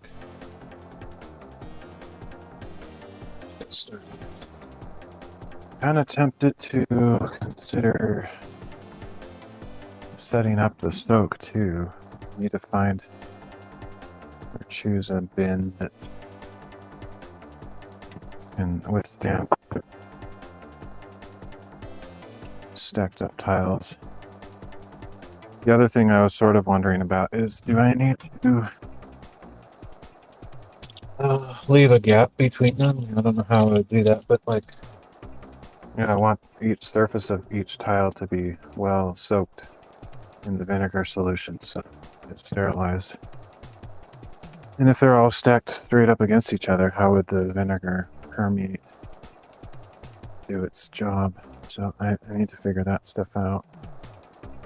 What I could do possibly is a small batch at a time or something. I'm not sure. And then if I did it that way, I could, instead of having a giant vat bin of vinegar to soak in, I could just get a smaller container. I think that actually makes sense to me to do it that way. Small batches. Maybe I could do this one box, for example, that I pulled out, one box at a time. I'm probably gonna have to buy a bunch of vinegar too. I actually bought two gallons, but that might not be enough. I haven't asked AI or some resource like how concentrated it should be, so maybe I'll do that right now. I'm inside by the computer. Let's see what AI has to say.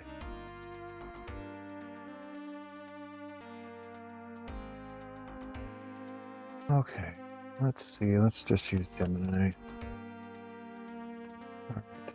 I would show the screen, but it's like, it's not worth it. I have a box of tiles that were left out in weather. Thought they were protected from water under a tarp, but it leaked. They smell of mildew. I was thinking of soaking them in a tub of vinegar and water solution. Do you have any recommendations? What kind of mixture ratio would be effective? How long to soak them, etc.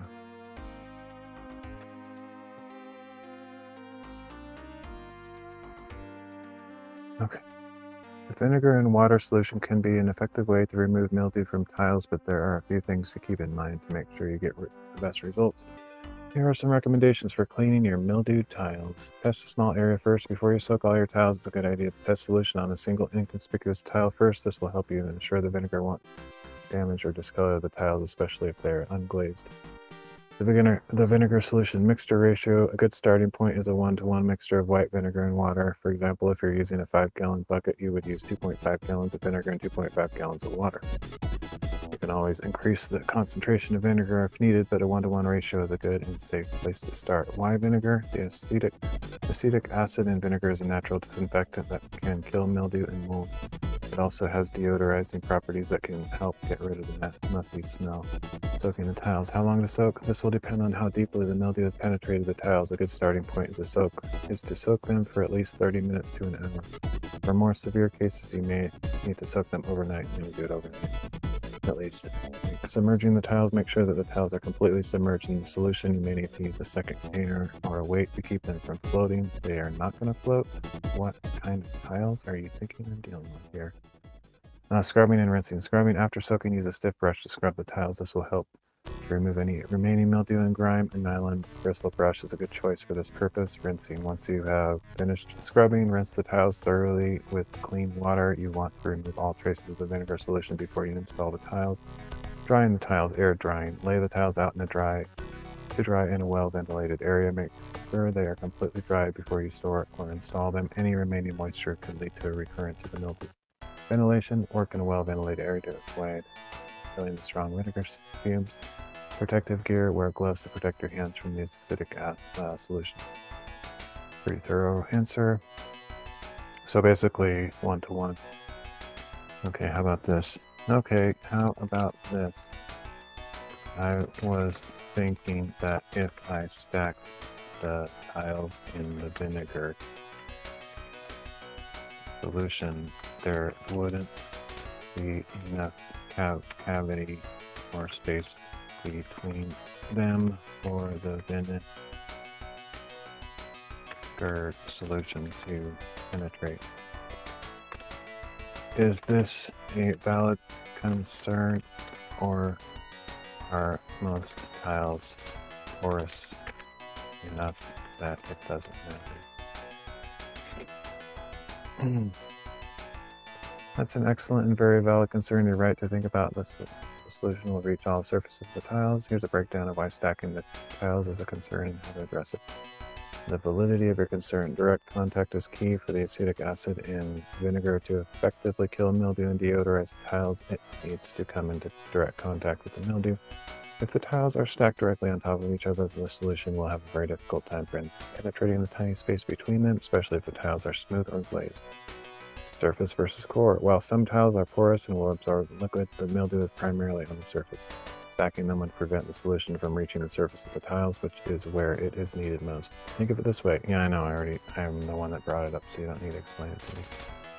Stack with spacers an idea. Find small, non-porous items to use as spacers. Examples include plastic wedges, bottle caps, or even pebbles. Bottle caps. Problem is I have so many tiles that I don't think I have enough objects to use as spacers, really. Place the spacer at each corner. I could stack them, alternate them though. How about this? How about this idea? How about I stack the tiles intelligently so that barely the corners are alternating over the previous layer, kind of like an empty mesh or offset of bricks. That's a clever idea that work likely will. I think I'll probably do that. Ensure sufficient gaps. Make sure the offset is large enough to create a noticeable gap between each tile. Prevent stagnation. After a few hours of soaking, you may want to gently agitate the stack. This will help to stir the solution and ensure that fresh solution is coming into contact with all the surface of the tiles. Yeah, I think the key is not putting too many tiles in a small concentration of the vinegar solution, and once I feel like it's saturated and dirty enough, I need to like refresh and put new tiles in each batch. So small batches is key, I believe. And yeah, that's enough information. So basically they suggested 1-to-1. I was already aware of the fact that the vinegar solution could have a negative effect, discoloring or damaging certain types of tiles, but I'm willing to take that risk because the mildew itself has damaged them to the point where I wouldn't want to use them unless I can get the mildew off. So it's a higher priority to experiment with the sanitation or the sanitizing process. So that's what I'll do. And if some of them are damaged or destroyed, who cares? I got them all for free. And any recovery that I can achieve is bonus. So answered. Questions answered. Oh, but the other logical thing I can do is take a snack out with me now and eat it before I touch the tiles again. So let me see, what do I want? kind of in a graham cracker mood. I think I'm just gonna sit there and eat graham crackers on stream. Kettle corn sounds kind of good too, but I'm in a graham cracker mood. What it's all about. What? I brought my cup in, didn't I? Oh, where it is. Yeah, there it is. Oh. Meditation. Meditation protocol. I need to wash the cup before I take it back.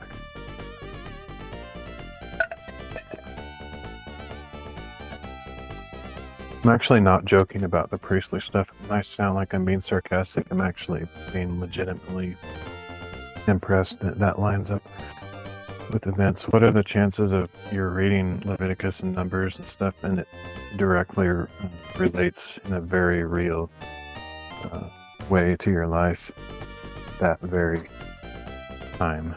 Like, for you to disbelieve in God, in spite of that, would be insanity. Some people think, oh, you're a child, you believe in Santa Claus.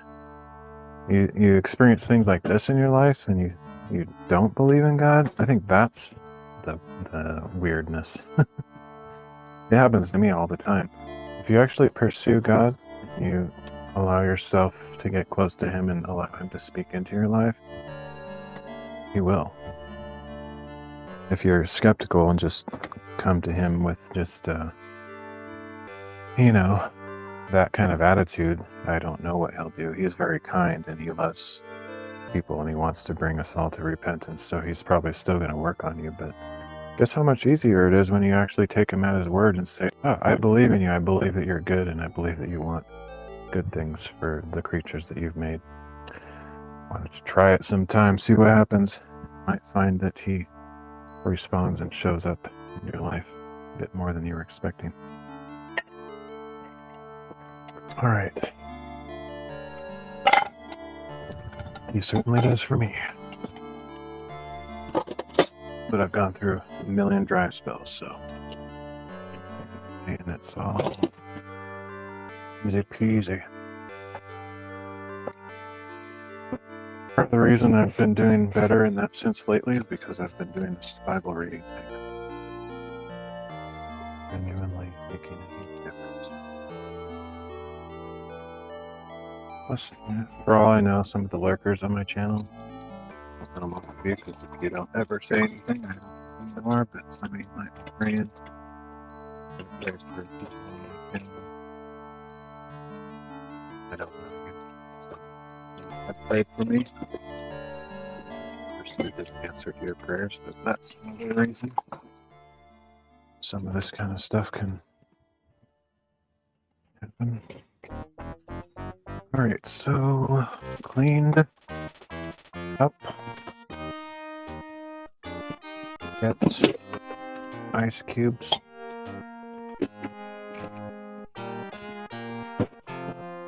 For drink.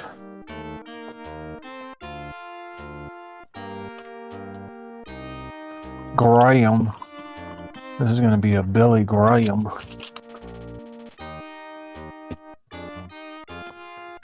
Broadcast. Not really, but I'm going to eat some graham crackers. Crackers.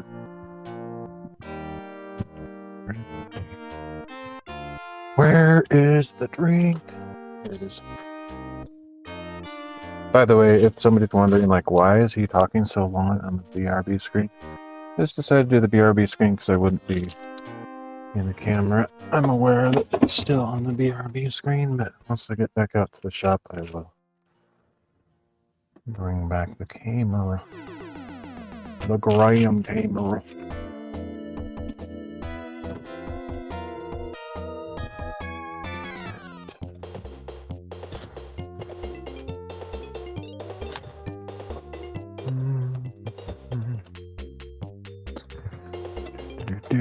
Oh, I almost forgot the switching to the other microphone. It's good to do it in here because I can test to make sure it works.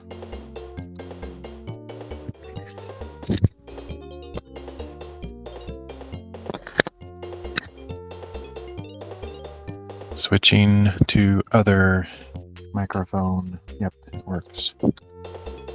Good. How long have I been going? 4 hours and 26 minutes. Sweet. I'm about to the length of the previous stream and I'm just getting started.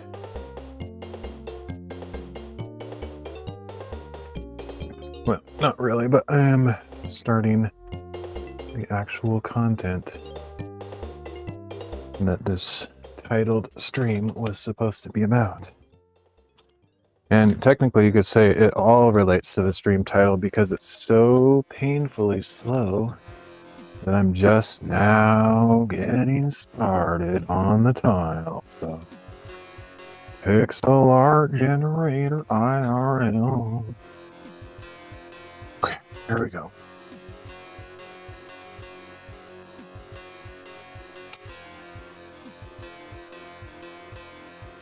I am forgetting something. I might have to make 2 trips because I need to, if I'm going to use the vinegar solution, I need to mix that up. Okay, the break kind of continues. This will be a very long break. I'm just gonna sit out there and eat the graham crackers, and then I'll come back and get whatever I need for the further operations.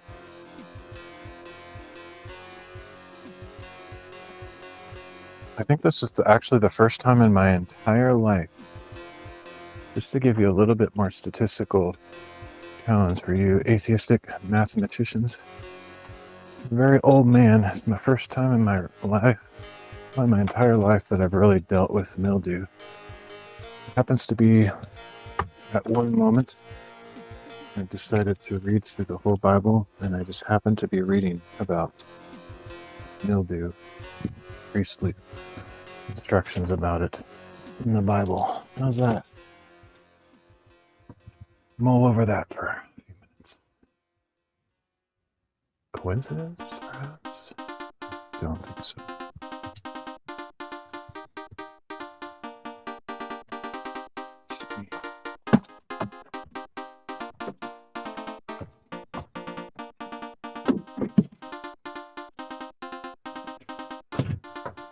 Oh, God had this all prepared. In fact, these tiles are actually his design. He allowed the water to infect the tiles for this very moment, and I can share with you on stream. That is 100% certifiable fact. So when you think you're going through some crap in life that seems to have no purpose, think again. May not be fun. You may not understand it at the time. God knows what he's doing. Wah! Wah! Woo! Ah! Me! Back! Zop! Kaboo! Yeah, magic. Not really. What was that noise?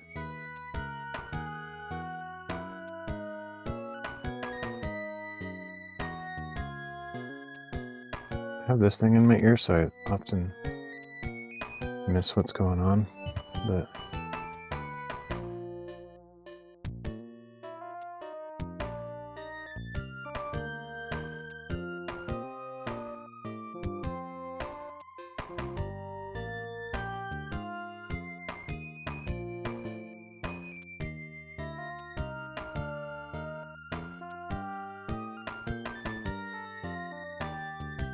keep hearing stuff outside. I don't really need this. Let's see, do I have it? I think I have it in my pocket. I want to hear what's going on around me. It's more interesting. I had this on because it's my ability to hear text-to-speech on this thing, but if I'm looking at it right in front of my face, I don't really need text-to-speech. All right, we are switching to ASMR chewing mode, which I think is repulsive.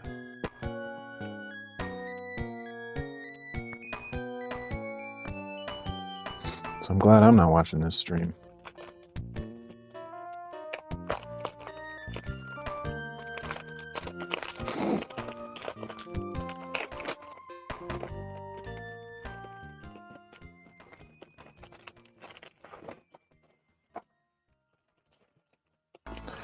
To be honest though, even though I do actually believe that God orchestrated the mildew in these tiles for this very moment, I wish it didn't happen.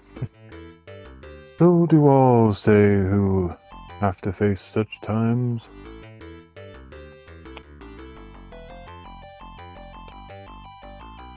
I wish the ring had never come to me. I wish none of this had ever happened.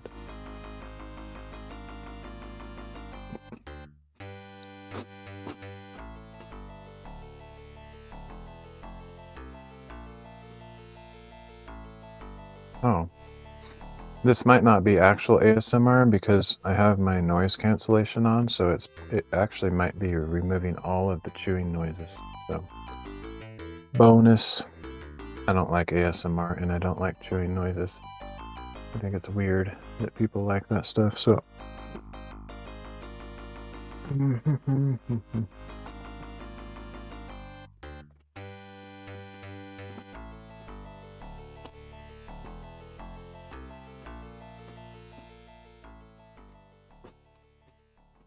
I could use graham crackers as tiles. I wonder how long that would last. That'd be kind of funny. You know, streams are actually like graham crackers. Streams are like one point in time. They're disposable.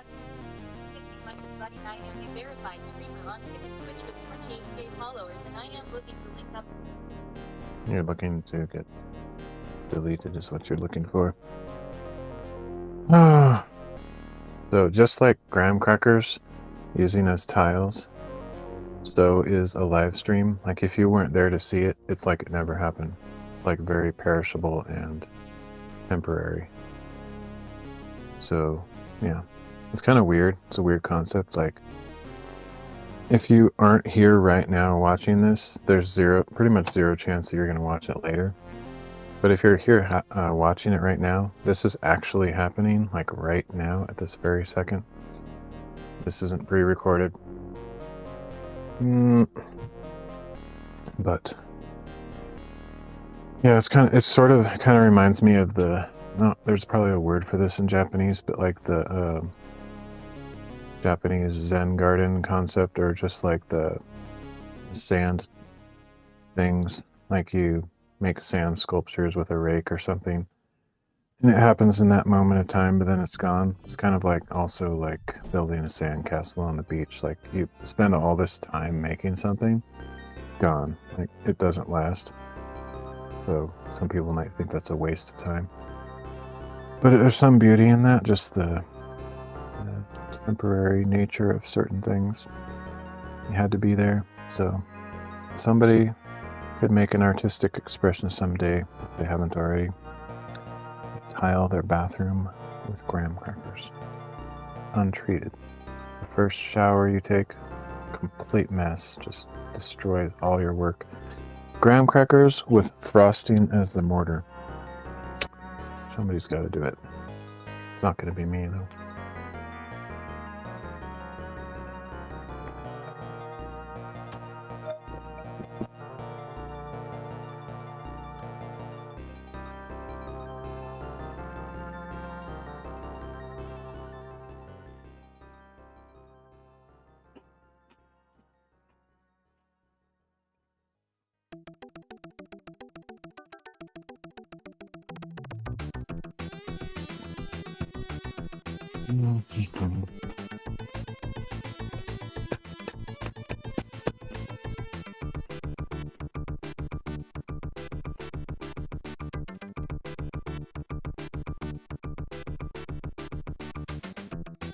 Not particularly looking forward to cleaning these tiles.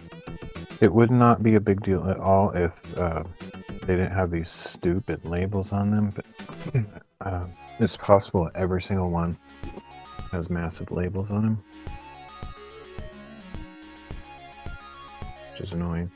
The other thing I could do is, it sucks not to be able to wear gloves because I don't know. I don't think I'll have like a skin reaction necessarily. As long as I like wash my hands after I'm done, I'm probably fine.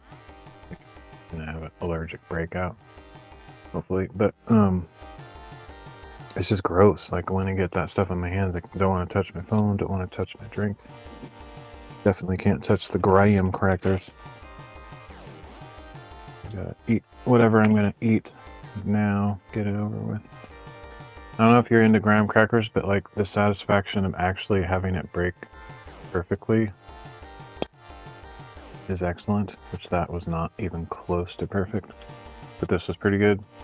So it seems, I don't know if it's different brands or what, but some of them, no matter what I do, I'm serious, I can like put all the effort in the world, like feel like putting equal pressure with 3 fingers in 3 different positions and putting my thumbs in the exact center and like equal pressure, and then it just goes, or it like breaks into like 6 pieces, or it makes the standard chevron triangle pattern. It's like,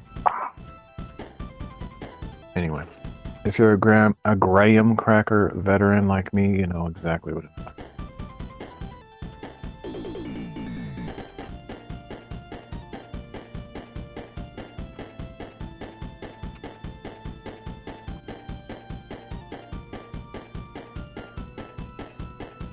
Okay, so yeah, what I am gonna do, as soon as I'm done eating this snack, I'll go get a bucket or something to mix the water and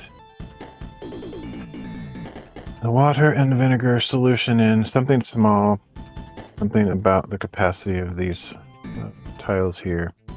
I'll do a batch at a time. This will take a while, but the thing is, I'm going to be working on putting the cement board for several days anyway, so I'm not going to be waiting for this tile situation necessarily. But yeah, I'll do a batch at a time. I don't know how many boxes I have, but I have a good number of boxes. Some actually, I don't think they even got wet, so unless the mildew like hopped from box to box, they might be completely fine. I think it's just some. This one is clearly really bad, one of the worst. It smells like if you were here, you'd be like, oh yeah, I smell the mildew. But I don't really see, like looking at it, they look fine. They don't look disgusting like with a bunch of black spots on them or something, but they absolutely need to be treated if they're going to be used. There's several material types that I'm not sure about. Like the ones that I'm familiar with is anything that's like porcelain or ceramic or stone, or all of those are very predictable. And I don't feel like I need to study up on them or anything. But then we have a few of these glass tiles. I don't really know what I'm going to do with those. There's some of the cooler ones in the sense that they're the most colorful. They're kind of like stained glass. But they're also kind of weird. Like the fact that they're transparent, they're translucent. Like what? You're going to look through them and see the thin set mortar on the backside? Like, yay! So I don't really understand the purpose of transparent tiles unless you're actually using them like in something like stained glass where you don't have mortar underneath, but you're sealing them around the edges or something. I don't know. But the concept is kind of weird to me. The other challenge that I will have is, I don't know if you can see from there, I'm not going to touch them yet because I don't want to get my hands dirty yet. But these ones right here and some of the others, mainly those right there, they're like very thin, like an 1/8 inch. And all the rest of these are at least a 1/4 inch average-ish, Probably not actually a 1/4 inch, but more than those. So those are insanely thin, and then there's kind of more standard 1/4 inch-ish. And then there's a few like this one here, that one, and a few stacked around that are like super thick, like almost a ½ inch thick. So I'm not sure what that would be like if I just arbitrarily put them all together so some are sticking out farther than others. Personally, I think it would be cool. Like if you were doing a floor, that would be bad, obviously, because you'd stub your toe or trip on it all the time. But in a wall situation, I don't know if you've seen it before, but I've been to like Mexican restaurants and stuff where they have very irregular tiles, like on purpose, like literally smashed pieces of pottery that they just like haphazardly lay in mortar or whatever, and it looks cool. And even if it has a weird texture to it, there's an artistic style and flair to that I think is really nice. But that's something I'll have to consider when if I choose to work on this, the fact that these aren't all the same thickness. And then if I decide to do that AI design, I think the AI will be smart enough to figure this out, but I'm not necessarily going to have like perfect rows and grids, you know, like a perfect square on every line, because obviously these are long rectangles, these are somewhere in between, and these are squares. And they're not even all the same, like the length of this isn't the same as the width of this. So, but I think if I give an actual accurate representation, which I can literally give it in the same units. So what I'll probably do is measure these in every single one in centimeters, because that's way easier to calculate. And I just give it the exact data, like a comma delimited file or a JSON file that just has three data points: length, width, you could throw a thickness in there, but it's kind of irrelevant, and color. That's it. And just say, use this data, visualize it as length, width of a tile, and color, or a pixel, if you want to think of it that way, pixel art. Make me something cool out of this. I could give it a prompt like, make me, you know, a forest scene with these, kind of like a, you know, what do you call those things? Can't think of the word right now. But instead of like stained glass, it's like tiles, like together, like they make them on the small round tables that you see in gardens and stuff like that. I can't think of the word. Anyway, make me mosaic. Yeah, make me a mosaic with these colors and sizes. I think it'll be a fun project to see what it comes up with. The thing is, I don't know if there's very many humans alive. Certainly not me, no chance. But even very artistic, very scientific, incredibly gifted people that would be able to take this arbitrary data like this without using a computer, just in their head thinking like, okay, I see an image. I know exactly how many tiles of each one I need to put where.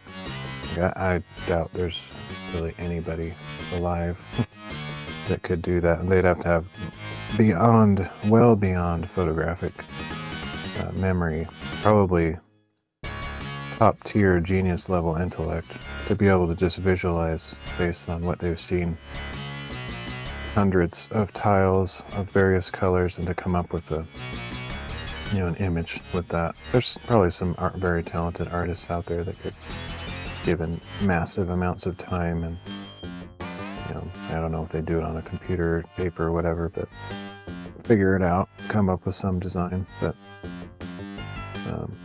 I think it'll be a fun experiment to see if AI can accomplish that, just like in a prompt, because it's probably not something that's ever been asked before to do. Maybe somebody out there's had a similar question, but it's probably not a common question that it gets, so it has to truly be creative. It's not based on knowledge that it already has accumulated by training, probably too much. So it really has to use the collective knowledge and training from other disciplines and bring it all together. So it probably knows a ton about pixel art. It knows what pixels are. It knows how to do dithering, error diffusion, all that stuff. It knows everything about that. So it can use all that information and know how to do gradients and patterns of every kind. So I think it'll be able to do it, and it'll be interesting to see what it comes up with. It'll blow everybody's mind. Like, maybe I'll do that on stream sometime. Like once I have the data in a 3-column set, length, width, and color, I'll just feed all that in there in just one go and say, hey, here's some data. Here's what I want. Show me what you got. And just see what happens. I think it'll be interesting.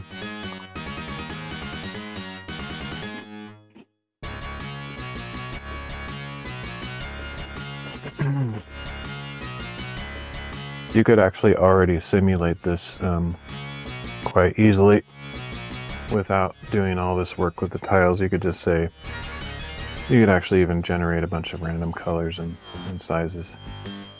Say, you could even use AI to generate the data. You could say, give me a set of data, 500 tile shapes between variable lengths and widths. Some are long, some are short, some are squares, etc. Colors ranging from black to white and any color of the spectrum. Give me that random data set of 500 things, randomized. And then once you get that data, you could take it back to the AI and say, okay, now that you have this data that I helped you generate, use that information to create an image. So you could get a quick head start on this, simulate it digitally, see what happens. So if you're watching this stream, feel free to try that out with your favorite AI LLM service and see what it comes up with.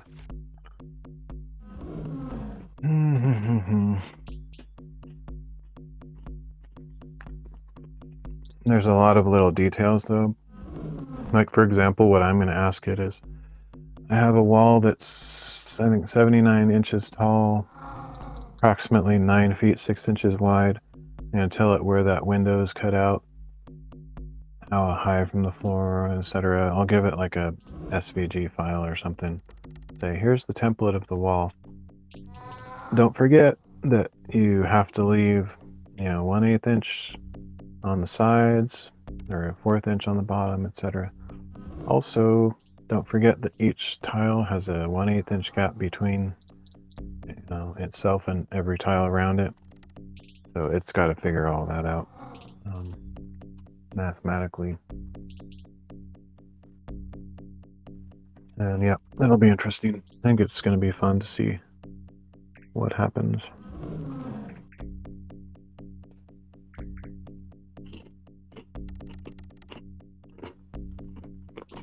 The thing I haven't really decided is what I want to ask it to design, because I think what I'll do first is just say, be creative. I have no preconceived notion of what kind of image to use. Just use your imagination, and it'll come up with amazing stuff. But then once maybe some of its ideas will inspire me, and I'll be like, that's cool.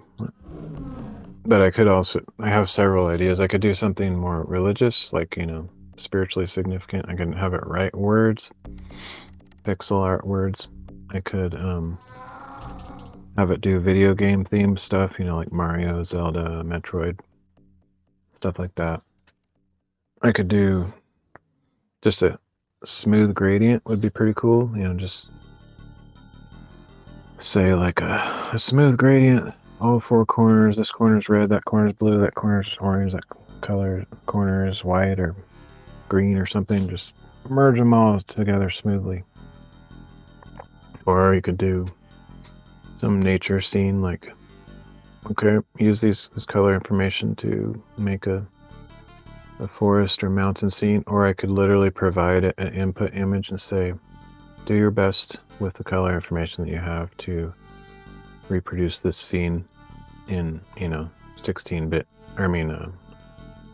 4-bit color, 8-bit color, 256 shades, whatever, kind of a old school pixel art style.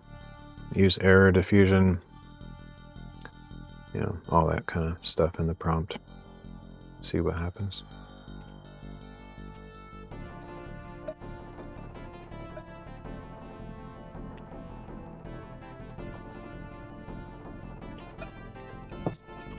I often eat a whole bag of graham crackers, but I think I'll call it there. I like me some graham crackers. That was a nice cut.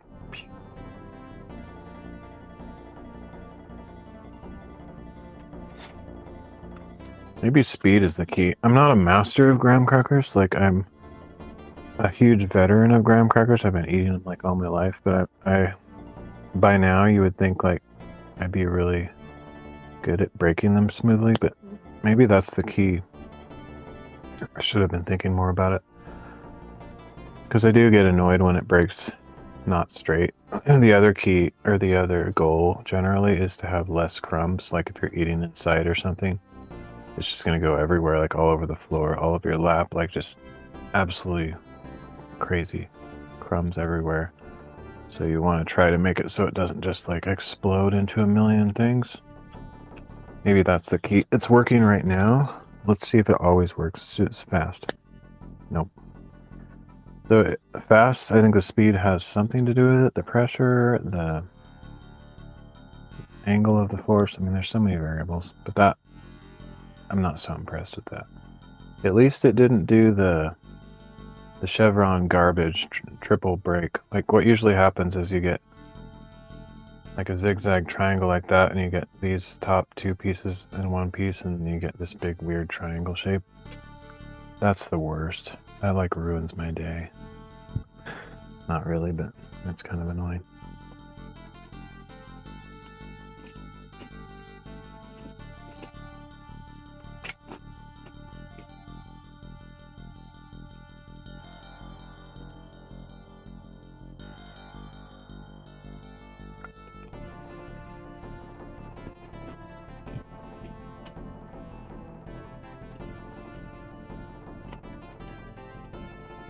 I wonder how to tell, if there's some way to tell when a vinegar solution has reached its capacity to absorb disgusting, vile stuff. In other words, like if I have a certain amount of vinegar water solution and I'm putting tiles in it and leaving it for a certain amount of time to soak, like how do I know when it's reached its capacity to do its sanitizing? And I need to, at that point, switch it out. I think I'll just do it a batch at a time, but like maybe I need to soak each batch twice, for example, because it gets super saturated with filth to the point where it's no longer doing its job. I don't know.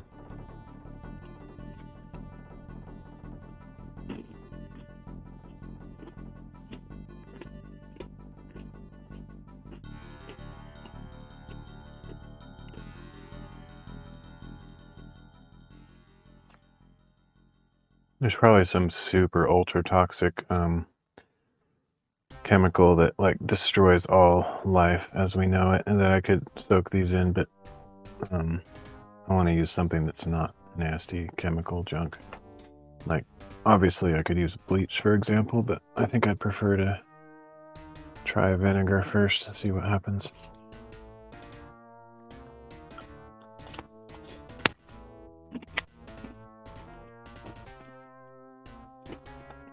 See, that was a very clean break, and I just did it very gingerly, like no sudden break. I don't know. It's kind of hard. These aren't the worst though. Like, these are some of the best breaking graham crackers I've seen. I think it has to do with how well they do their little perforating patterns. Like, that's pretty good.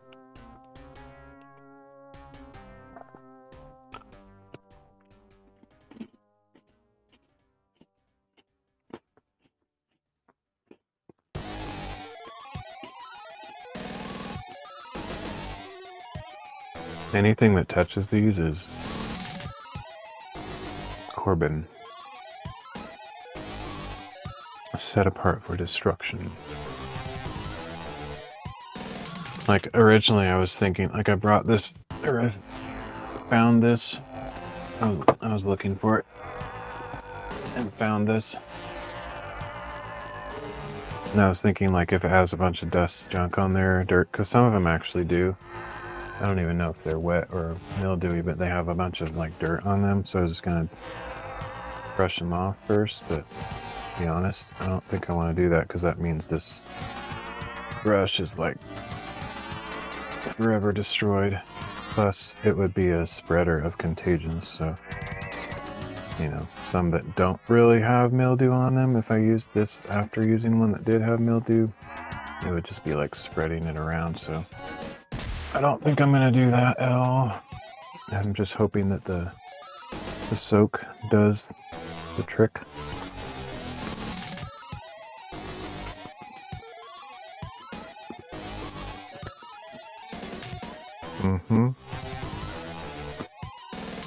Very good. These are some grade A grahams.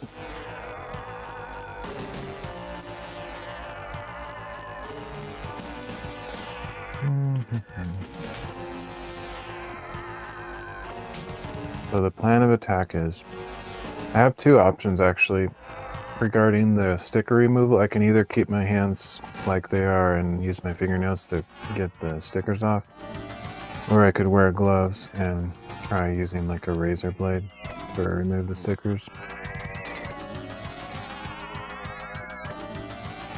Probably would be safer or better to use gloves and see if a razor blade will help remove them, just so I don't have to be touching all the disgustingness.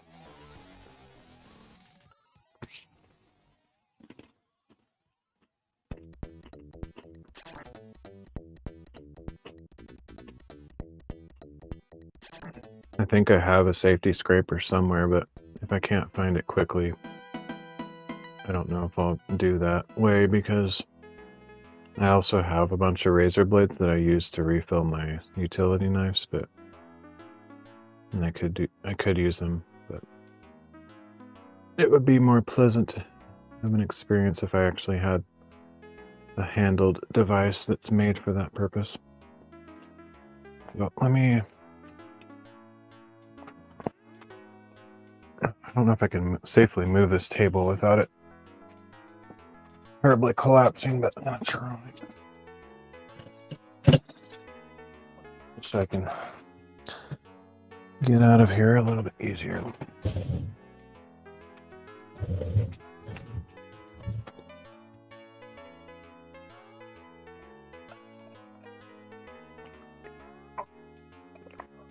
Grab gloves. I need the tub of stuff.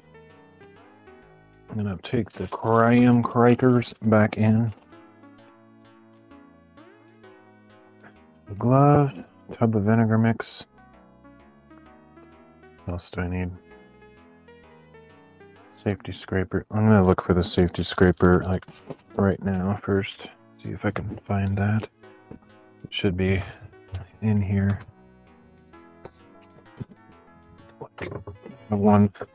One place to look. If it's not there, then I don't know where it is. Hopefully inhaling this, well, here's some razor blades, but hopefully inhaling this stuff doesn't cause me harm. Could, oh, here's a Here is a safety scraper. Exactly what I was looking for. The other thing I was wondering about that I could try or ask AI about, see what it thinks, is like boiling this stuff. What would that do? Like, I don't know how I would achieve that necessarily, because I wouldn't want to boil them inside the house, because if it released any fumes or something, that would be kind of gross. But like, maybe I could set up a heating pot of some sort outside and boil them. I wonder if, I don't know if that's a good idea or really stupid. But that's another thing I was wondering about, because that would be the least toxic of all, no chemicals whatsoever. I don't think it would get rid of the smell, but like at least maybe it would kill the mildew, and then I could, after that, I could try soaking it in a less concentrated solution. I don't know. I'm not sure. This is all uncharted territory for me.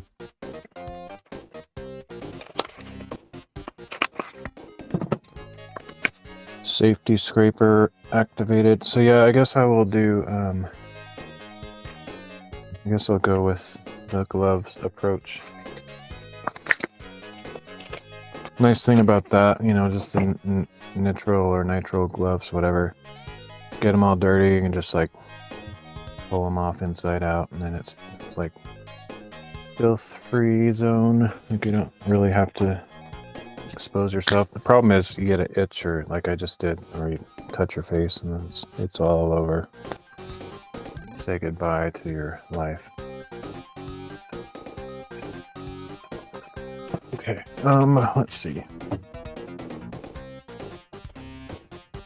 I'm purposely over-dramatizing this. I'm actually not that worried about it, but it's more interesting if I talk about it like it actually matters. Okay. Let's see. My head was probably actually chopped that whole time, but nobody cared. Oh-de-do-de-do.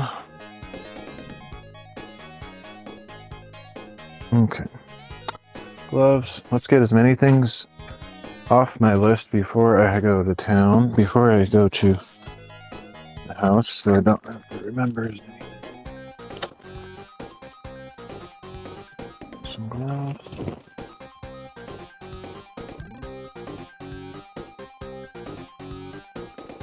And a couple pair just in case.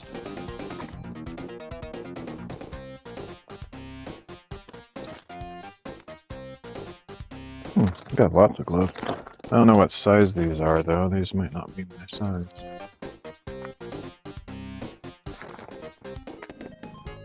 And I need a tub of vinegar. Oh, I should check my camera battery, or my phone battery, just to make sure it's good. Still 79%, yeah. It might end up overheating. That's the only real concern, probably.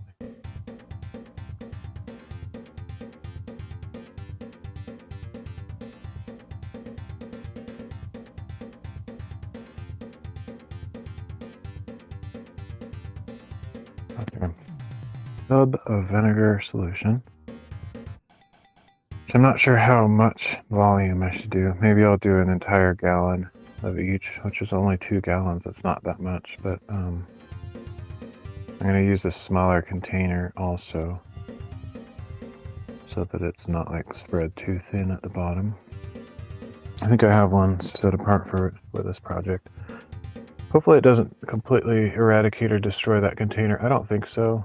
I think, you know, I'll use a plastic container.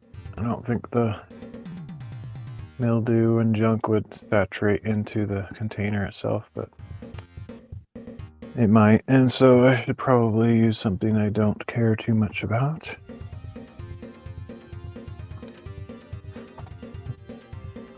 Let's see. I think I'll use what I had in mind originally. It's okay. If it gets ruined, it's...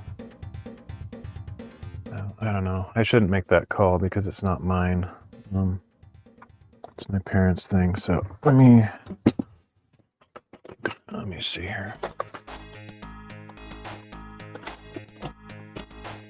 I could do quite a small batch. I think this is too small though. I have like those shoebox sized Rubbermaid-ish things. That's a little bit too small.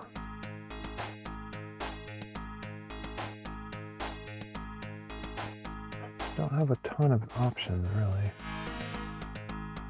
I have things that are too small and I have things that are really big. I don't really have the Goldilocks.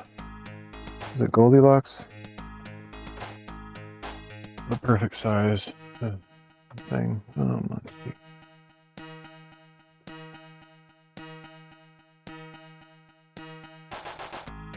Baby bear Goldilocks option.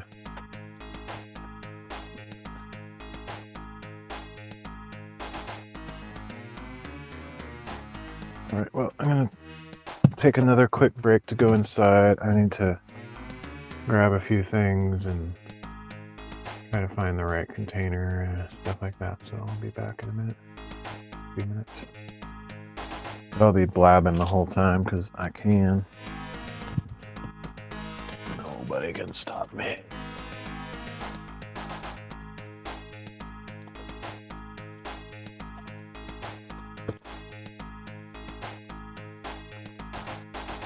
That's something I could have thought about today is when I was at the store, I could have looked for, well, not necessarily the store, just like the used stuff place, or yeah, I could have gone somewhere and gotten a container. I didn't really think of that. Kind of just assumed I'd be using something here, which I might still do. But if I really can't find something ideal, I might have to put this off till tomorrow or whatever. We'll find out.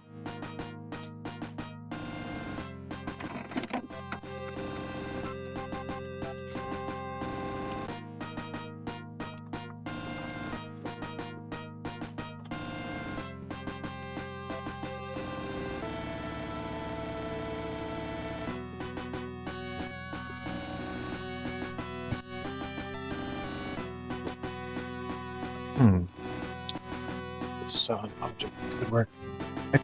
I could also just use a 5-gallon bucket. I have 3 of them. I also have a really crappy one. Where's that crap? It's totally... Oh, never mind. It's literally crappy. I used it for the septic tank repair job. So, no, I'm not gonna use that. That would literally make the whole thing worse. Let's clean some tiles by soaking them in crap water. That'll work.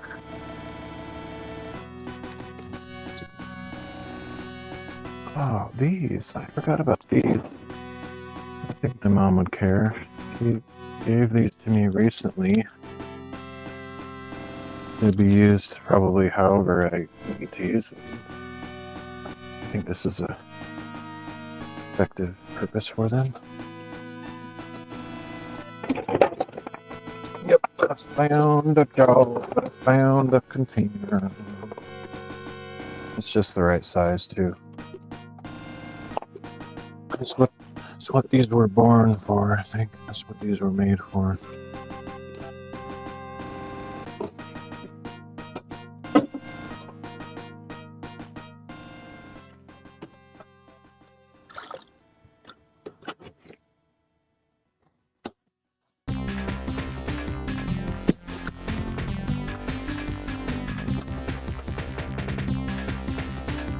Hope she didn't buy these new. Usually when she, well, I don't know. She's always Mrs. Fix-It looking for solutions for things. When she goes to store, she's like, "Oh, Flo talked about this. I should get this." and she tells me that she found the thing that I was looking for, whatever. But I don't know if she bought these new or she found them like at a thrift store. Hopefully they're either very cheap or from a thrift store or something. But I think that is the perfect thing. The only other thing I'm not sure about, I can't imagine this is the case, but is there any kind of container that would like disintegrate? I don't think so. I don't think vinegar is that crazy of stuff.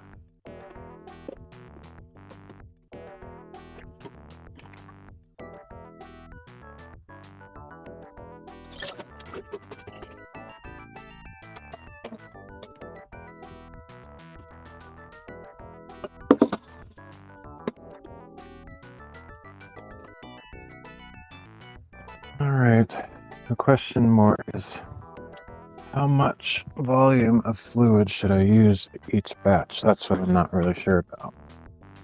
Because I have 2 gallons of vinegar as it is.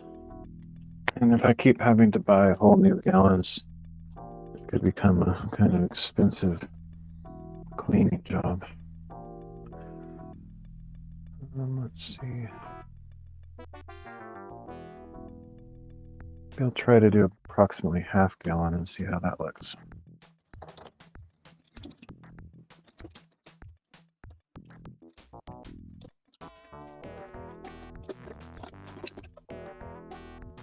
I think I need the whole gallon, not very much.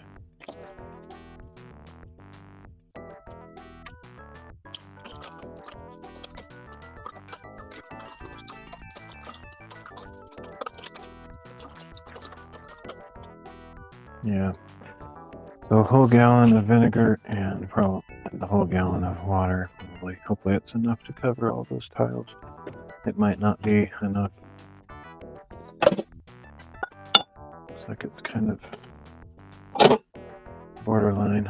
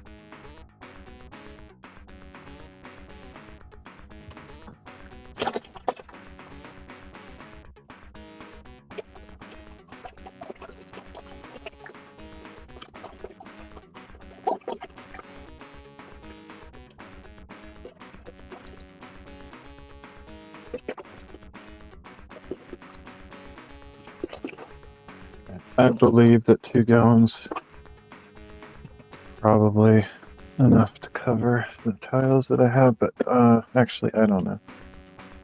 I'll just do as many as I can. Again, this batch, that's gonna use a lot of solution. It's gonna be like, if I'm gonna do this whole project, I feel like I need to like find a better price on vinegar or something. That's a lot.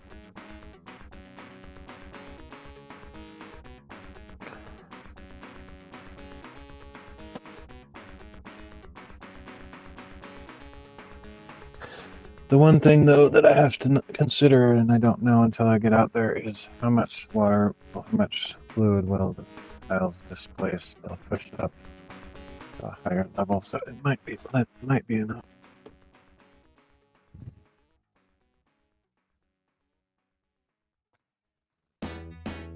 Can't remember if I was gonna get some.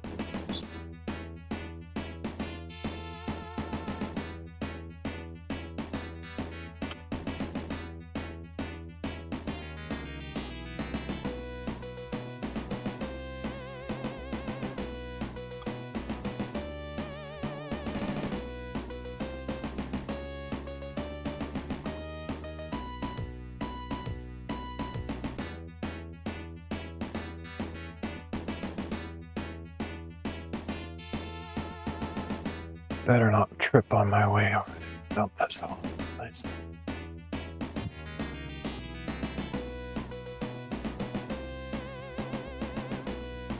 Oh, Lord, help me with the mildew with your sanctifying powers.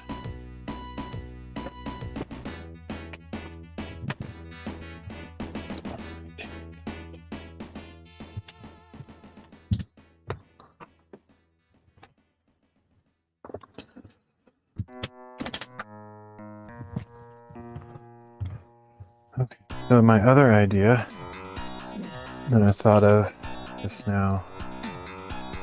Oh man, I can really smell the mildew now that I come back into it. Ugh, that's bad. I think I want to put a board underneath this bucket thing, this tub, because once the weight of the tiles is in there, I'm not sure the tub will support all that weight without kind of bending in the middle or something, so let's try this.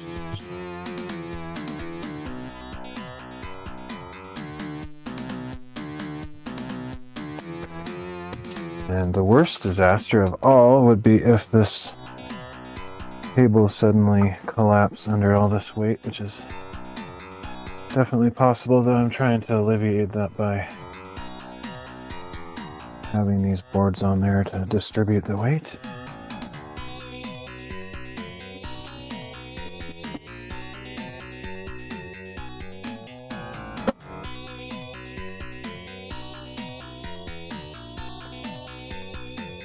But this is an old ancient table that is not necessarily the kind that you would say they don't make them like they used to. It's really just like a piece of trash.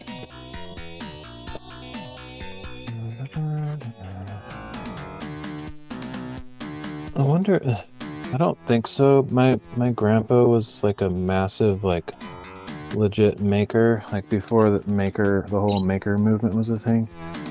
It was really handy, and I think that's where I got a lot of my interest or passion for doing this kind of stuff.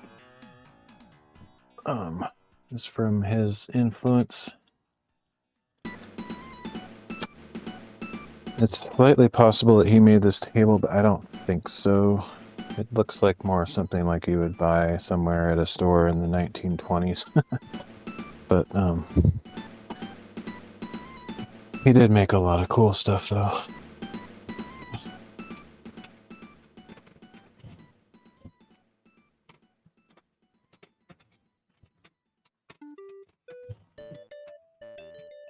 Alright, so I can still drink my water as long as I hold it down far enough that I'm not contaminating the top where I drink. That's the key factor.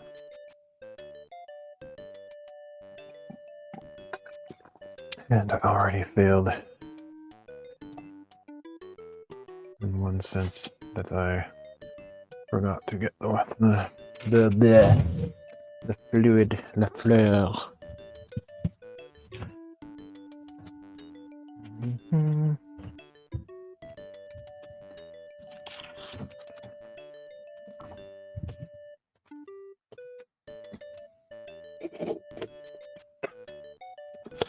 So this bucket is 2 gallons.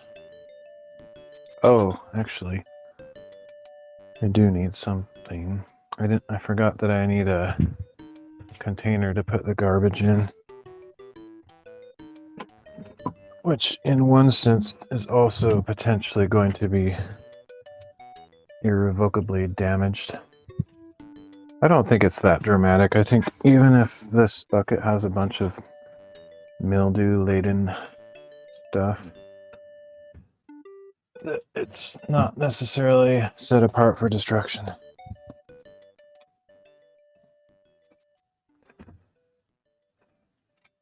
But it might be. Something to consider. Definitely anything that absorbs stuff is set apart for destruction. So this This board that I have the tiles on, I should consider throwing away after this project, because any mildew that was on the tiles could certainly absorb into the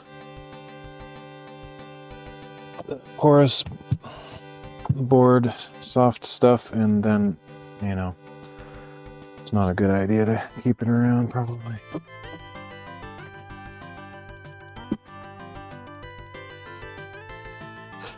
And initially when I brought the tiles into the shop, I wasn't really aware that they were so bad. So I put them on the floor, and some of the boxes that they were in are kind of rotted out on the bottom. So what I'm thinking to do is the area that I put those boxes before, I'm probably gonna try to wash that with vinegar as well.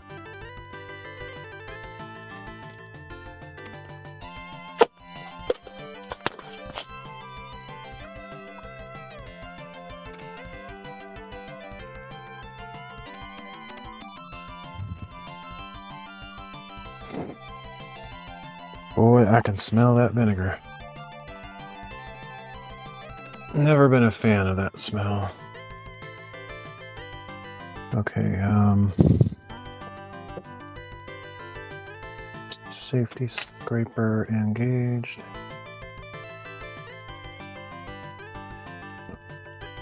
Actually, I need to reverse the capture method. Can't remember how these stupid things work.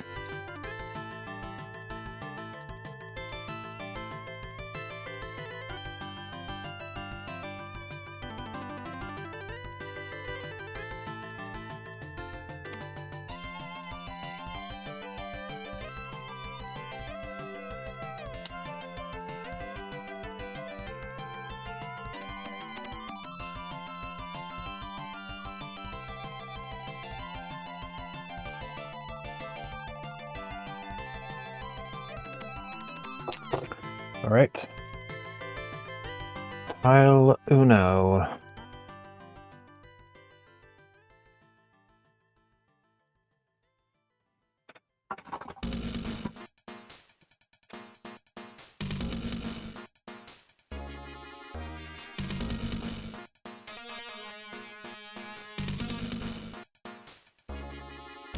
Tile uno, you sink my battleship.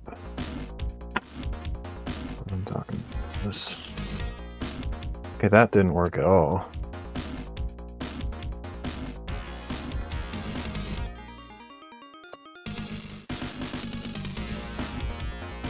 This is awkward.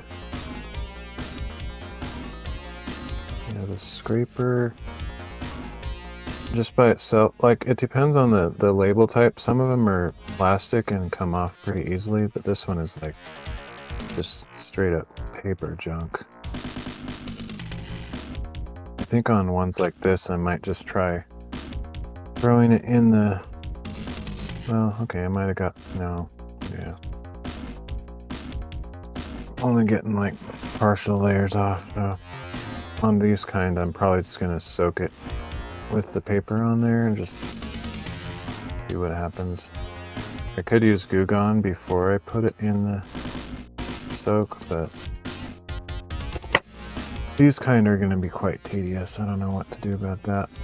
I'll just throw it in here, see what happens. I'm not going to be able to position these for, oh man, I didn't think of that. That's the worst one to have on the bottom because it's like the thinnest kind. That the weight of the other ones could break them in half, so it'll be the last time I do that. The rest of these, I'll think more intelligently how to stack them. This really sucks, man. Why do I have to put these stupid labels on everything?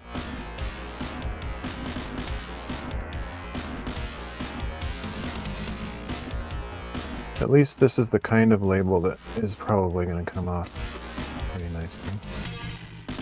Except that it's wrapping around, of course.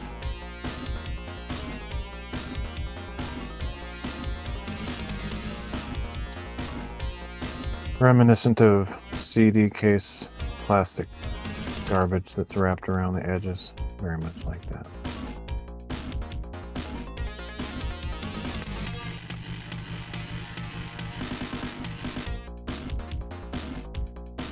Oddly satisfying. I forgot that that was part of this whole theme stream.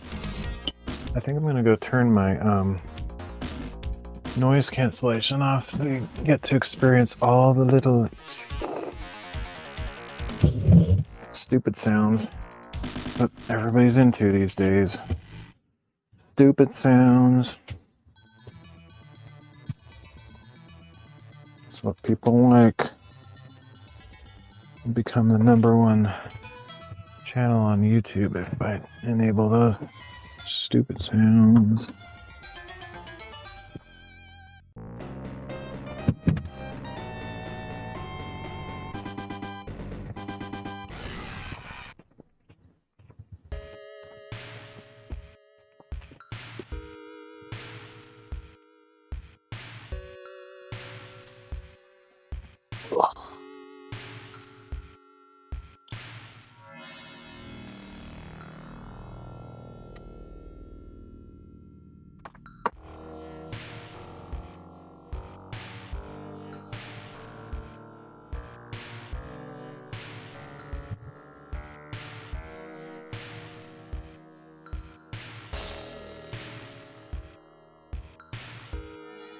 Stupid sounds activated.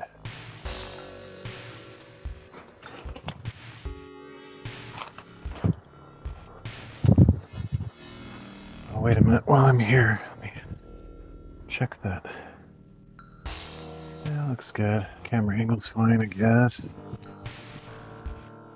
I could actually do multiple camera angles too, just like go crazy. Have like 3 or 6 camera angles, that'd be funny. I'm not going to.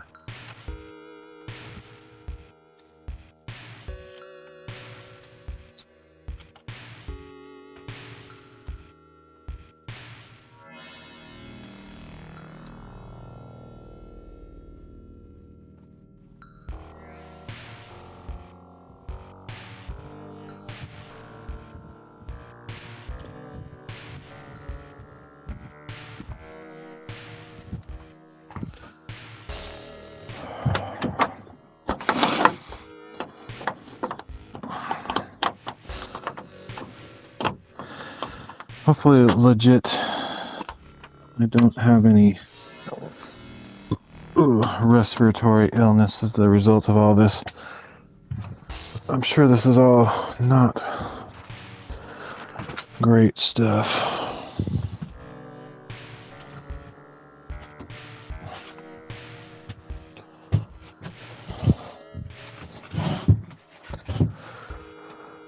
Okay. Well, let's see if that made any difference. Let's see if you can hear. Probably only if I put it close to the mic. Oh, I shouldn't have pulled so fast.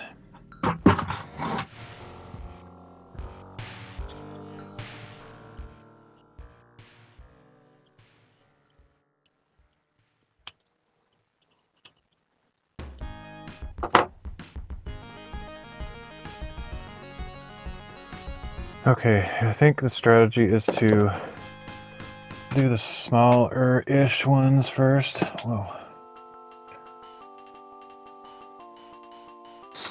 Because I can do more with creative stack. Oh, that's gorgeous. That blue one that I was showing, the first one that I pulled the label off earlier. When it gets wet, it looks even better. Samsung tiles. That's what I'm talking about.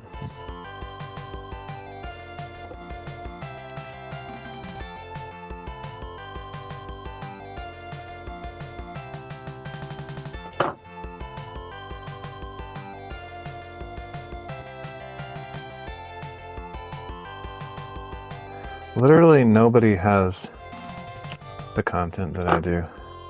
I have voice activated LED lighting.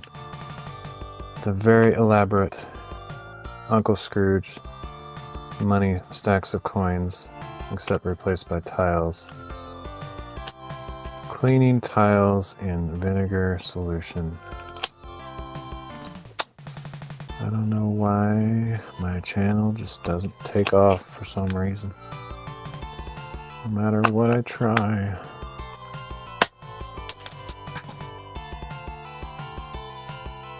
Probably have to swim through the tiles, like jump into the vat of tiles like Uncle Scrooge in his money bin, and I might get a couple extra views. These all look amazing when they're wet. Wow.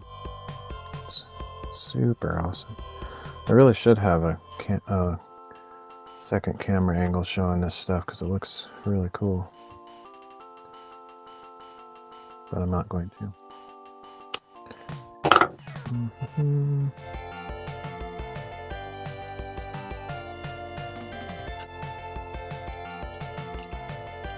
Wow. That's some gooey glue.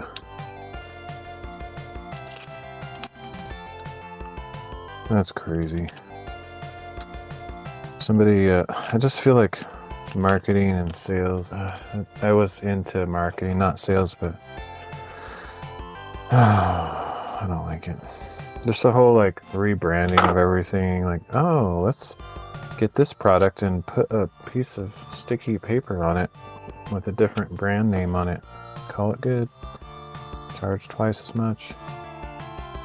Like these stickers have a certain brand name on them, and then like underneath is the original brand name.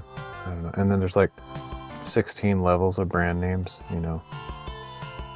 There's the brand name, there's the other brand name, and then there's like the product line series name. You know, just so many different like brands going on. It's just kind of ridiculous.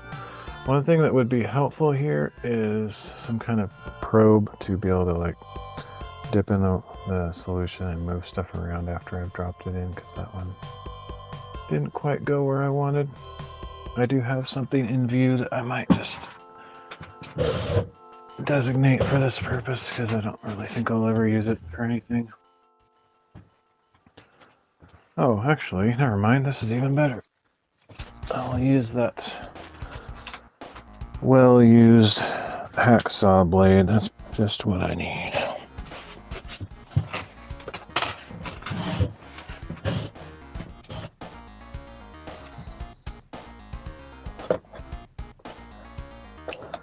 Perfect. The bottom of this, well, I need somewhere to put this, like a tablet or a something. Just put it right there. I bet some of these will discolor, but I don't really care, like I already talked about.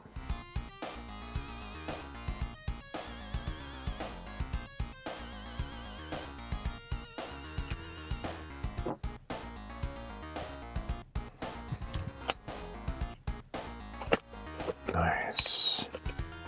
What's kind of interesting, I don't know if this is the result of the whole, you probably can't see it from there, the mildew situation, or something about the sticker, but it's like way darker exactly where the edge of the sticker is. It's kind of strange. I don't know if that will go away after washing it, or if that has a permanent effect somehow.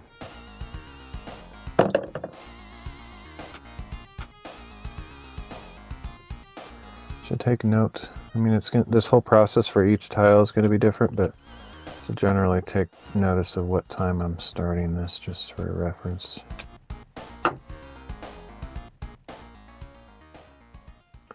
Yeah, this, I think I can't be sure. I don't necessarily think it's the mildew causing the discoloration. I think some chemical reaction with the sticker is causing some kind of discoloration in the tiles. But I could be wrong.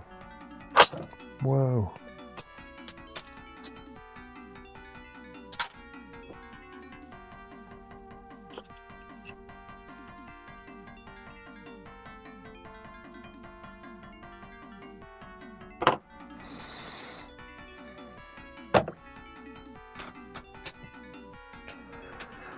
I don't know how to visually estimate. Give your guess if you're watching this stream lurking in the background, if you think all those tiles will fit immersed in this bucket, taking into account that as I fill the volume underneath, it will raise the level of the fluid a certain amount. I don't know. It kind of looks like too many tiles to be submerged, but it probably entirely also depends on how I stack them.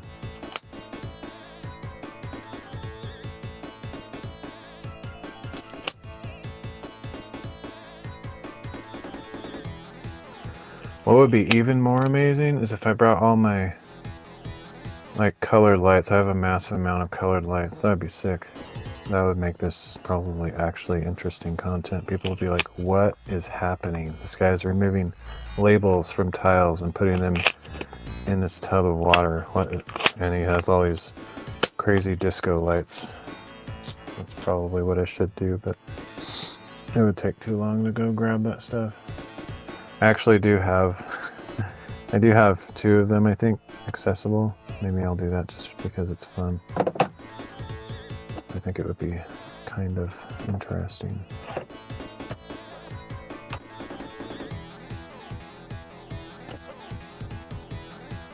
Let's see what we can do. I think I actually left some of my lights out here, unless I recently took them in. I have better lights inside, but I'm not going to go get those.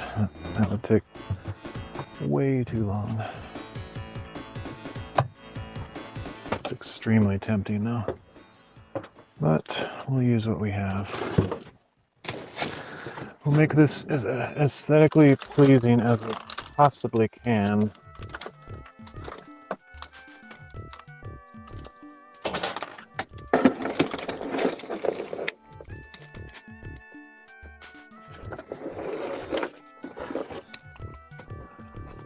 Just to be a little bit ridiculous.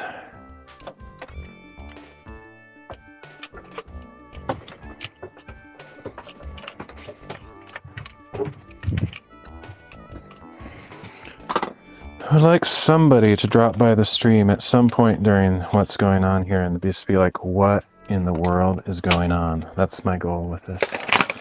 Okay. I could have some, what do you call that stuff? Dry ice smoke blowing across. I would, but I don't. I do not have any of that. Let's see, I need to find a place to mount these things. This is about to get 12% more interesting.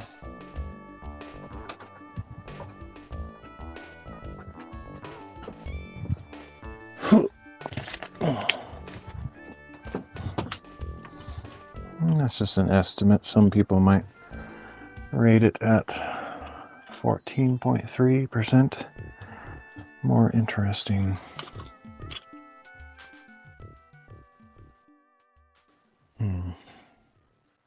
Oh, what a perfect place to mount this. Maybe. Yes, yes, yes. Okay.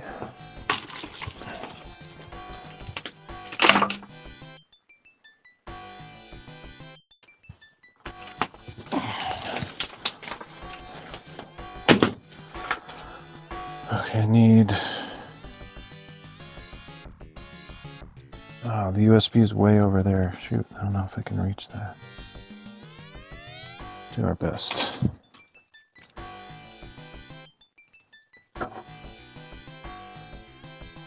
Oh, tangled cords are stupid.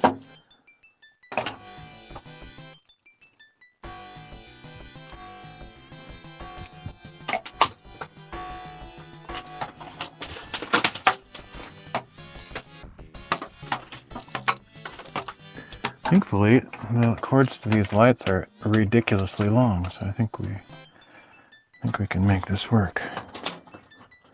Like, insanely long. What is happening here?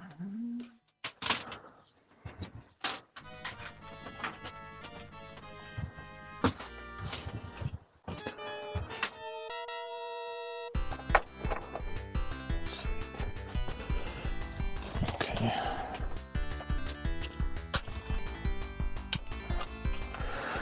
There is literally no content like this ever been produced. Disco light tile label removing preparation for mildew treatment. Like, seriously. It's never happened before. Probably never again. Let's see. Now I need what I envision for this is an overhead spotlight effect, and I'm not sure I can achieve it. Oh, yes I can. Sweet, I can.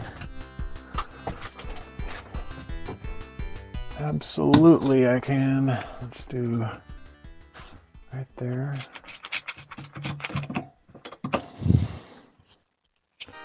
Oh.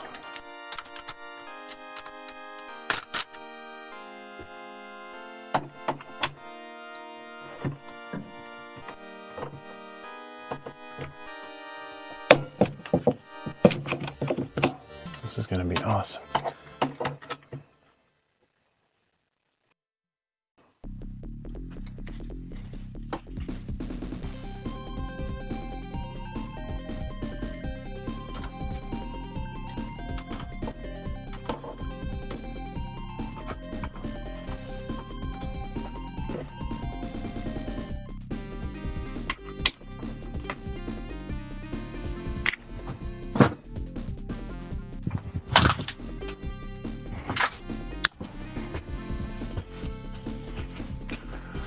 Not sure what to do about that cord hanging. Oh, I know what to do about the cord hanging. More clamps, please.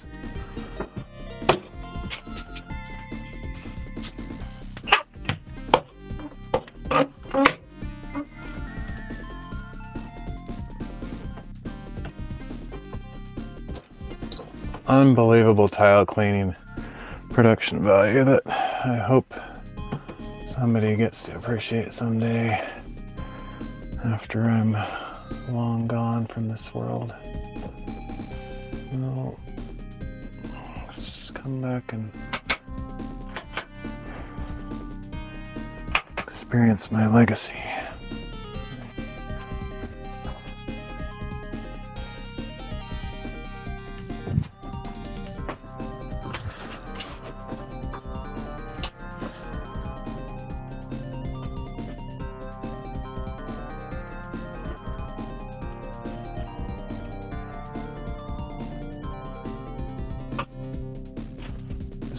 This is where it's at. This is what life is all about.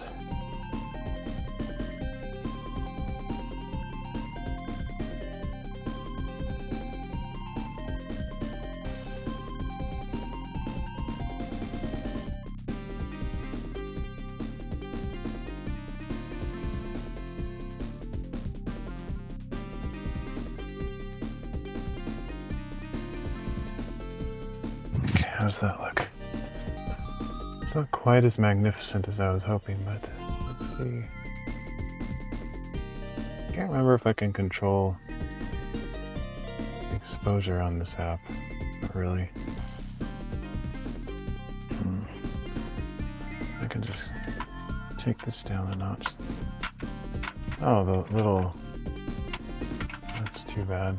The little, dial on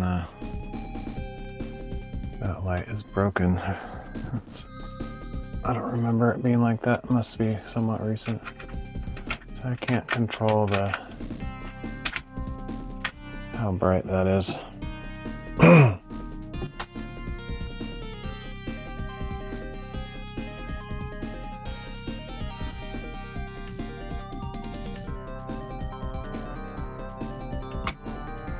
Could just go full on. That's pretty cool. I'll just go with that.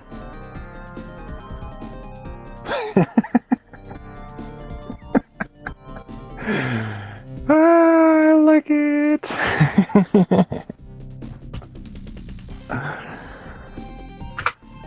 tile cleaning extravaganza.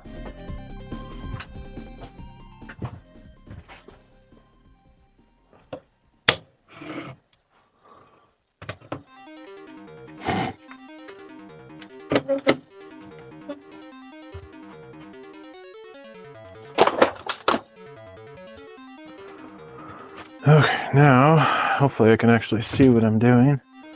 Kind of dark. Hey, Bardio Jeans, how's it going? All right, just standard, nothing to see here. Washing some tiles.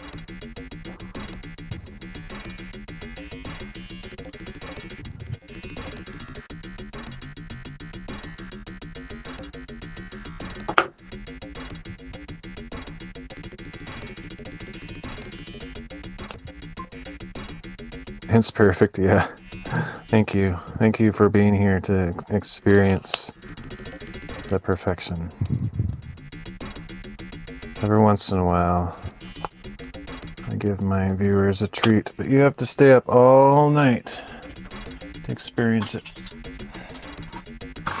What would be even better is if I like mounted this sound activated thing, like in a more artistic fashion, but that's for later. I can't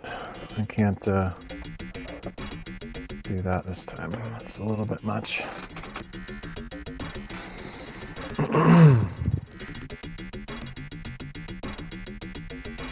This really is perfect though. I'm very happy that this is happening. This is even better than I could possibly imagine.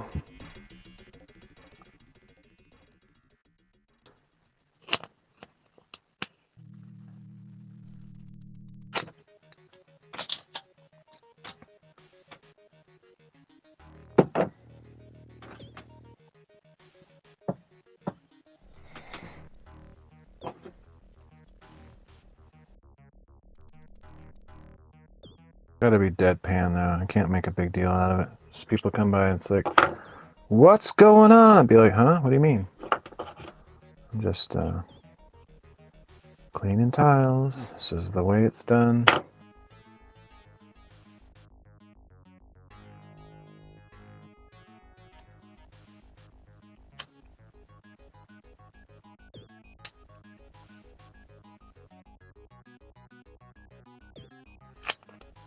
Oh, sorry, that had way too much sarcastic emotion in it. Hey, what's up? I'm just cleaning tiles. Got notice. So last year I put tiles under a tarp outside, like a bunch of boxes that I got for free from a Craigslist ad, and unfortunately the tarp had a leak and tiles got a little bit wet. Unfortunately, they smell pretty bad of mildew, so just decided to do a tile washing stream.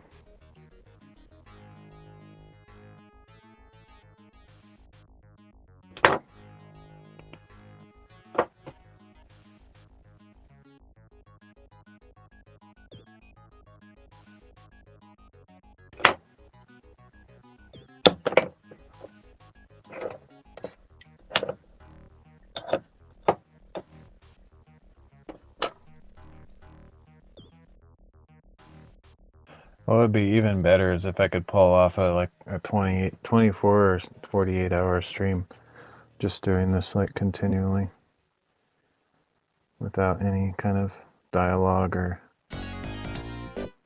explanation.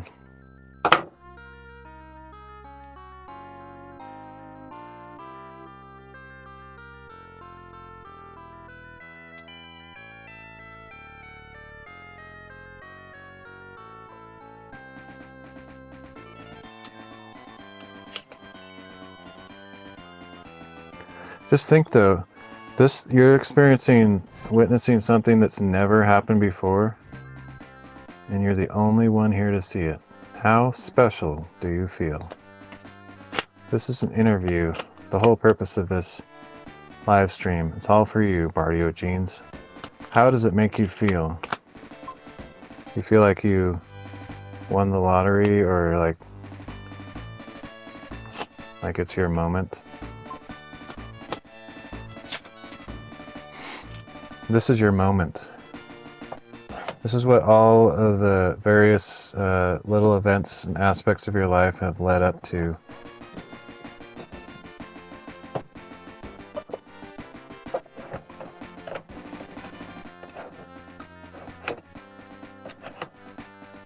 It's all for you, my friend. Feel a chord with the path that I'm walking? Very nice. Well said. Well said.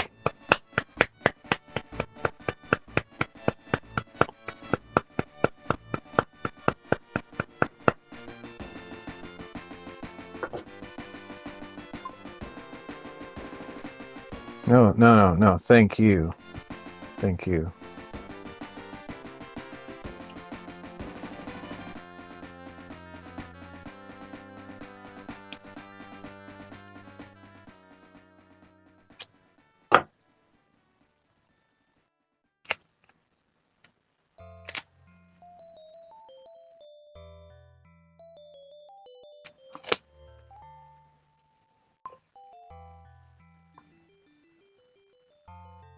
But thanks to you too, that's the thing. I feel like I just happen to be here. Like I don't really know. I don't know what I have to do with what's going on today. I really feel like this is Bardio Jean's moment. And I just happen to be here. I don't know what I'm doing here, but it's not about me, that's for sure. It's not about me. Okay, I need to try to get this little thin tile out from under the thicker ones, or it's possibly going to crack under the weight. Exactly the thing, me too. I really feel you need to be here. I do. I actually agree. I genuinely believe that this has meaning for you.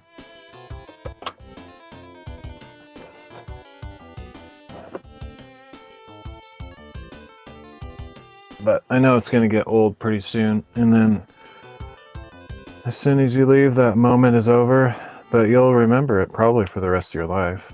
I mean, I'm pretty sure that this will be a real turning point for you.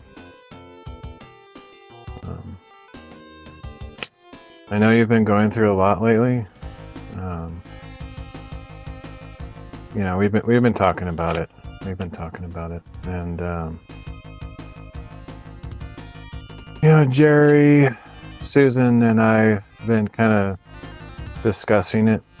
I'm sorry we did that while you weren't there, because it's kind of rude. It wasn't meant in a gossipy way, but we've been talking about you and like how things have been going for you, how your struggle and just your path has taken a turn that you didn't expect, but we've kind of been preparing this for you.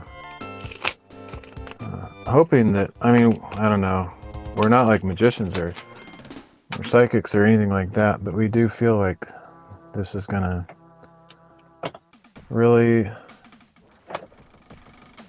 cause a huge stir and a change in direction for you, and we do believe that this is your moment. Whoa.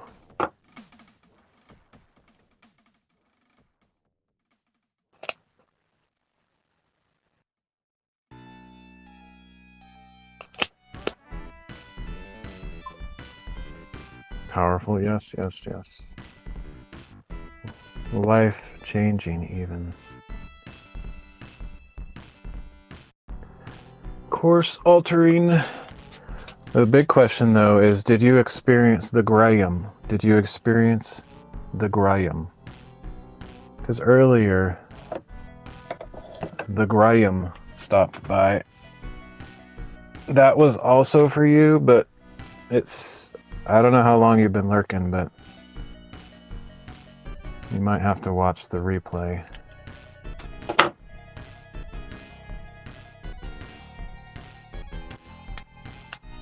You don't know exactly? Okay, yeah. Earlier, a bag of graham crackers made an appearance. It's kind of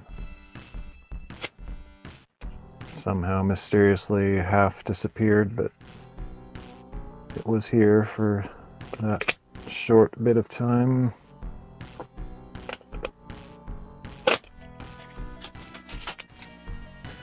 Okay, so I'm not going to worry too much about the spacing here. The other thing, I don't know, I could get creative with this, but I do want to have some space between these tiles so that basically what I'm doing is I'm just soaking these in a solution of half vinegar, half water, because these tiles have some mildew on them. And so I'm hoping that the solution of mildew, the solution of vinegar will help with the mildew.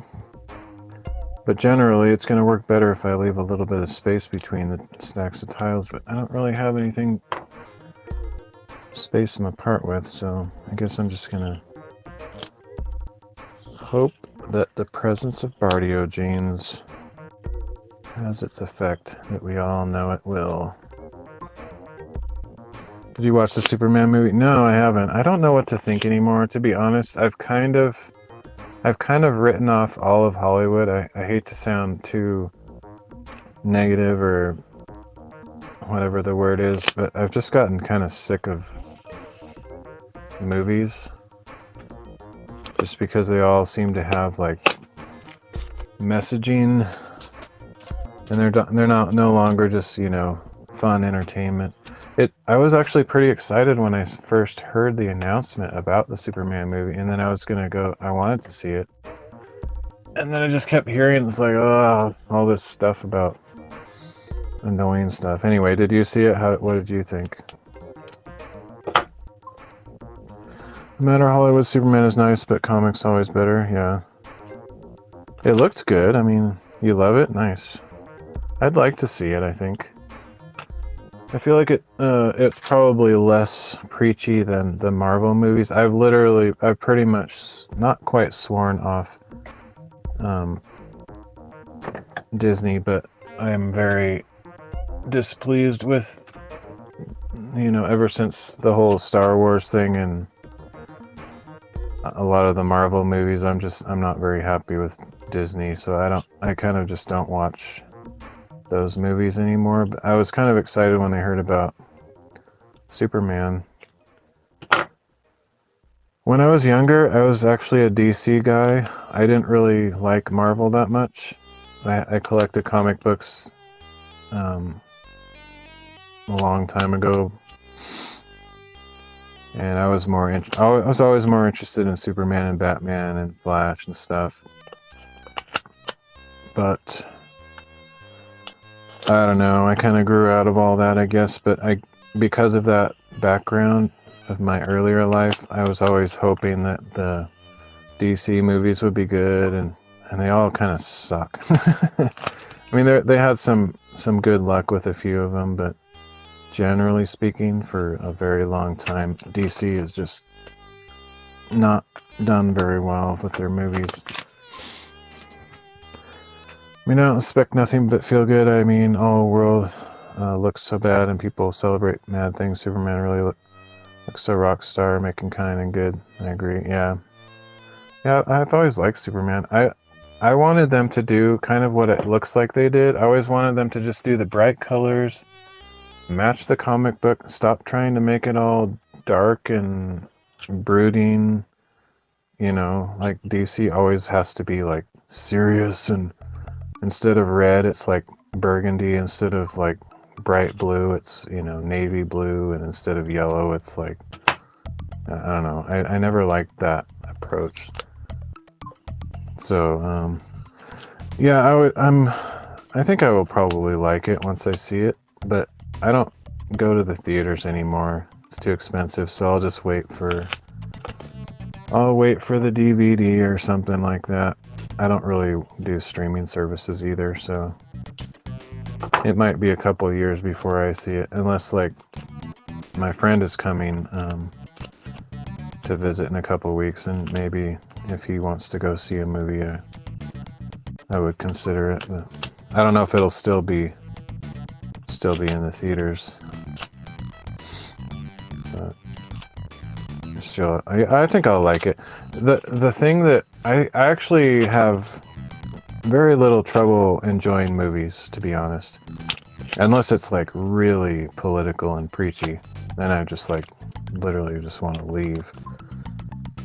But usually I don't have like a massive radar for that stuff, so even though there's a lot of people that get annoyed and they have the, you know, YouTube videos about it and give their opinion, I can actually go to a movie and ignore all that stuff usually and just enjoy it anyway.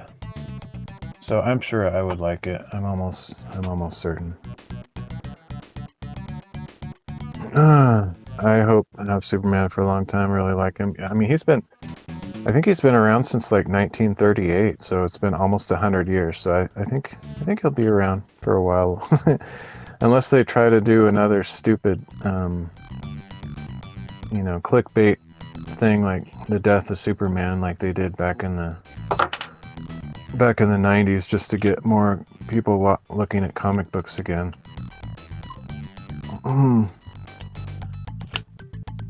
But yeah, Batman was always my favorite. But I like Superman just because he's kind of like, I don't know. I'm a religious person, which, you know, he may or may not like, and that's fine. But he always just seemed more like a virtuous guy. You know, he just did everything right. He represented like the ultimate good thing. You know, I don't know. I always liked that. And then there's always these spammers. Yeah, oh boy. Goodbye.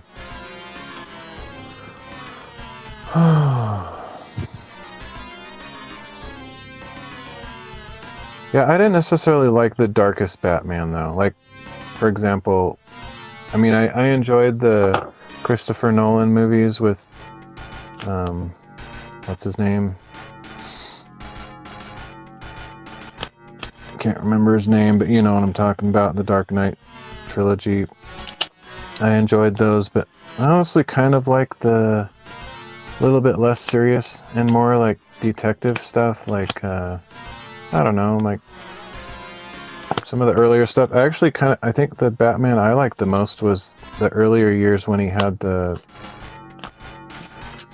blue cowl and gray suit with the yellow logo and stuff.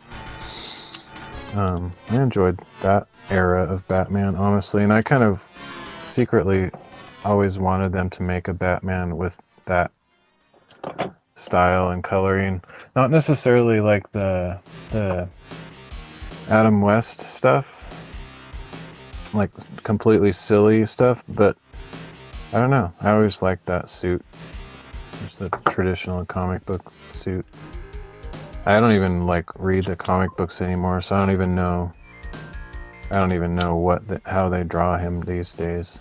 If it's all like the black suit with the armor, or if they still draw him with like the spandex blue and gray classic suit. I have no idea. I like Batman with George Clooney. I can't say that I enjoyed that too much, other than that, like, it was completely, like, once you've gotten over how bad it was and you can appreciate it for its comic value, then it's hilarious, like with Arnold Schwarzenegger, and oh man, it's so bad, but it's funny. Uma Thurman, it's pretty hilarious, but yeah, it's bad. Oh man. Yeah, I can watch that and laugh at it now, but When I first saw it, oh man, back when I was actually like a mega Batman fan back when that was released, and I was so disappointed at the time because it was like Tim Burton did a pretty good job with Michael Keaton and everybody, Jack Nicholson, and I really loved the 1989 Batman. And Batman Returns was a little bit weird, but I still liked it, I think. But yeah, then they switched to the absolute crazy campy stuff with Joel Schumacher, whatever his name is. It took me a while to develop a taste for it. Now I like it simply because it's completely terrible. That's the actual reason I like it, is it's completely awful. It's one of the worst movies ever made. And that's why I like it.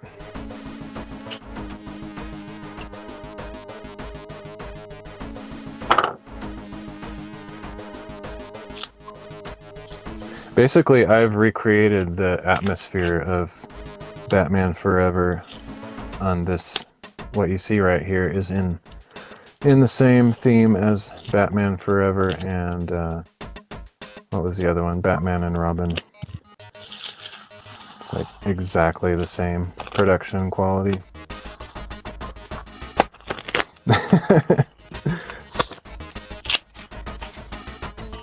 Especially that scene where they have like all those guys in the neon skeleton outfits, and they go into the alleyway where there's just like everybody's carrying like glow sticks and stuff. That's basically what I have going on here.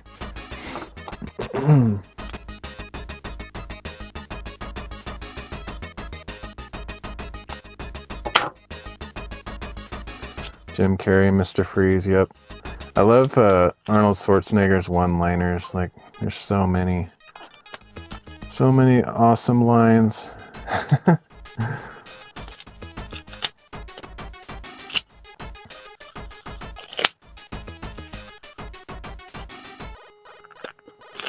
This one's interesting. Can't tell. I can't. Oh, I see. So the label's split in half on this one for some reason. See if I can get the second layer off.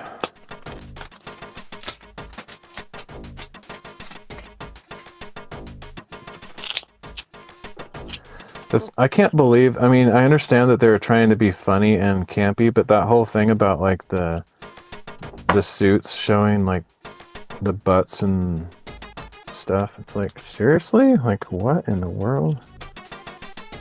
I don't know. It's really weird. Very strange choice by Joel Schumacher, or whatever his name is. Okay. It's like, really? You think that's what like Batman fans want to see? Very weird. I actually did like what's his name? Can't remember his name. The guy that played Batman in Batman Forever. The guy that died recently, I can't remember his name all of a sudden. Anyway, I actually liked him as Batman. I thought like he made a good Bruce Wayne face and everything.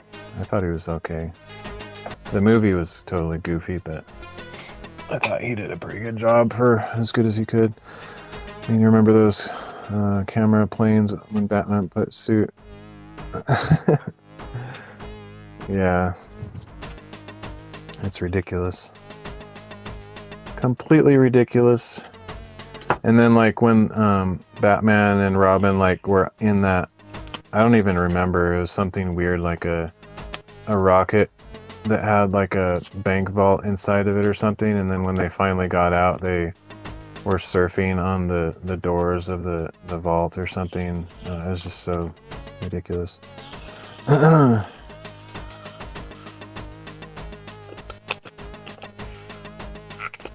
Oh, actually, I think the worst character was Tommy Lee Jones as Two-Face. Oh, completely ridiculous.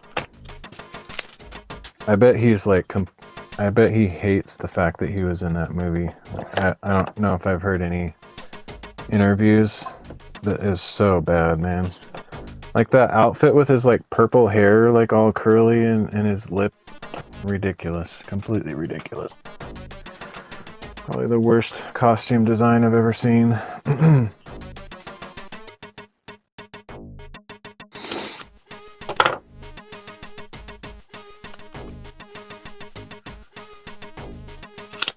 Which is why I was greatly inspired both by Bardiogene's moment and Batman Forever theme for this stream, obviously. It was all planned. I remember that suit had nipples. Yeah, it was stupid. Also, like the ears on the George Clooney one were just like had massive pointless details on his ears, like all these weird lines and vents, and I don't know, just looked completely stupid. But anyway, it was funny, so I guess it achieved its goal. Yeah, Jim Carrey was like way over the top too. Like, I don't know.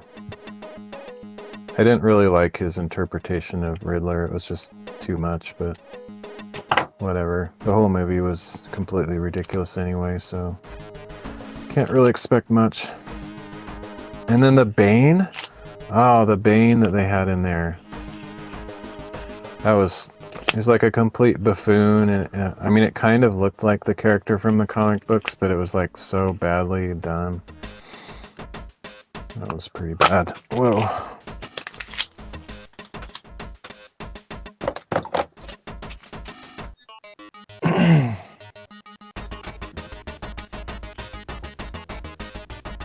And that scientist, the scientist that was working with Uma Thurman's Poison Ivy, that guy with the ridiculous hair, oh, that guy was not, it was terrible. It's just so bad.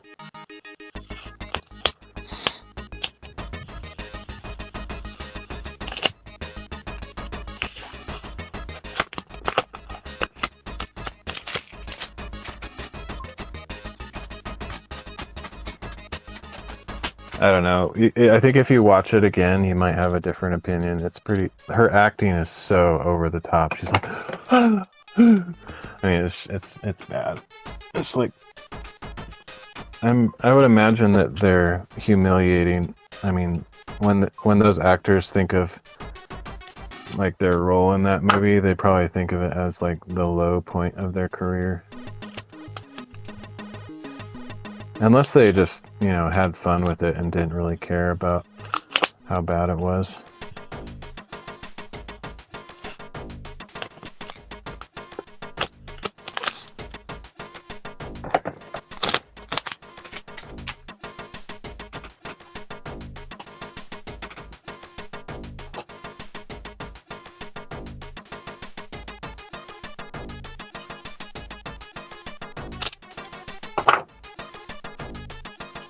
This is actually working a lot better than I thought. The majority of these stickers are kind of that nylon or whatever vinyl plastic stuff, so they're coming off pretty nicely. There's only, I mean, some of them I think have paper on them, but I'm kind of focusing on the ones that have the vinyl. It's not too bad. I need to watch it again. I mean, I have 33 years old right now, and I've seen these movies maybe in my Yeah, they're definitely worth. I should watch them again too. It'd be kind of fun to go through them again.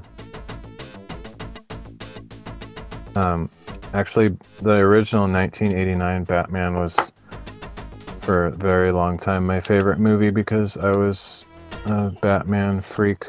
I actually have a big old box full of Batman stuff from that time period up in the loft of here.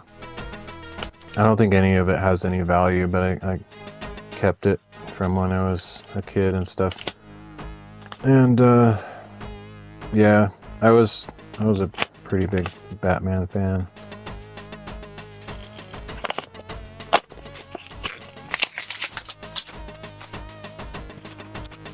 I think I even have a box of unopened Batman cereal from back then. It's probably nasty now.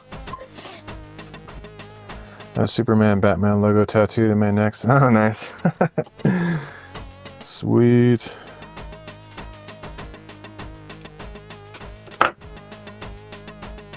Yeah, I guess I didn't take it quite that far.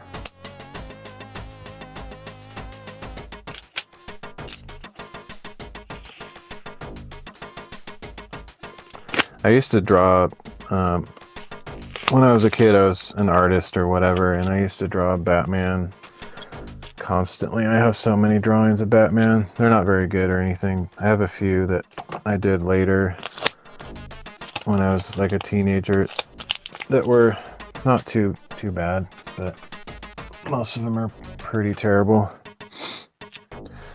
Made it in 17, so young, but I love it with time. Nice.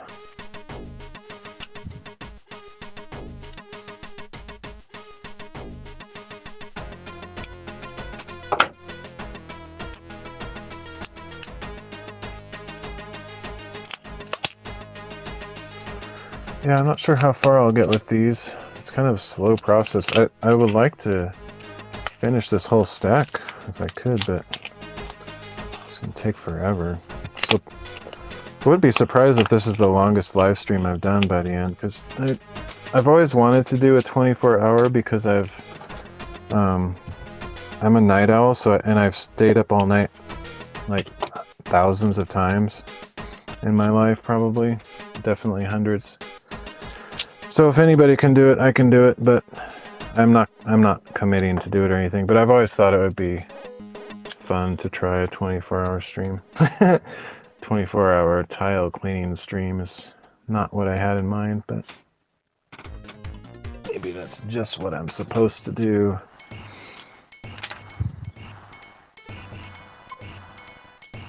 Time is it there in Chile? It's 8:36, 5:36 here. I was going to say same, but it's like, no, it's not the same. 5:36 a.m. I've been up all night, which I usually am up all night.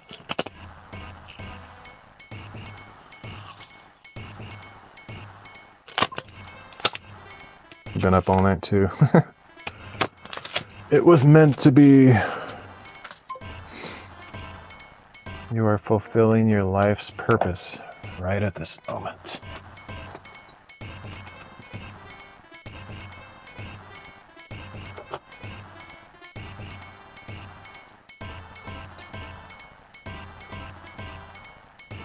So how's the weather in Chile? Is it really hot down there right now?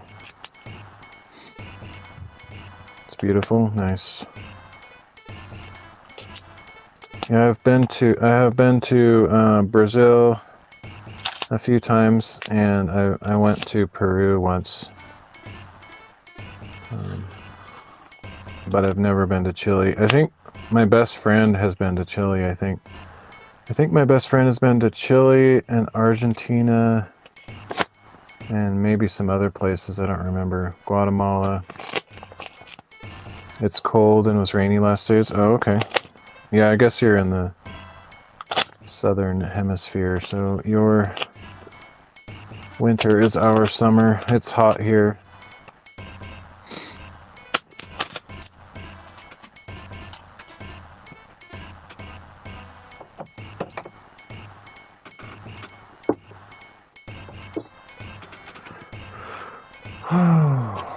This is so fun. I can't believe it.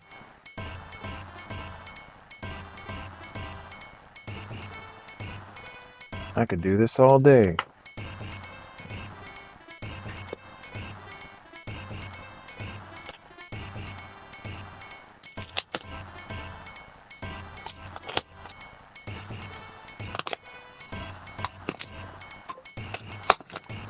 You hear the music? No, unfortunately, before the stream started, I was trying to do a bunch of crazy, complicated Linux stuff to get it to work, but unfortunately I can't. I wish I could, because it's all retro video game music from Super Nintendo and Sega Genesis, which is some of my favorite kind of music, but unfortunately I don't have it patched through so that I can hear it. It's so good, yeah. The only problem with it is that YouTube sometimes does a copyright claim on it. The thing that's annoying about the copyright claims on YouTube is it's not the original publishers that do the copyright claim. It's people that have done remixes of the songs. So they don't even own the song and they're copyright claiming it. I hate it. It's super annoying. But whatever. Because I'm playing the original music from the cartridges. This is not remixed or anything, so they don't own the rights. So yeah, anyway, whatever. Whatever, YouTube.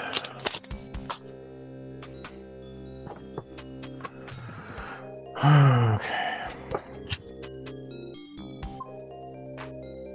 Yeah, it doesn't matter. I don't make any money from YouTube anyway, so it doesn't really matter. It's just annoying. It just makes me annoyed whenever I see it, because then I have to like mute out part of my stream to get rid of the copyright claim.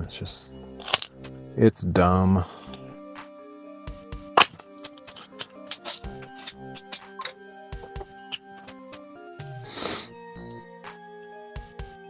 I mean, what if somebody came by and it became their moment, like their life-changing event? Because anybody who watches this stream, it's going to change their life one way or the other. So what if somebody came by chance on YouTube and they came by that very special time in the stream that was made just for them, and then it gets muted out because of a copyright claim? I mean, that's just stupid. What a waste.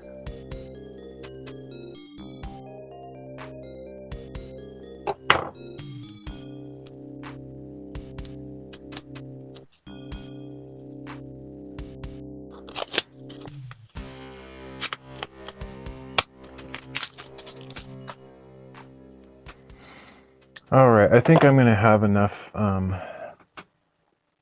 liquid here to cover it, to submerge all these tiles, but what I don't know is if it's enough volume to have a good effect on the mildew on the tiles. But I guess I will have to wait and see what happens.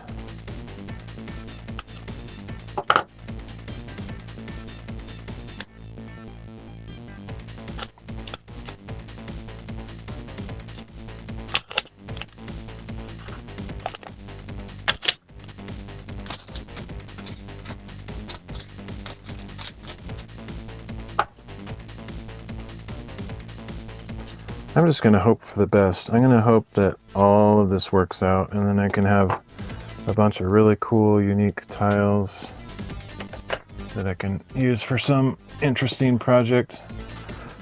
To be perfectly honest, I would rather use these tiles in the bathroom than out here in the shop, because, I don't know, this is just a workshop. Like, it doesn't need to look that cool. I mean, I want it to look cool, but I have a limited number of these tiles, so I'd rather have the bathroom look really cool, but I don't know. For the bathroom, I feel like I probably have to see what my mom thinks, if she likes the idea. Whereas out here, I don't think it matters as much.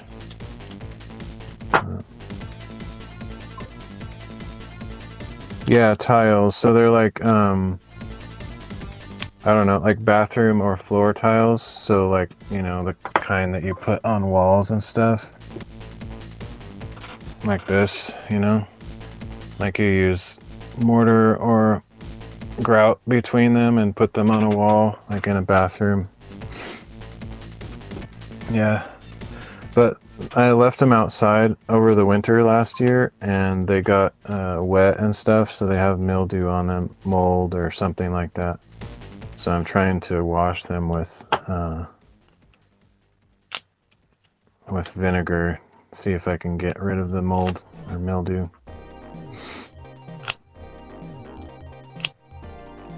Like I said, it's a life-changing content. unlike anything you've ever seen on the internet. I'm so grateful that you were here to see it. Everybody else is missing out. I don't know what they're up to, but it can't be so important as to miss something like this. I mean, seriously, what are they wasting their time with? What are they wasting their time with? What could possibly be more important than this?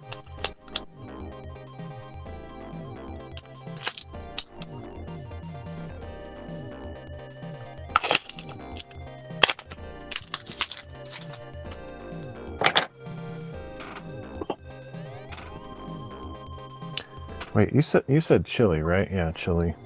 For some reason I was thinking, wait, you didn't say Colombia, did you? It's important for our existence. I mean, totally. We might actually be offsetting the balance of a worldwide catastrophe just by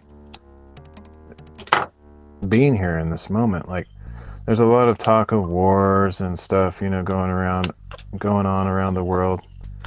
We might actually be averting a crisis somewhere across the globe, because somebody who might be about to become a dictator or doing something really stupid somewhere in the world might just happen by this stream, and they're just like, I've changed my mind. I was being so dumb. Like, that was a stupid idea. Forget all that. Look at all these beautiful colors. Look at the removal of mildew from these tiles.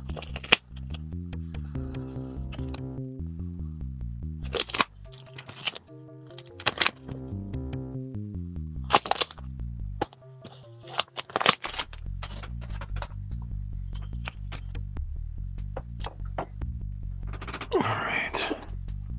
This one's thick. That one's stinking thick.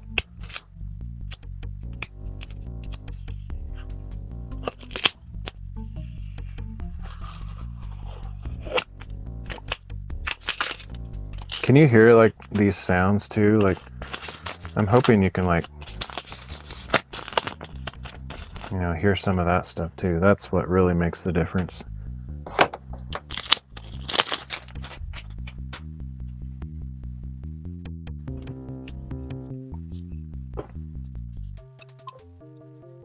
It's perfect. Yay! If only Michael Jackson was still alive, he could write a song about it. Heal the world, make it a better place. Something like that. Or, what's that? I can't remember that. Or I don't know. I'm too old to remember stuff from that long ago. Wow, that was weird. That just like came off in a strange way. Oh yeah, we are the world, we are the children. That's the one I was trying to think of with, what's that? The blind piano player dude. Can't remember. Anyway. We are the world. We are the people. We are the ones that make a brighter day. That's what's happening here.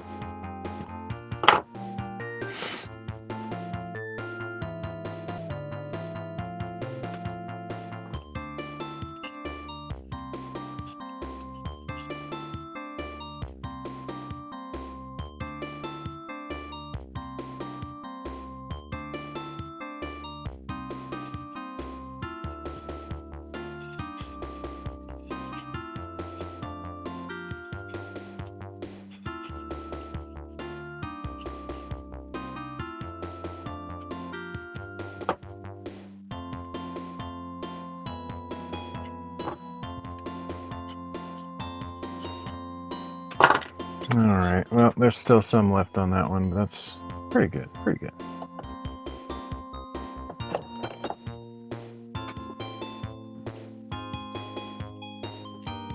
I bet we could, hey, I bet we could get AI to write a song. Like, go to one of those AI songwriting sites like Sono or whatever they're called, and say, we have a special event happening It's a one-time only thing. Beautiful bright colors, removing mildew from tiles. We're changing the world here. We need a theme song in the style of We Are the World. Something that Michael Jackson would have written if he was still alive. That would be epic.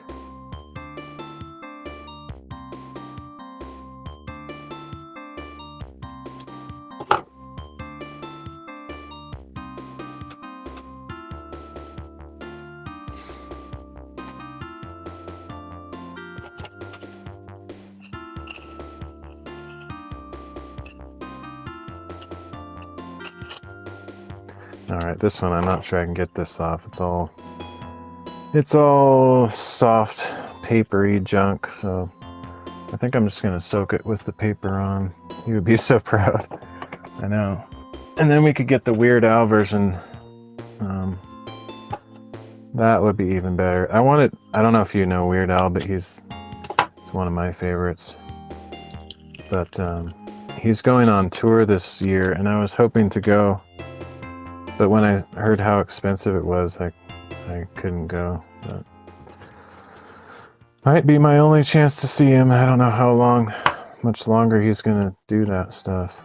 But oh well, it's too expensive. I can't afford it.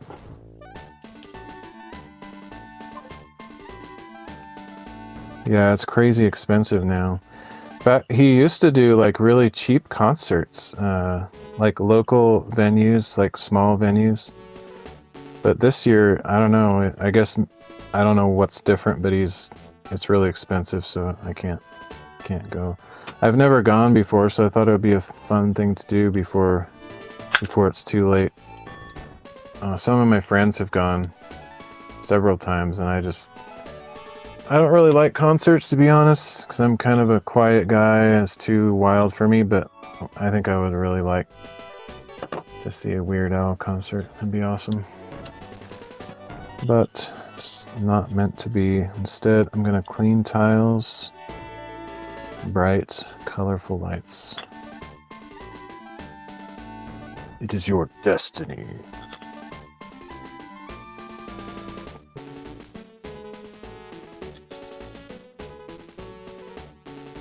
Nah.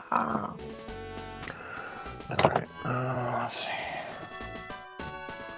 I will never turn.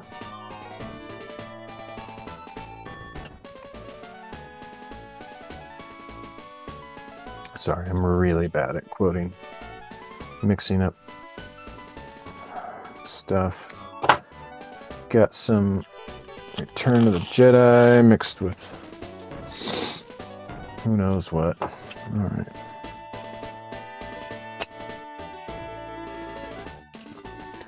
Yeah, these ones suck. These big square ones, the labels do not come off. This is kind of ruining the vibe. Might have to switch over to these. Oh, this one doesn't even have a label. Sick! That's awesome. That's amazing!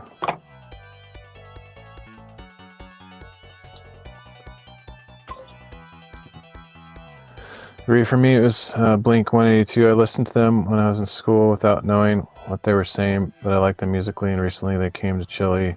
I couldn't see them because it was really expensive. Yeah, it sucks.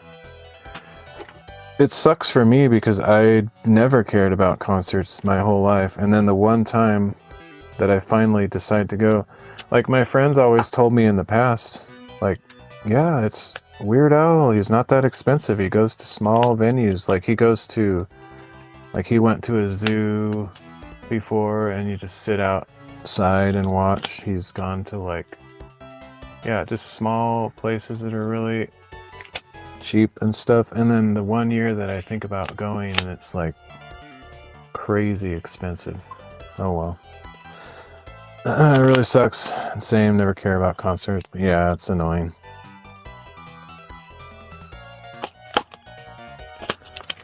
Oh well. That wasn't meant to be, but this was. This is what we get. Instead of all your dreams coming true, the actual thing that happens is all your dreams come true. You just didn't know that they were your dreams until today.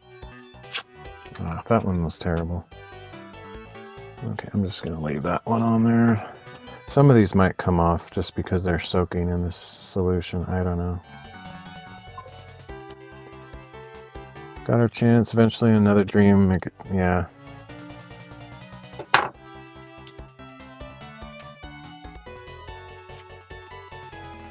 Actually, there's a I don't know if it's gonna happen, but one of the live streamers that I watch, I don't know. You probably don't know who she is, but her name is Captain Jen _E. Captain Jen E. She streams on Twitch and Kick and YouTube and TikTok. She has a fundraiser goal for her stream to go to the Weird Al concert, so there's a chance I might get to. I don't know if she can legally. She's probably just raising money to go to the concert. I don't think she can probably live stream it. That would be sick if she did, though. She's probably just has a donation goal to go to the concert, but that would be cool. At least I could hear about the fact that she went to the concert, even if she can't live stream it. Anyway.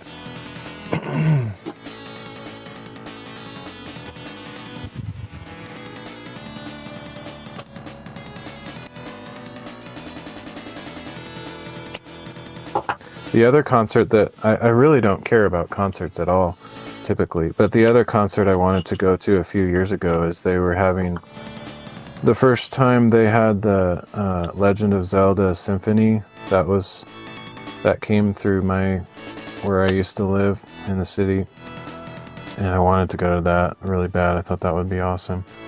I wanted to go with my high school friends, but yeah, I didn't really take it seriously enough to try to get tickets and stuff, so it happened and I missed it. But that would have been cool.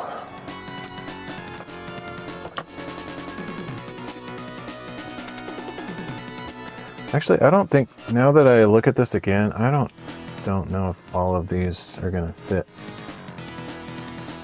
I'll just do as many as I can, though. I'm gonna have to buy a ton of vinegar. It might not be worth the cost of the vinegar that I have to buy. I think maybe at like Walmart or something it's cheaper. I'll see if I can find some cheap stuff. Ooh, what's this? It's life-changing.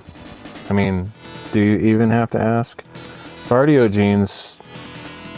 Tell Sunbear Glasscraft over on Rumble what this is all about. Has it changed your life? I'm pretty sure it has.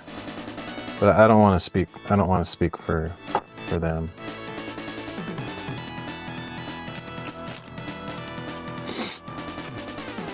I can only speak for myself.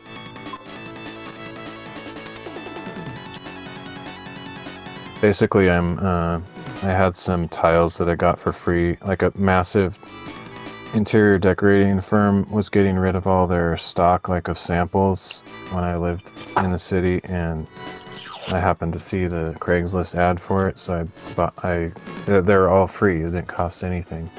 This is just a very small portion of what I grabbed. I literally got a hand truck and got like boxes and boxes of these tiles. They're all unique, different colors and different styles. And so I just wanted to grab them while I could. I wish I would have got more because they had a huge, giant showroom full of stuff, but I felt kind of embarrassed how much I took. But they were like, yeah, take as much as you want. Anyway, but I have a ton of tiles, but I left them outside under a tarp thinking they'd be fine, but unfortunately the rain got through and other contaminants, and so they're kind of have mildew on them and stuff, so I'm trying to clean them off. So they have these stupid labels on them because they're samples, and so I have to take all the labels off, and then I'm trying to soak them in like vinegar to see if I can get rid of some of the mildew smell on them, and I might I'm working on my shop right now, so I'm in my shop. This is what I'm working on, the walls and everything. And so I'm hoping to line the wiles. Everybody together, let's line the wiles. I'm hoping to maybe line the walls with these tiles, but all the while, I don't actually know. I might actually use it, like try to get AI to make a pixel art. That's what the title of the stream is all about. I might see if I can get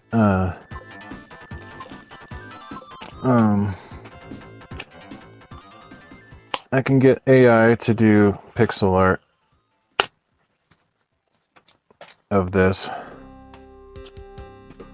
So basically I'll feed all the dimensions of these tiles and their colors and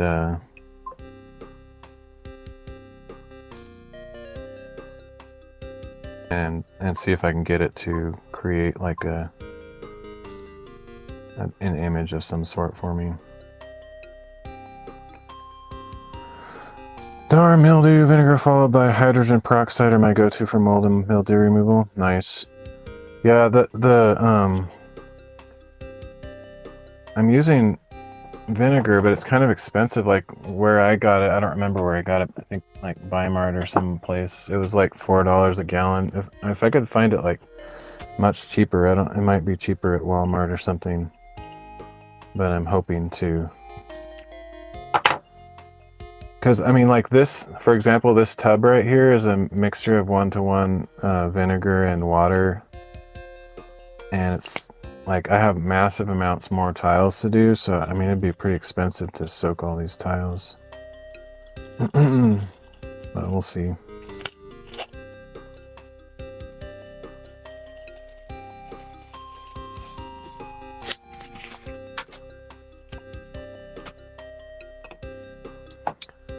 That dude was jealous. That dude, IRL dude, he's so jealous. He can't be part of it. I'm sorry, man. It's supposed to be a life-changing event. You just don't understand. You just don't understand.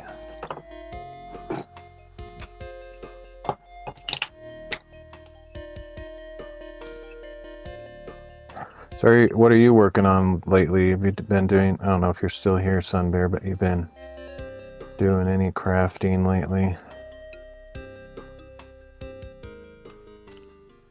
I actually don't really spend any time on Rumble, so I miss a lot. I don't really see who's on and stuff.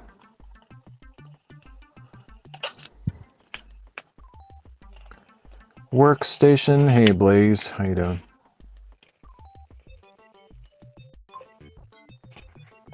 I'm mostly just mommy now, but yeah, but mommies can still do hobbies. Mommy, hobby mommy. You can be hobby mommy. But yeah, I'm sure that takes all your time is probably what you mean.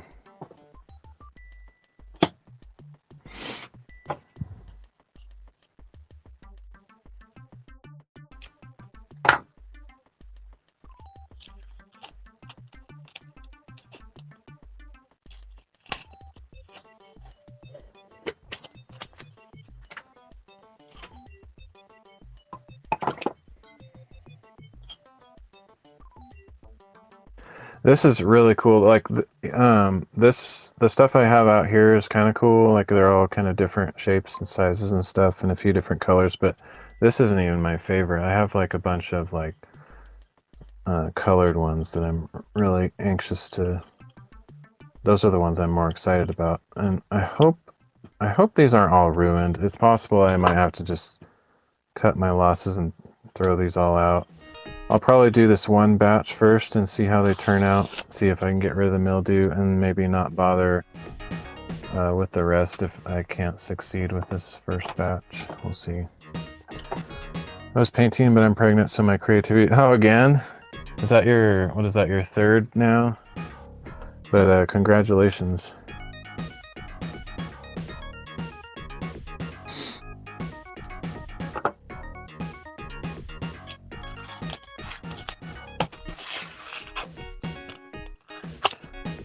doubt they're ruined. I hope not. I've never, this is my first time dealing with mold on, or mildew on this level. I've never dealt with this stuff really ever before. Hey, gives a minute, thanks for the follow. I'm not sure which platform it is because I have my Kick running through feels like, oh, this will be your second. Okay, I was getting ahead of myself. Well, congratulations either way.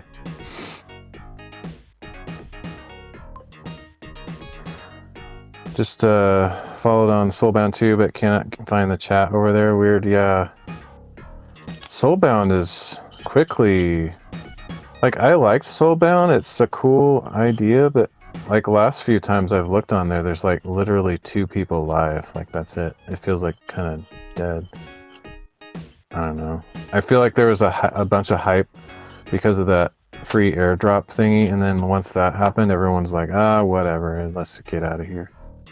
How on earth did they get so mildewy? Isn't it real dry out? That's true. I don't know.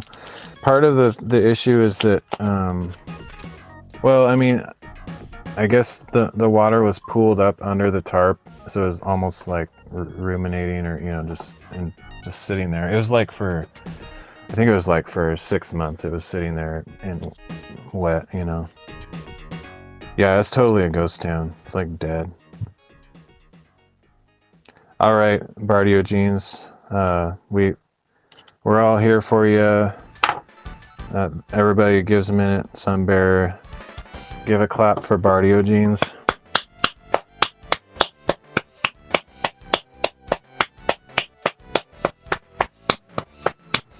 This was a life-changing experience for them. They have to be on their way, but I know it was with great sorrow and great, you know, hesitation that they have to leave, but yeah.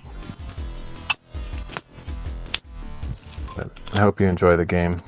It changed you, yes. I'm very happy that you could be here.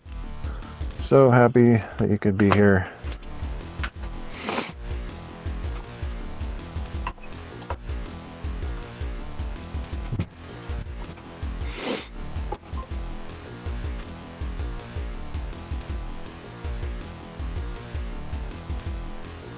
Anyway, this is a once-in-a-lifetime thing. You'll never see this again, except when I do it again.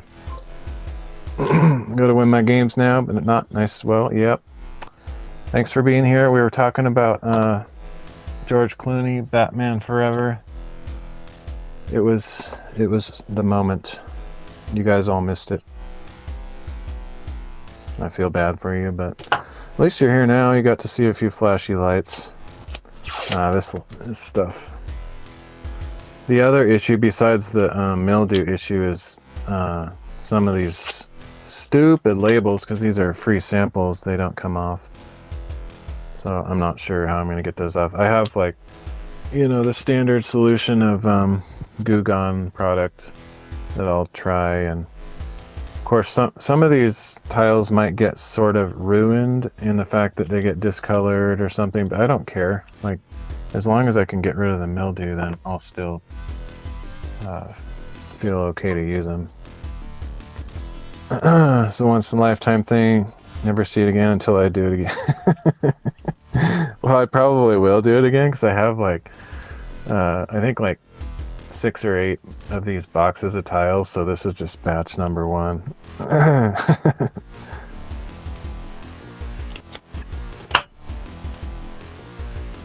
I'm not sure I'll bring out all the lights and stuff, but probably. I mean, that's kind of what made it fun for me. Plus, like, I stayed up all night. It's 6 a.m. and I've been up since yesterday, and I don't exactly want any, like, bright lights in my face. You know, like the big fluorescent overheads, so this is kind of nice to have these mood lights.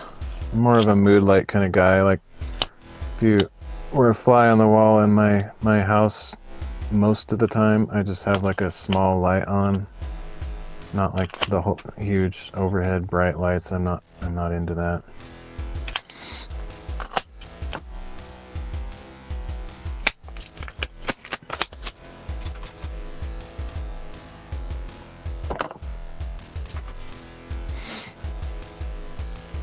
secretly trying to compete with Gives a Minute's 365 days of planking series. It's going to be a tight competition. I don't want any bright lights in my face, intense strobing rainbow lights directly in the face. I know that's what it seems like, but if you compare this to this, that's what I'm talking about. It's like basically like comparing dark mode on your desktop PC, big monitor, as opposed to light mode. It's like, get on my face. Like ever since they invented dark mode on phones and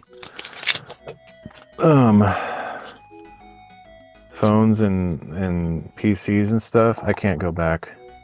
No, pick on me all you want. That's what makes it interesting. I totally get the humor and appreciate it 100%. 100%. Humperdink.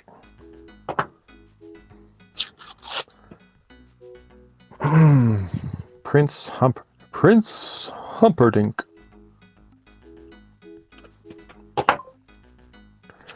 Exclusively use dark mode, light mode. I know, like when I've actually stopped using apps. Like I'm a former web developer and I still kind of toy around with stuff, except that I hate it because I'm burnt out with it.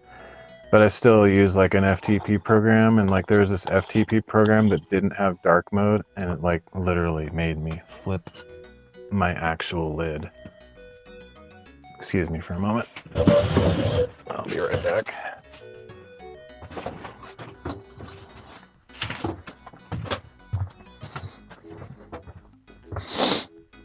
This is important.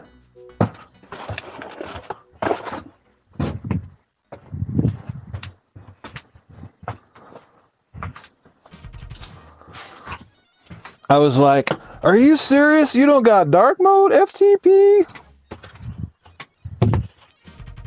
All right.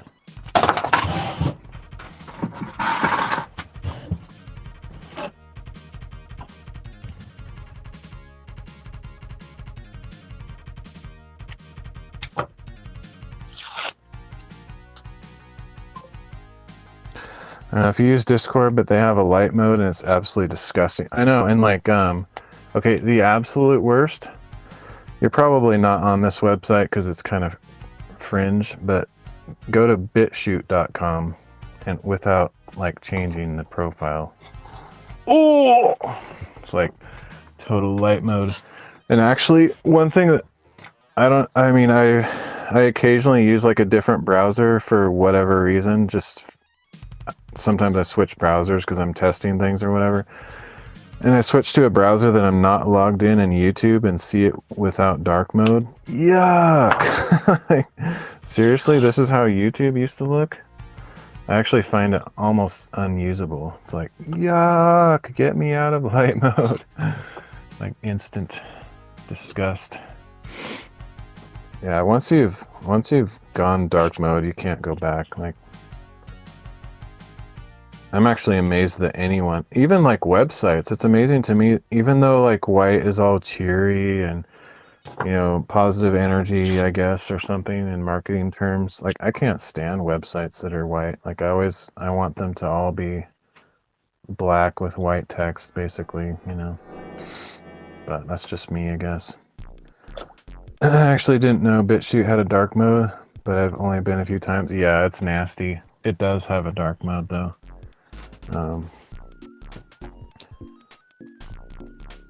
Actually, LiveStream there, they started supporting live streaming a while back, but lately it's been jacked up.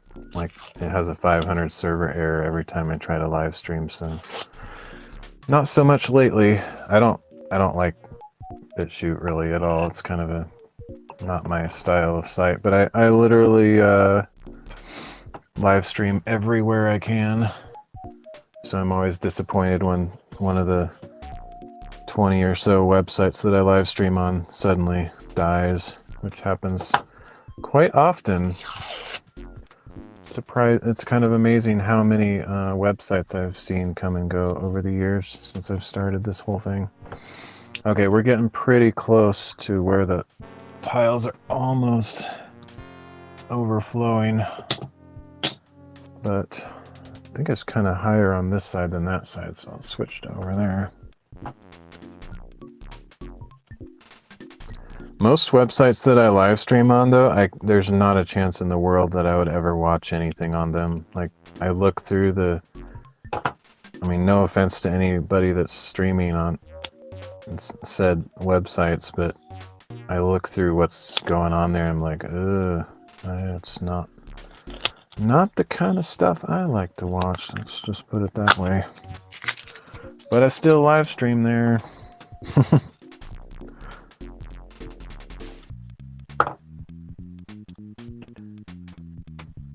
The thing that's kind of weird about live streaming on BitChute, though, is as far as I'm aware, they don't have any chat mechanism, so there's no way for people to interact, so it's kind of pointless. But good catching, Live. My life has been changed by your tile mildew, taking the taller to the pool. Catch you later. Okay, watch out for the mildew.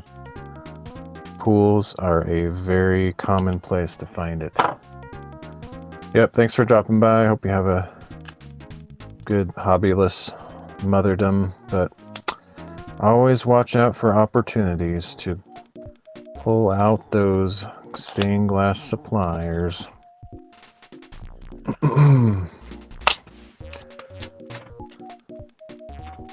Or cross stitch, you know, whatever. I'll catch you later.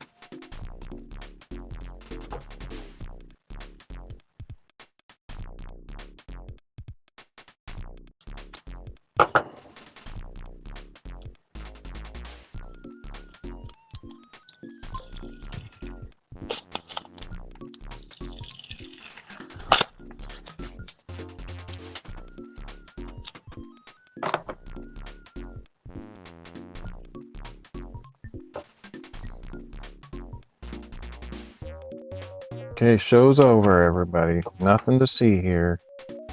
We changed a couple lives. It's back to obscurity.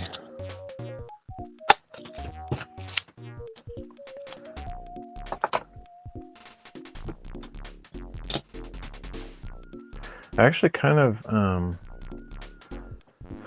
I don't know how I would do it, to be honest, because I don't have any that I can think of. Other than the barbecue, which I don't really want to contaminate that's for sure. I don't have any way to get stuff hot outside other than like a open fire or something, which seems completely ridiculous, and I'm not even allowed to do that right now because of wildfire danger. But if I had some kind of like outdoor cooking stove thing, not necessarily gas powered, because I wouldn't want to just waste a bunch of propane or whatever, but like I don't know, one of those single burner cooking stove thingies that's electric or whatever. I wouldn't mind actually trying, like, go to a thrift store and get a big old used pot that I could not worry about ruining, and just throw a bunch of these tiles in there and just boil water for like 6 hours, or maybe not quite that, but I wouldn't be surprised if like the massive hot water would sort of loosen some of this glue and paper stuff, because usually, like, I used to collect stamps. I still have the stamp collection, but I haven't touched it in a million years. And one of the best ways to get the stamps off of the envelopes was always just, you know, soaking it in hot water or whatever. So it seems like something like that might help. Plus, you know, I would think the boiling water would help with the mildew situation too, but I would like to try that, but it probably wouldn't be totally effective. Like, it might help, but I doubt it would be adequate just by itself to get rid of the nasty mold smell and stuff. So, but it does seem like an interesting experiment.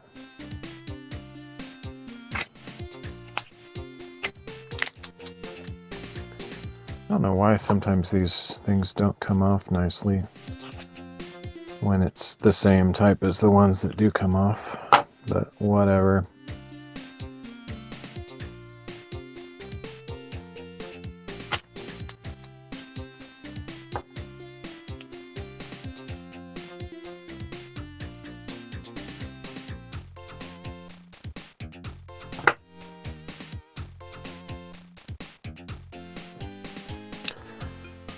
But if you've been lurking for a while, let me just tell you, this is not the content you're looking for. This is not the content you're looking for.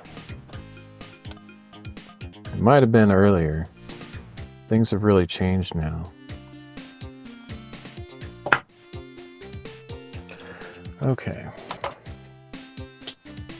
Yeah, I'm not going to quite fit even this first batch of tiles in here, and I don't think I was particularly inefficient in my stacking. So that means I would need like a whole gallon of vinegar for every single... I don't even think this was the biggest box necessarily. Like I have a lot of tiles to go through. So that means I would have to buy a lot of vinegar to do all this. I'm not sure what to think about that. The other thing is I don't even know what to do with all this liquid after I'm done with it. Maybe I'll ask AI about that, since that's the only way to get information these days. Because I live out in the middle of nowhere, where we have like septic tanks and, you know, forest and everything. Got this big old bucket of vinegar with potential mildew in it. It's like, what do I do with this junk? Aside from changing a few lives. But I mean, like, I don't know if I should just pour it on the ground, pour it down the drain. Like, I have no idea.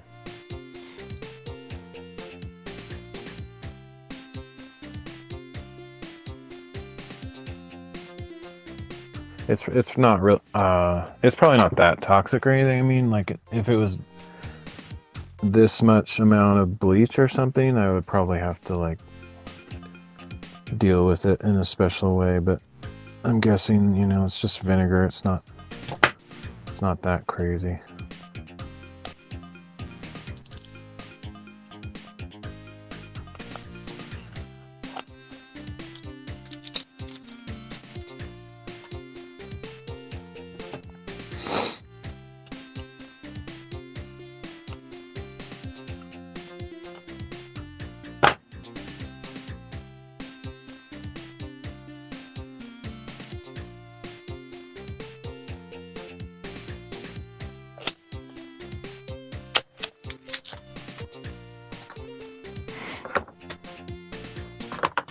Yeah, we're just almost running out of space here. I'd like to get as many of these little ones done, and these ones here, because they're my favorites.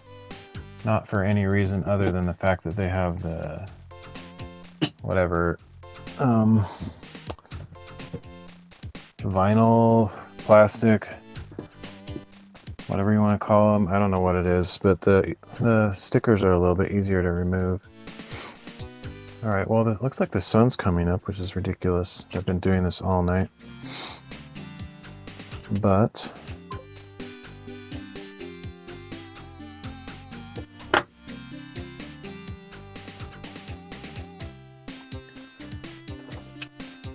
maybe once it gets so bright outside that the light coming in from the window overpowers my ridiculous light show, then maybe that means the moment has passed and it's time for me to move on with other things. I know it's sad. I'm just, don't worry, it's not over yet. I just want to prepare you guys, because at some point in the future, I don't know, today, tomorrow, next month, 2027, at some point This stream has to end. I know. It's a lot to take in. I'm feeling the same way. I really am. I know what most of you are experiencing when I bring this scary subject up, because I feel exactly the same way that you do about this. This has been, I'm serious, this is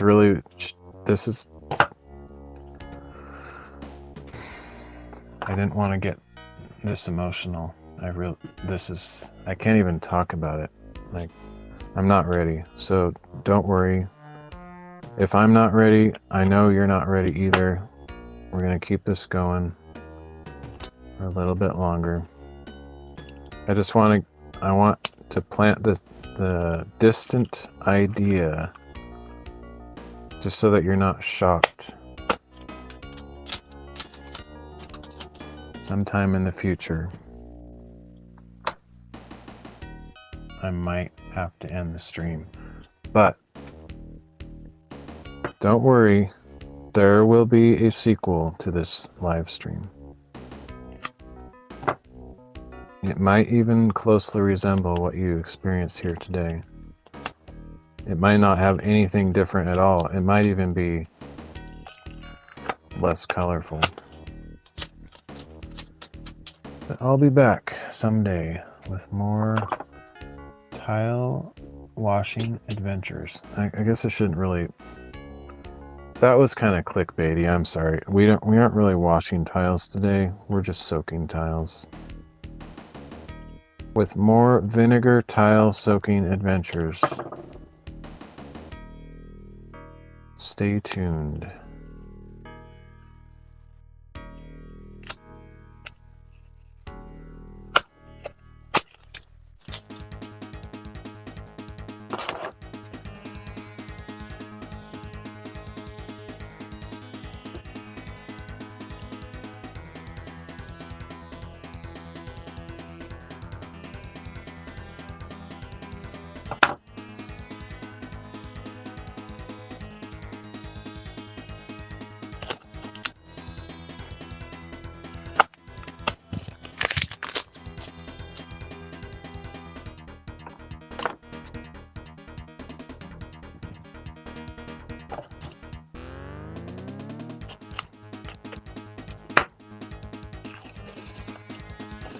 Wow, that one came off easy. This tile has kind of a weird line texture on the back, so it didn't really have full adhesion, so it was just like, ooh, baby, I'm ready to come off, man. That was dumb. I wish that never happened. I almost ruined the entire stream just then.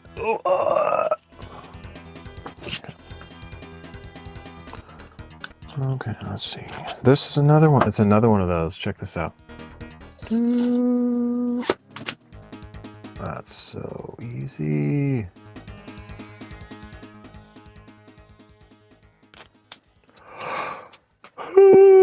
Oh, the first yawn. I think it's coming soon.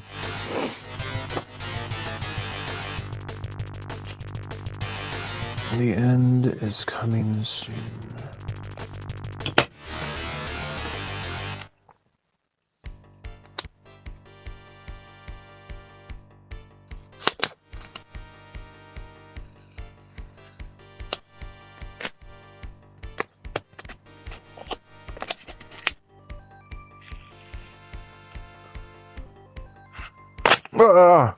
Whoa. Let's pretend that didn't happen. Adventures in tile label removal.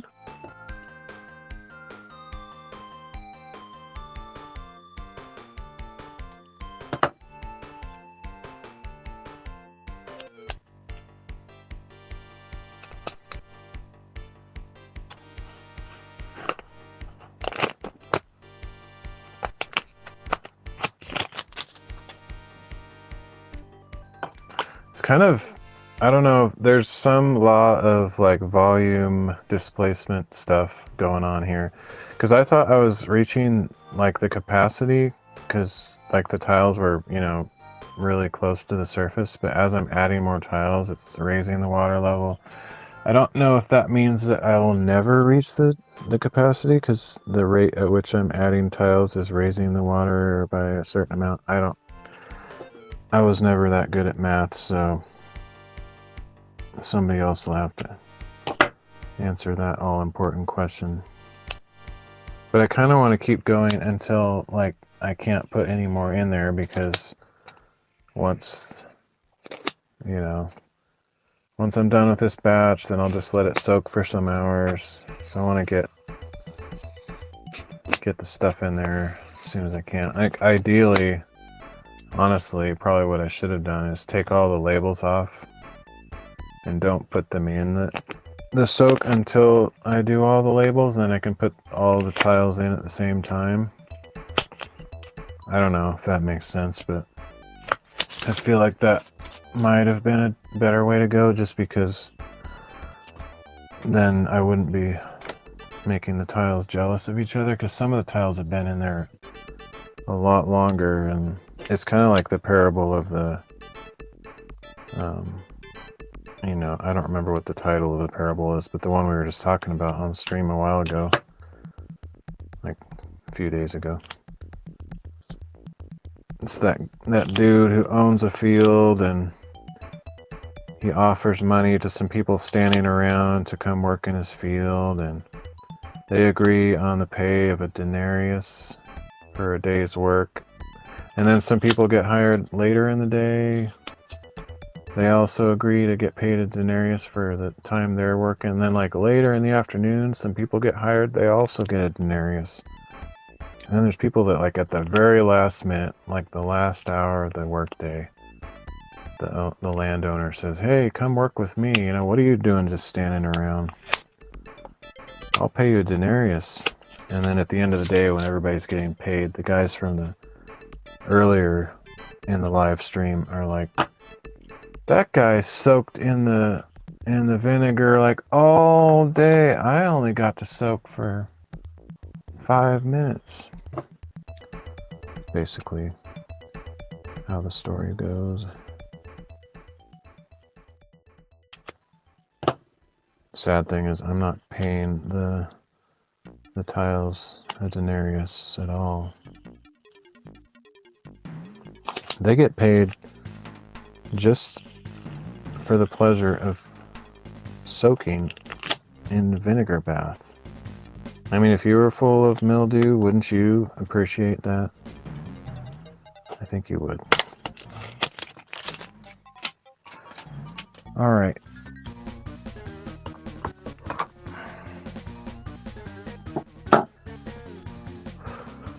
Oh man. Why is this one like that? That's just silly.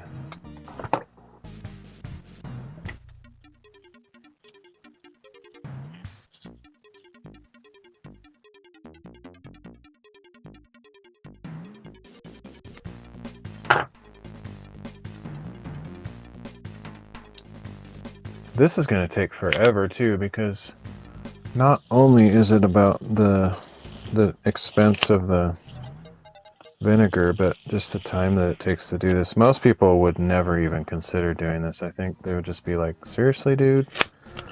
Just give up on that project and go buy some tiles or something, you know, whatever." But it's like I got all these tiles for free anyway, so any relatively minor expense that I have, or the time involved, as long as I can actually remove the mildew, I feel like it's worth it. I don't have any money, so I can't buy tiles anyway, so it's kind of, I'm either going to use these tiles, or I'm probably not even going to do the tile project. We'll see.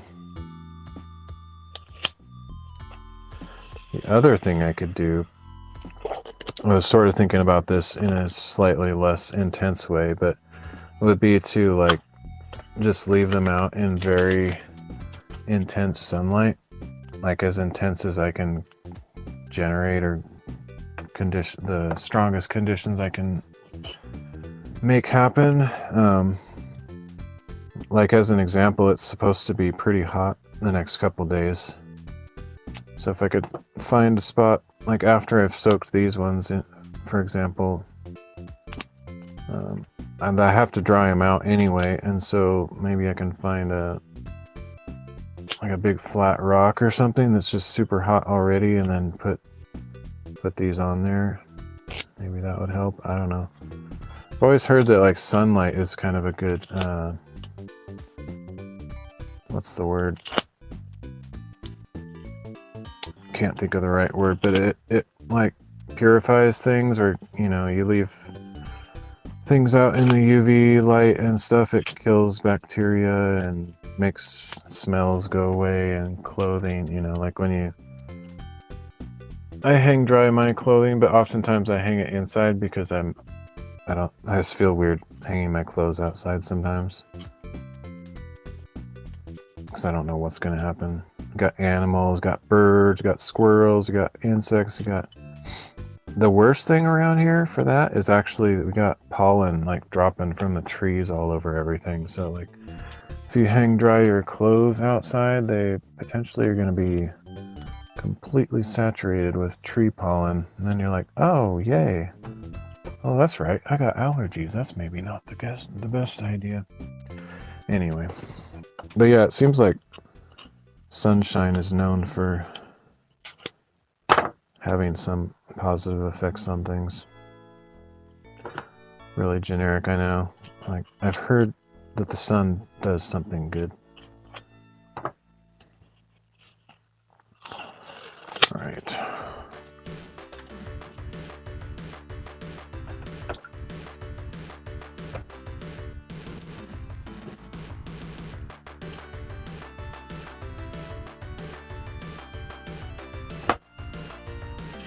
Oh, I thought it was like one of those vinyl stickers, and it's just one of the crappy paper ones. Forgot I had a drink here.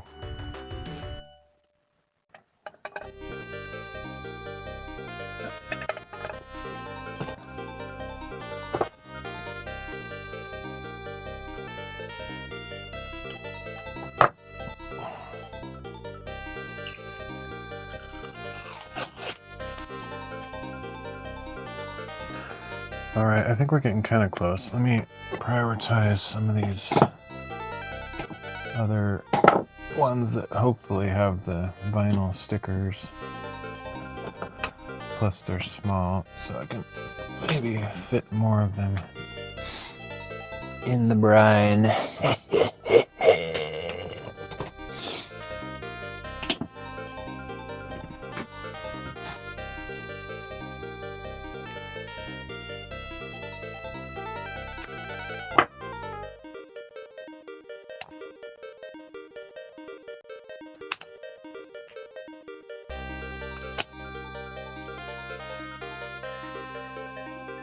Whoa, it happened again. It's the second time. It's just like complete, absolute, utter chaos and dismay. Whoa. Yeah, it wasn't so bad.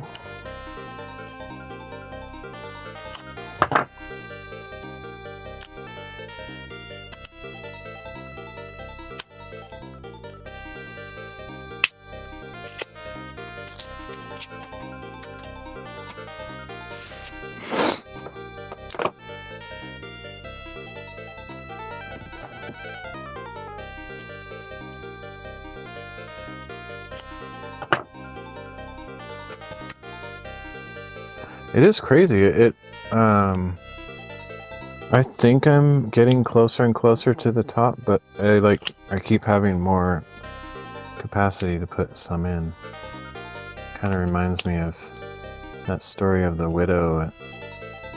I can't remember it very well. Who is it? Elijah or somebody that goes to the widow and gives her miraculous pot that never stops providing something.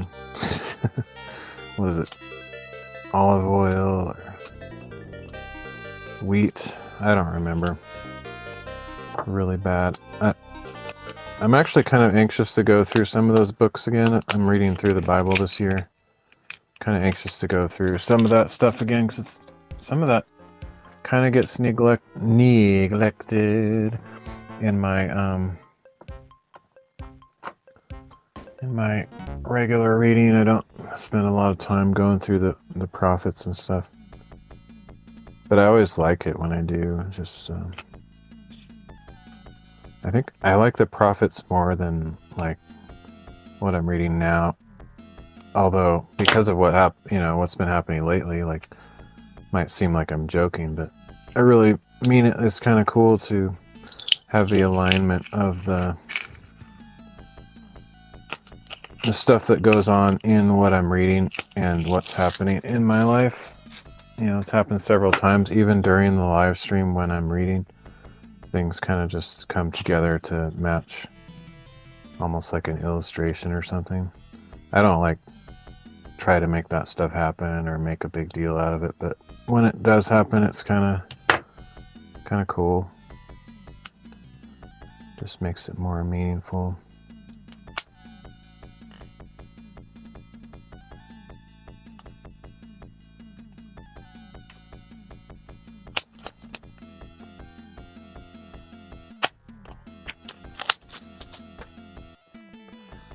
Probably had an incomplete thought there that I just let kind of hang, but just fill in the blanks. That's what old guys do, man. We don't complete thoughts. Are you kidding me? Sentences, paragraphs, conclusions. Bah. What's the point? All right.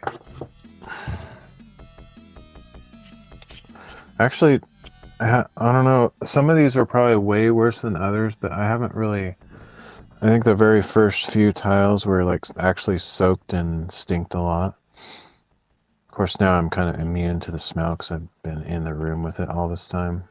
I'll have to step out of the room and come back in, see what happens, but I can smell the vinegar for sure, but like I don't smell as much like mildew, so probably that because the majority of the tiles are now in the vinegar, it's kind of reducing the ratio of mildew junk in the room to other smells such as the vinegar.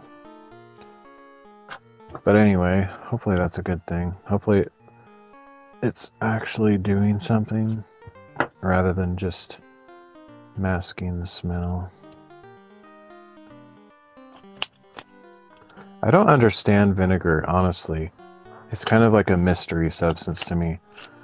I don't know if everyone's like this, but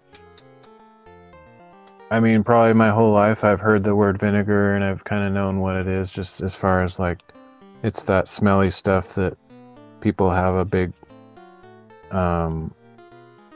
jug of it in their kitchen, and I guess they use it for cooking or something. I have a vague idea of like it's some substance like that, but I never really knew what it was. So like I think somewhat recently I looked it up, and it's like it comes from wine, I think, or something. I already forgot what I read, but I'm like, I never really knew what it was. So I'm like, what is vinegar? Where does it come from?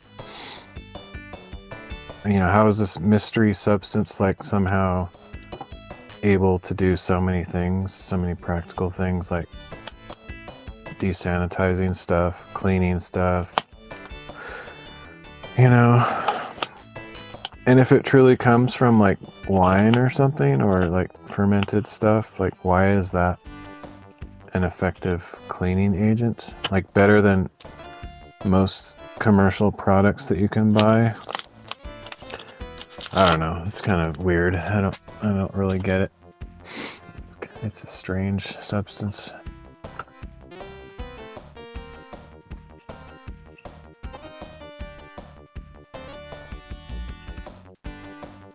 And yet, this thing that's like able to destroy all bacteria and viruses and clean nasty stains off of things. Let's eat that. Yeah, let's make some food and put some of that inside. seems like a good idea. I don't know, it's weird.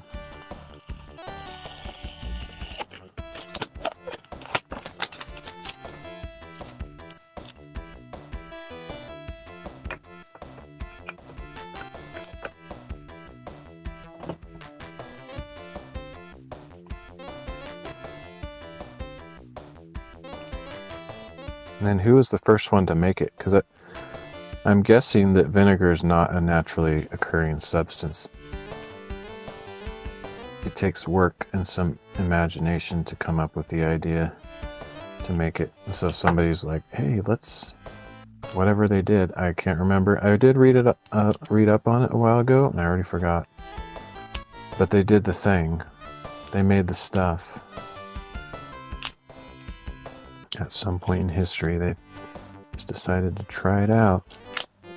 And so it goes with most things. It's like somebody just has some weird idea, or they're just, sometimes maybe it's just by accident, and they're like, let's try every possible thing to do because I'm super bored.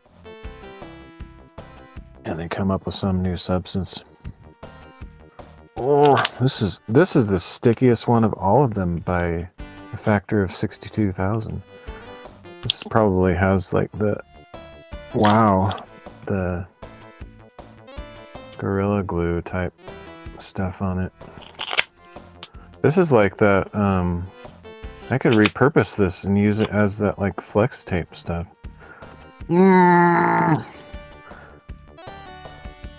Massively sticky. That's crazy. The thing that's amazing, it's that sticky, and yet somehow the label didn't rip in half. Listen to that. Okay, you want some ASMR? We got ASMR.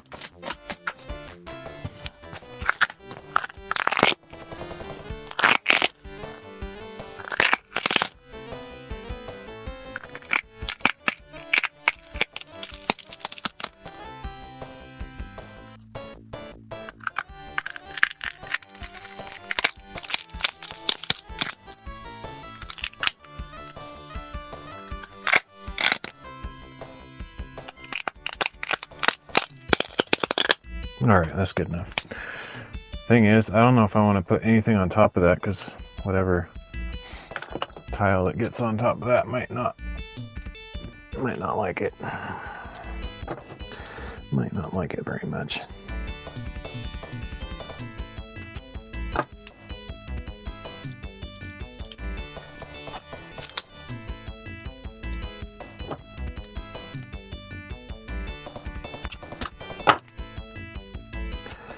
This is a pretty effective like methodology though. Like I was debating whether I should have gloves on, because with gloves I can't use my fingernails to pull the stickers off, and yeah, definitely a good move to grab the old safety scraper. The safety scraper ply, as Inspector Clouseau would say.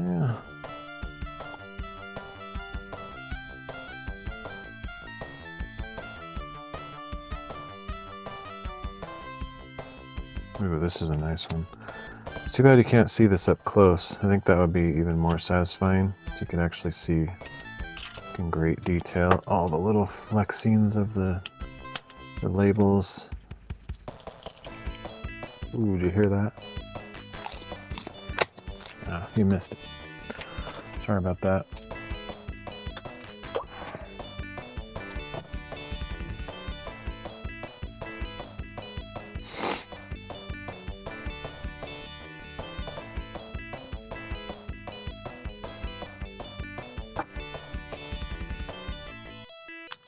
Oh, it's another one of those insanely sticky. Oh, never mind. Whoa. I think it is another one of those insanely sticky ones, but it's so sticky that it split the plastic of the label in half, so it left like half of the label behind. I don't know if I'm going to get that last film off of there. It's too skimpy, probably. Yeah, that one was kind of a fail.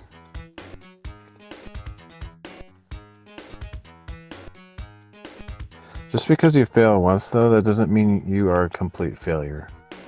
Tile. Alright. Maybe I'll just try to soak ones like that and see if the... Whoa! This whole time I've been kind of worried I might, like, fly off with this safety scraper into my finger or something, but that's the closest I've gotten, but it's been okay so far.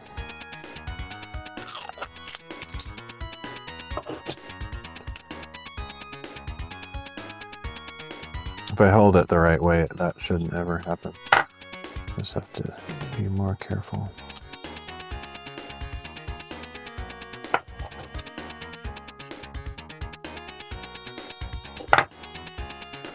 This is crazy. I mean, it's literally not ever running out of fluid. I bet there is some kind of principle of mathematics where the amount of fluid you're displacing by the object raises the water a certain amount, and I don't know what that equation is. It seems like eventually it will fill up, but it's kind of reaching almost a slow... It's getting slower and slower to hit that magic ratio, which I'm just spitting out buzzwords. Square root, parabola, rise over run. You know what I'm talking about. You know what I'm talking about, man. Okay.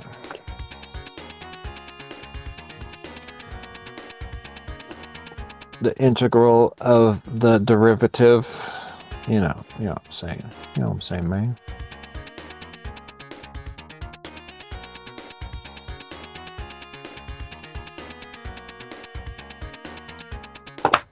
The epsilon.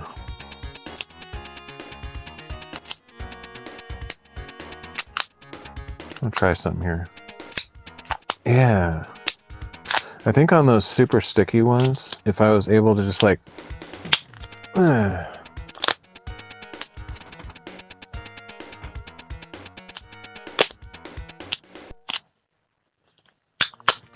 Something about speed, kind of like a Band-Aid man. Band-Aid man, he's got the power to heal your wounds. As long as you keep the Band-Aid on. With a little bit of Neosporin, Band-Aid man. Ah. Yeah, some of these are like really, really sticky. I'm gonna try that trick again though, like on these really sticky ones, see if I can... I think it does actually work, sort of. Unfortunately in this case, it actually split down the middle, so only got half the layers.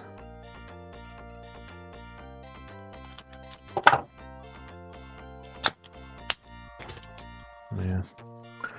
Ain't no good, like it's risky business. You might get the whole thing off in one go, or it might split down the middle and then you'll never get it off. I mean, I've been doing this for hours now, and I'm still learning more about mildewy tile label removal.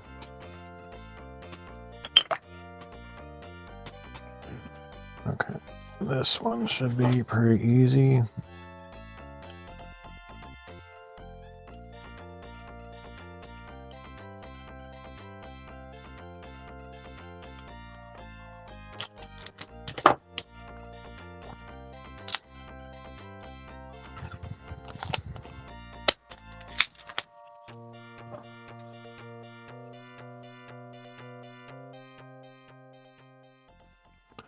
I wish I could go on hikes every day. Like, I know I say that all the time, but it's like, whenever I actually think about anything related to that, I'm like, I wish I was out hiking. It's like all the time, pretty much numerous times a day. I think that way. It's like, wish there was some way to do that. Some crazy, impossible job or thing, some situation that would make sense for real life. Oh man, it's what I like doing the most. There's nothing quite like it. I feel like I'm becoming Mr. Rogers. All right. Oh, that one's garbage. It's the worst thing I've ever seen. We're probably going to end like this stream. Actually, you know how like when you have this dog following you and you're like, shoo, go home. You have to like be mean and like, that's what's going to happen in the end. I'm going to have such terrible luck with these labels that even though you want to stay for the rest of your life and not miss a single label removal, the last ones are going to be so horrifically bad that you're going to just not be able to stay at the end. So it's going to be kind of a fade out, a natural transition. You'll go from like, I can't possibly imagine leaving, to like, I feel like it's time to go. I feel like I've seen it all and the best is behind me. The chapter is over. I need to get on with life. I know it doesn't seem possible because like a minute ago, you were all like telling me how sad you were just even hearing me talk about the idea of ending the stream. But I think it's just going to be this natural progression. It's going to get so bad at the end. You're probably going to wish you're never here. So I don't blame you if you leave early, because it is going to be pretty tragic. This isn't going to be like a fairy tale ending at all. This is not going to go well. Did you see that? That was trash. See? I don't think you want to see this. I think you want to like remember the good times.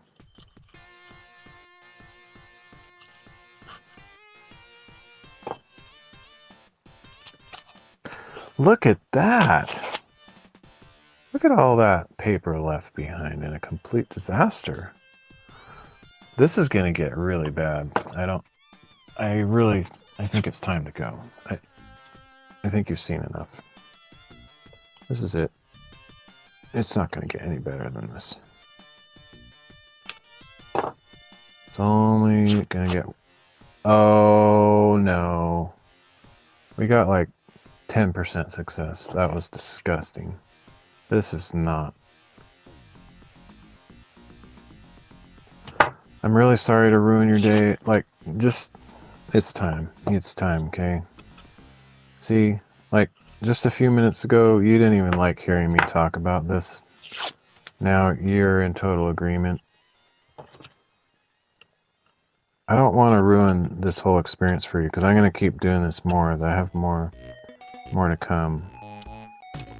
I think you should have left like 5 minutes ago, before it became this absolute disaster. This just sucks. It sucks. Stupid. Wow, look at how big that label is. What a waste. Like, what are they even thinking? They just have like this giant black box. You might think, oh, the resolution's not very good from here. 1080p isn't even enough to see detail. From here, it looks like a black...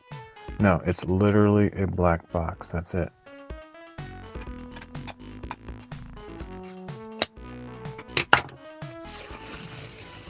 Whoa. Okay. For those that were staying because they thought there might be one last big hurrah, that was it. That was pretty good. That just came off pretty smoothly, I would say. That was, yeah. I get it. Yeah, I know. I mean, I didn't plan that, but it kind of seems like I did. Sort of like the post-credit scenes. Let's see. Nope. That was the only treat you get. From here on out, it's completely unwatchable crap. until... Did you see that? I didn't even have to do anything. Doink! Whoa. Never mind. Post credit scenes. Patient people that just know there's always another thing to see. This is like a Marvel movie. Wow. Look at that. I just practically fell off there. It jumped into the bucket down there. I didn't even have to do anything. I think some of these, actually being real, some of these are actually ancient. I can tell by the paper. Like, the reason those are falling off is because they're like 35 years old. It just looks super ancient.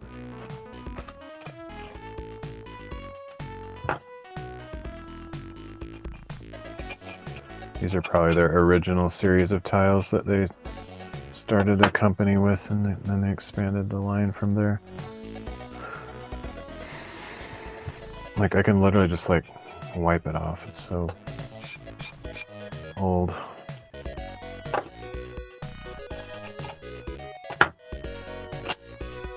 Alright, there's your satisfying final success story. There might be a few more like that. Here's another ancient one. Might come off. Might just fly off there. Not quite, but it's pretty good. I think I can wipe it off again.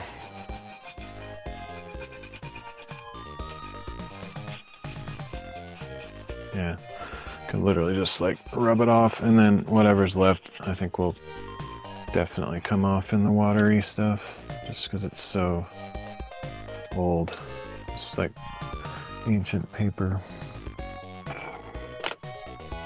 Okay, I think we are finally catching up to whatever math equation that we were talking about earlier, where the water rises, but because it put more tiles in there, but eventually your luck runs out. I mean, I don't know if you remember, you'd have to like scrub back in the stream, but I'm pretty sure the level of the water without the tiles was like maybe at less than half the height of the bucket or the tub, whatever. And now it's like about an inch from the top. So you math nerds, you tell me what's going on there. You tell me what that equation is in the comments. I'm sure it has a name. Oh.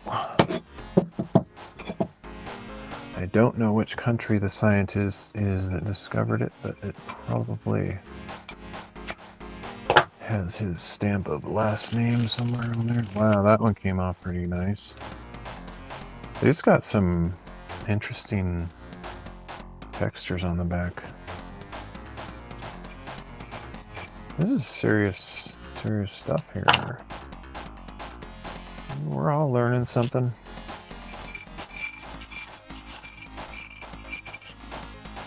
That's nice.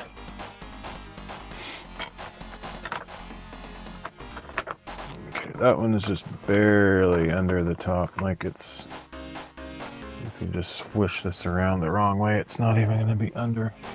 I don't think I might be able to get one or two more in a certain position that will be under. But we're getting pretty maxed out. Didn't quite get the whole batch in there, but it's a pretty good percentage, I guess. Ooh, that's sweet. That came off like nothing.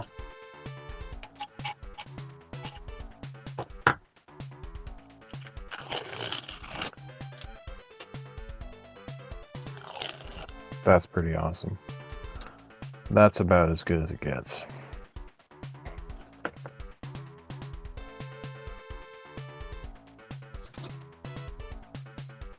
This one's gonna suck. Should I even... I don't want to ruin it like that. That one's gonna be garbage. This one might actually work.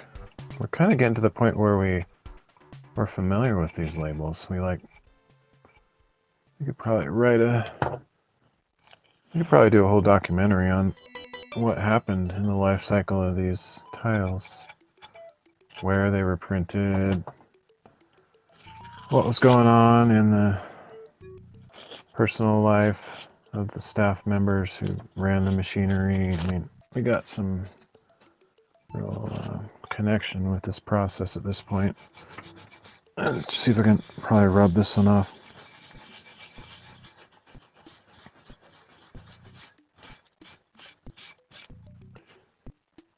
Not too bad. I mean, I think the rest will soak off. Definitely not the best one of all. Like that one of those last ones that kind of just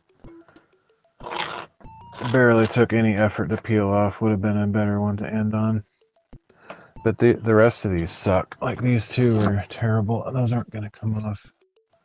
I don't remember seeing any quite like this, so this might be a brand new experience that we should probably throw in at the last second just in case it's something exciting and successful.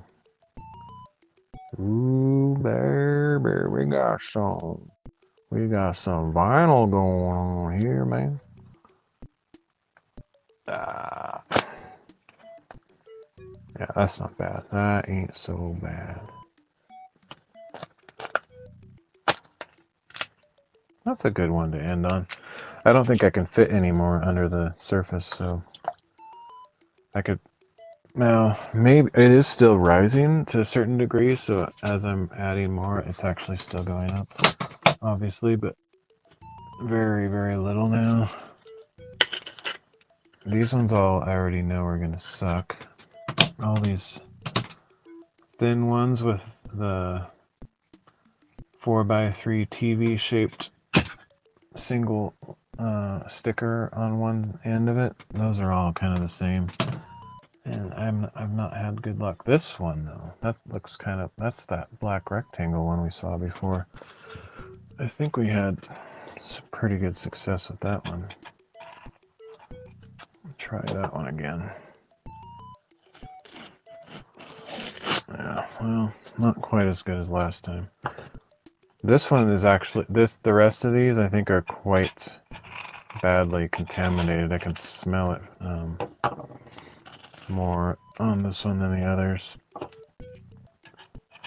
And I think it's actually still wet, and that's why the label didn't quite lift off as good as the last one like it.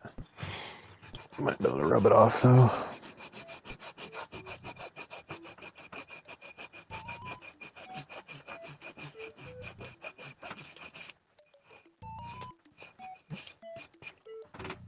Oh no! I think that is the sign of the times. My nitrile glove finally gave up the ghost. I don't really want to handle these too much with exposed fingers.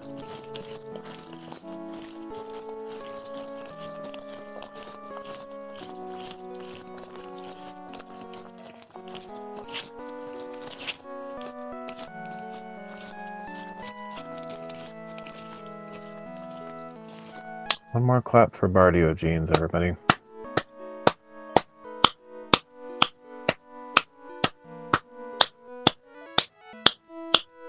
Got some serious slappage. I can't even do it again. I messed it up. There we go. Nope, I can't. It's over. All right, we've done what we could. I think we've achieved a lot today, but it's finally time to bring it to an end.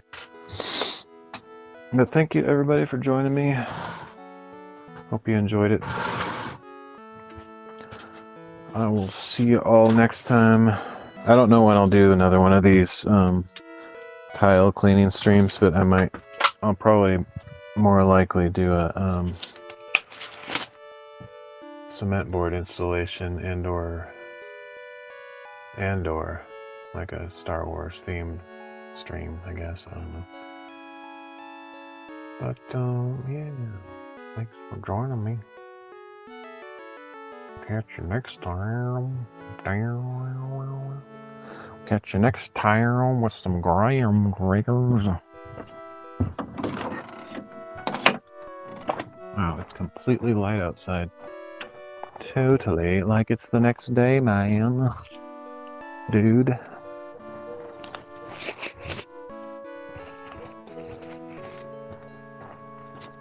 Oh, sunrise. Kind of makes me wish I would have got out for a Bible reading this morning, but oh well. We did some stuff. We got some stuff done.